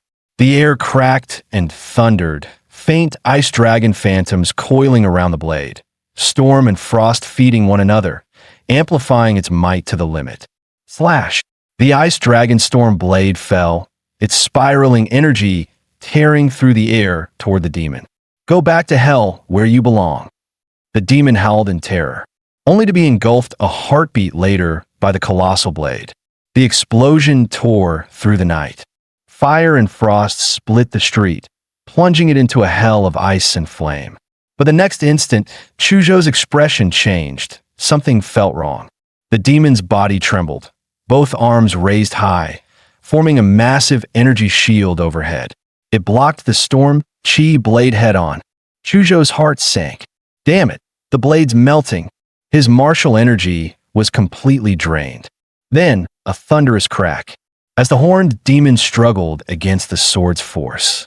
A distant sniper around screamed through the air, an anti-material armor-piercing bullet piercing straight through the demon's neck. The hand-length projectile tore his throat apart. More rounds followed, slamming into the back of his skull, his waist, his spine, each hit blasting out bowl-sized holes of blood and bone. The demon didn't die instantly, but his hellfire axe flickered and went dark. The storm blade surged downward again, unstoppable, swallowing the wounded demon whole. Chu Zhou finally exhaled in relief. A sniper? Could that be Yi's ally? Kilometers away, the mad doctor peered through his scope, exhaling too. Good thing the master left me those armor-piercing rounds infused with his martial energy, he muttered. I thought that boy, Chuzhou, was the weakest in the team. Never imagined he had such a trump card. Judging by that aura, he's on the verge of breaking through to martial disciple. That girl, Lu Qingzhu, she's impressive too. No wonder the master keeps her close. They're all monsters. All right, Sinadrone, help the kid recover his stamina. Once he's back up, that demon's as good as dead. The vice bishop, meanwhile, was reeling. The girl before him fought like a devil. Her violet flames roared endlessly, showing no sign of depletion. Though he outclassed her by an entire martial realm, he found himself dodging frantically, unable to risk trading blows. They're not from Daxia's Dragonfinch division, he thought grimly. If Dragonfinch had learned of Lingshui County, we'd never have made it this far. 3 kids, each stronger than the last. Could they all be Huada University students? His pupils narrowed. Hua, the cradle of monsters. They must die. Daxia cannot birth a 4th or 5th national grandmaster, or another Fu Hongsheng. The vice bishop's resolve hardened. For the church, I'll destroy these future threats. Suddenly, 6 massive coffins plummeted from the sky, shattering the concrete ground on impact. The lids creaked open, revealing 6 corpses radiating martial master-level energy. Lu Qingzhu froze. 3 of them, missing members of the sophomore search team. Another, the arrogant Baiyang. The last 2, though unfamiliar, she recognized by traits, Bluebird and Golden Serpent. The vice bishop blinked, then burst into manic laughter as he sensed divine energy from the bodies. Ha ha ha! God truly favors me. Watching through a remote feed, the mad doctor's face drained of color. This is bad.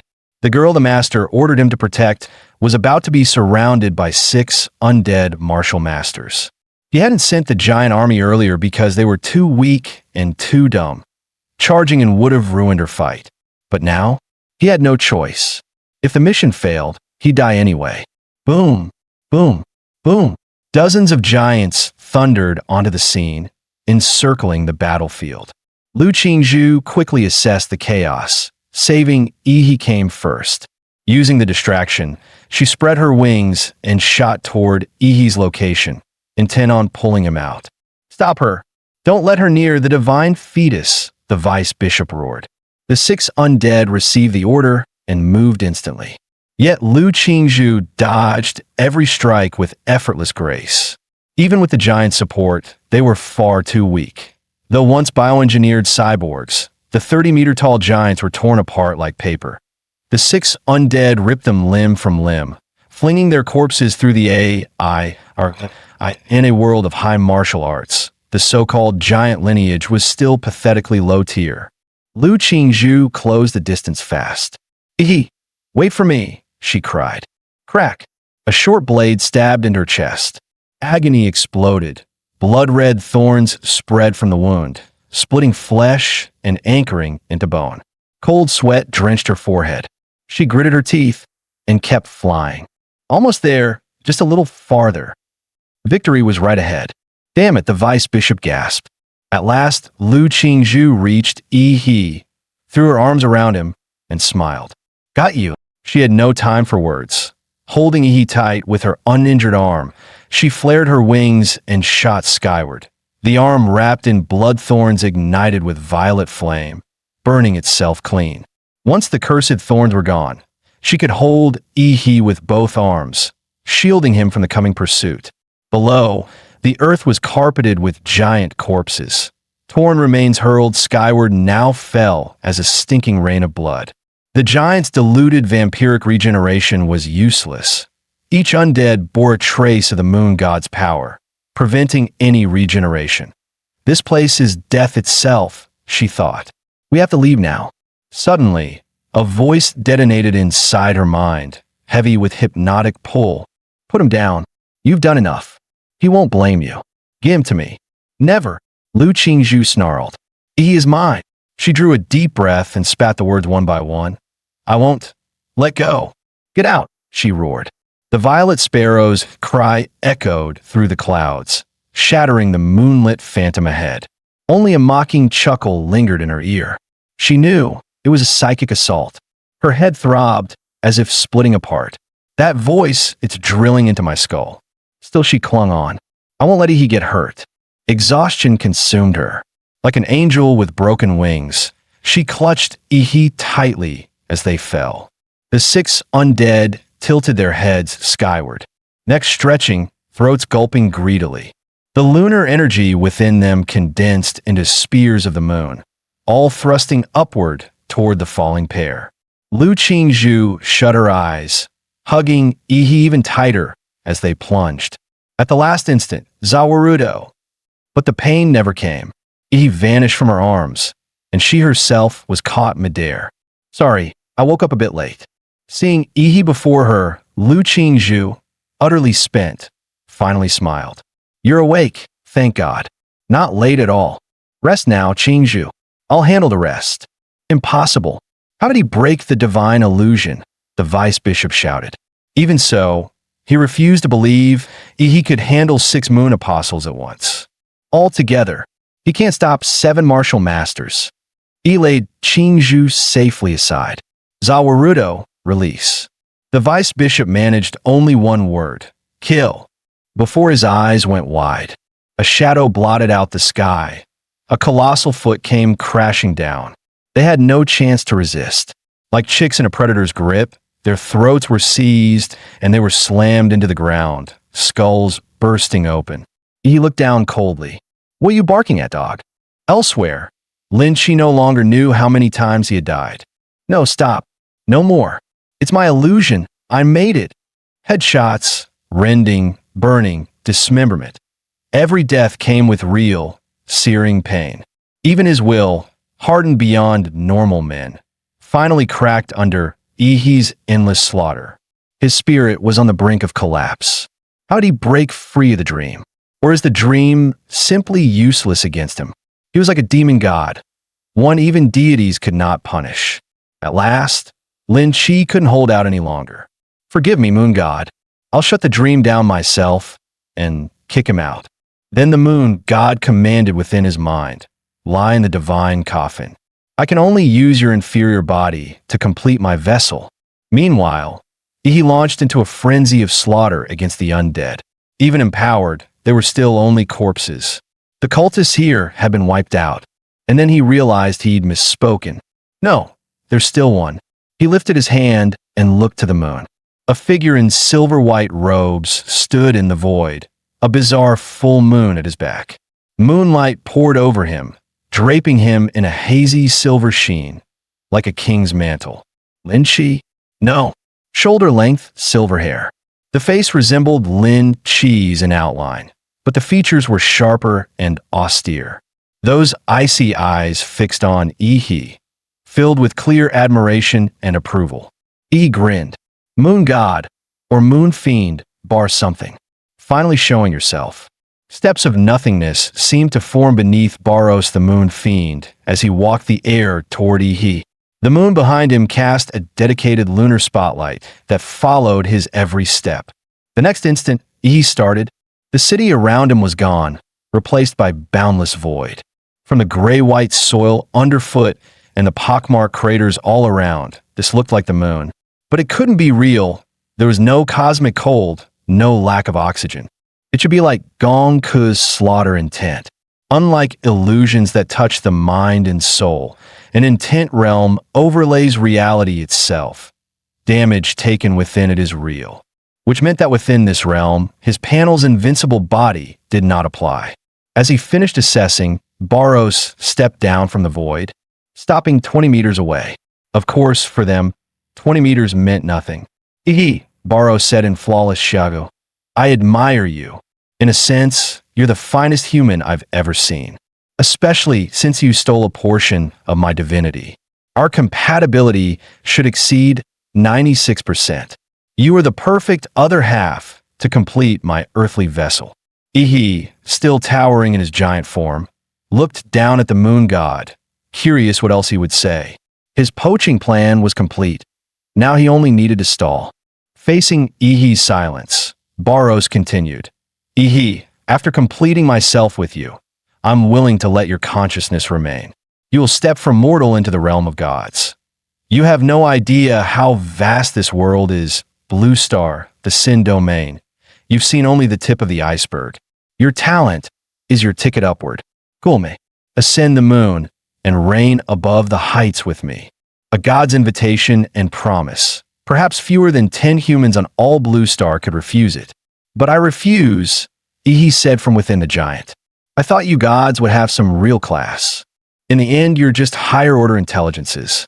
Crippled and unable to threaten me, you grab some piece of trash to patch yourself, then come to threaten and bribe. Same tricks as humans. I really overestimated you. Barros' cold face didn't change. I forgive your rudeness, human. Once my vessel is complete, even if I use flesh with a mere 20% compatibility for a crude completion, you still won't be able to oppose me. I asked your opinion only out of appreciation and for ceremony. But your opinion doesn't matter. The outcome won't change. He extended his pale hand and made a grasping motion. The giant before him was seized by an invisible hand and crushed like a chick. Under the terrifying pressure, flesh and bone were ground together into a single mangled mass. E's expression shifted. With a wrenching motion, he tore open the supergiant anthropoid body. But the next moment, he found his limbs frozen. Barros' hand drew closer and closer to his forehead, treating him like food ready to be enjoyed. Then, for the first time, a flicker of surprise crossed Barros' eyes. Why, can't I sense his consciousness? Disbelieving, he tapped E's forehead twice more. E grinned. Dumbass, figure it out? You can't touch my soul. Maybe I can't beat you in flesh. But in the spiritual plane, I've got a panel backing me. I anticipated your fake divine tricks long ago. So I used the vampire template's monstrous regeneration and left half a body with a mad doctor, split vertically. That way, when the main body is destroyed, my consciousness boots in the other half. Barros couldn't comprehend it for a moment. What did that even mean? The next second, the endless void above his head split apart. A colossal great sword descended, cleaving open the cosmic sky itself. The entire Moonstar intent realm shattered in an instant. A calm, resonant voice echoed. Qinglong, Section Chief of Daxia's Dragonfinch Division, National Grandmaster, here to exchange pointers. E's grin widened. Finally, good thing I reported this cesspit to Dragonfinch.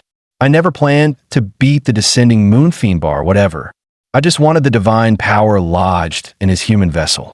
Barros looked up at the man standing on the air, his blood-red eyes flickering. That body, is it really human? Your species' potential rating clearly needs an upward revision, he muttered. After a few seconds of silent appraisal, Qinglong spoke. So this is an alien fiend? The purity of its flesh is abysmally low. So mixed, so impure. Memory flashed before him.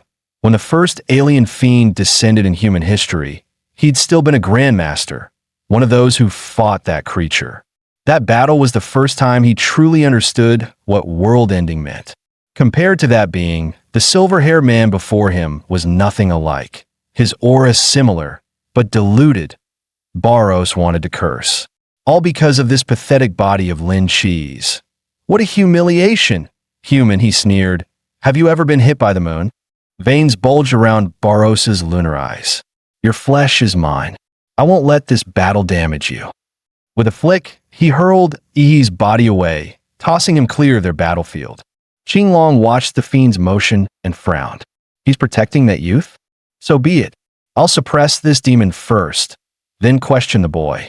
He recalled what Shi Jingwen had told him before departure. That one's name is Ihi. The name Qinglong was no empty title. The man truly summoned the Azure Dragon's true form. Please enlighten me. In answer, Barros' aura surged. He too summoned a monstrous divine body. The battle was about to begin. After being struck by the moon god's palm, Ihi's vision flashed white. And when the light faded, he was standing in a mist-shrouded mountain forest, far from the battlefield. He immediately circulated his chi and expanded his life field detection to full range. Yet even scanning dozens of kilometers around, he couldn't sense Lin Shui County's presence anywhere. That could only mean one thing. He had been displaced an enormous distance by moonlight itself.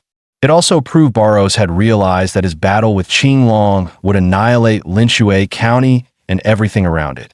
Thankfully, he had already ordered Dr. Mad to evacuate the two wounded, Chu Zhou and Lu Qingzhu. Otherwise, they would have been vaporized by now. Didn't expect that bastard Barros to have spatial blink capability. He muttered, "If he uses that to track me down, things will get nasty." Still, being this far from the front line had its advantages that AT last. He had time to study this so-called divinity. The power he had risked everything to steal from a god. He'd gone through hell to pry open that divine wall. No way he was going to waste it now. Pulling up the system panel, he began reading the entry labeled Divinity. Slowly, he understood. Divinity could arise in two ways, through endless refinement in a single field, until transcendence is achieved, or by birthright, as with high-dimensional races whose very nature grants them irreplaceable supremacy within a chosen domain. Or it could be innate divinity, a high-dimensional race whose very nature grants it absolute, irreplaceable authority within a specific domain. Both paths stem from the same source. Divinity that no wonder Barros went berserk after he stole it. The power was far beyond expectation that in essence, divinity elevates a template's qualification ceiling, reshaping its fundamental potential. As for the Dio template, he had never truly developed it, merely relying on the subconscious instincts of its vampire race. The JoJo template already had its own mutation path. No need to disrupt that progression. The giant template, meanwhile, was useless for ascension. Its affinity with divinity was non-existent, and it functioned purely as a booster for the JoJo template, with no independent value. But the Dio template, with its time manipulation, had limitless potential. It was his most vital trump card apart from his main combat template. Upgrade, Vampire Dio. When Dio possessed only vampire abilities, his template had been rated D+. After unlocking the world, it skyrocketed to B+. Yet even that rare time control ability wasn't enough to push it into the A tier. Now, after absorbing all 5 units of divinity, lines of glowing text scrolled across the system panel. Template evolution detected. B+ template. Vampire Dio. The world domain enhancement. Moon and illusion. Bloodline ascension. Vampire Moon demon lineage. A rank template. Moon Demon Dio. The world bloodline power. Feast of the Crimson Moon under night conditions. Physique, regeneration, and weapon efficiency plus 100%. Under moonlight, plus 150% during full moon. Awaken moon eyes. Unfold domain twin moon world. Blood dominion.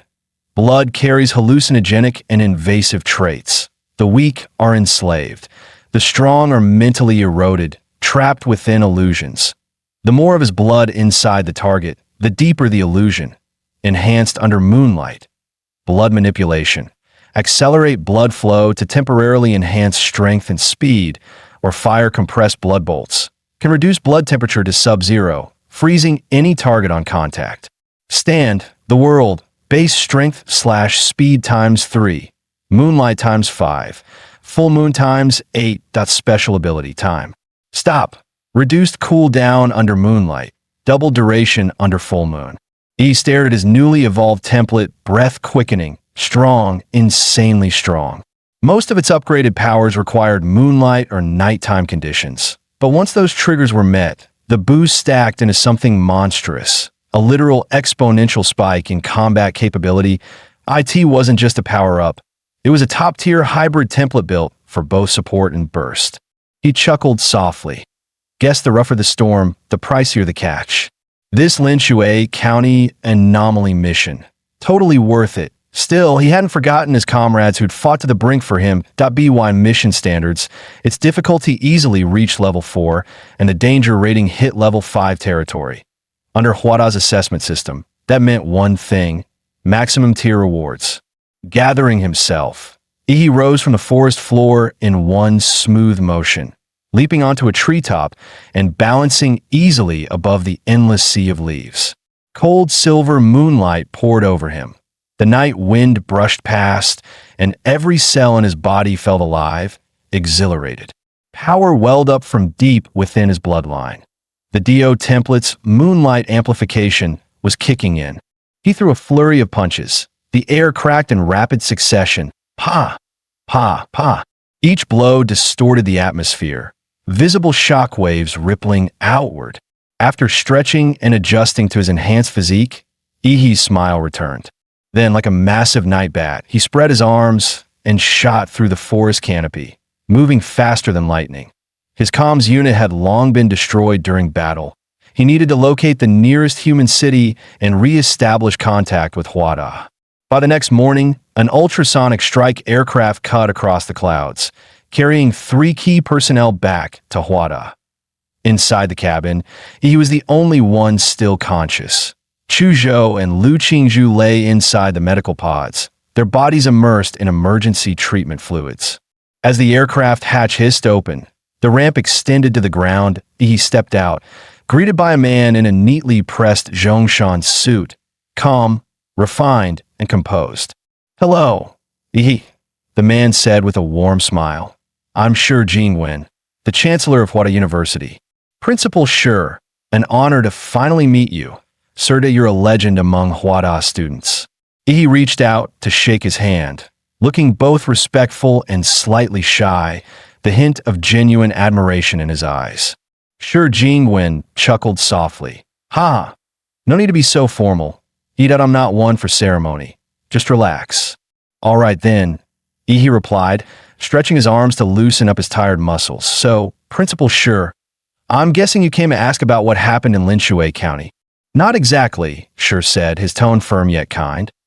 "I came to tell you that your team has officially completed the Linshui anomaly mission. You don't have to worry about anything that comes after." Yi frowned slightly. "That's it." The thought crossed his mind. A cult, a lunar god descent ritual, mass sacrifices, and that's the end of it. No debrief, no investigation, no containment. Seeing through his unease, Shi Jingwen smiled gently. "Relax, Yi. Trust Huada. The aftermath of the Linshui anomaly will be handled by higher authorities. And don't worry, I understand what you're concerned about. We respect the personal secrets of geniuses." He paused, his voice taking on a more formal weight. "However, the Linshui incident will be classified. When the Academy releases its mission report, it'll be listed as a Level 4 task completed by your squad. Don't take that as an insult. It's simply that Level 5 missions are usually led by professors. Announcing that a group of freshmen completed one on their own would cause quite the stir. Rest assured, though, your rewards will be issued at Level 5 standards." The treatment he was getting felt unreal. Like a dream, he glanced at Chancellor Shi Jingwen, whose gentle smile carried the warmth of spring breeze. Yet somehow, the man's presence felt heavier than Barros's divine pressure. Does this old fox already know I've been cheating the system?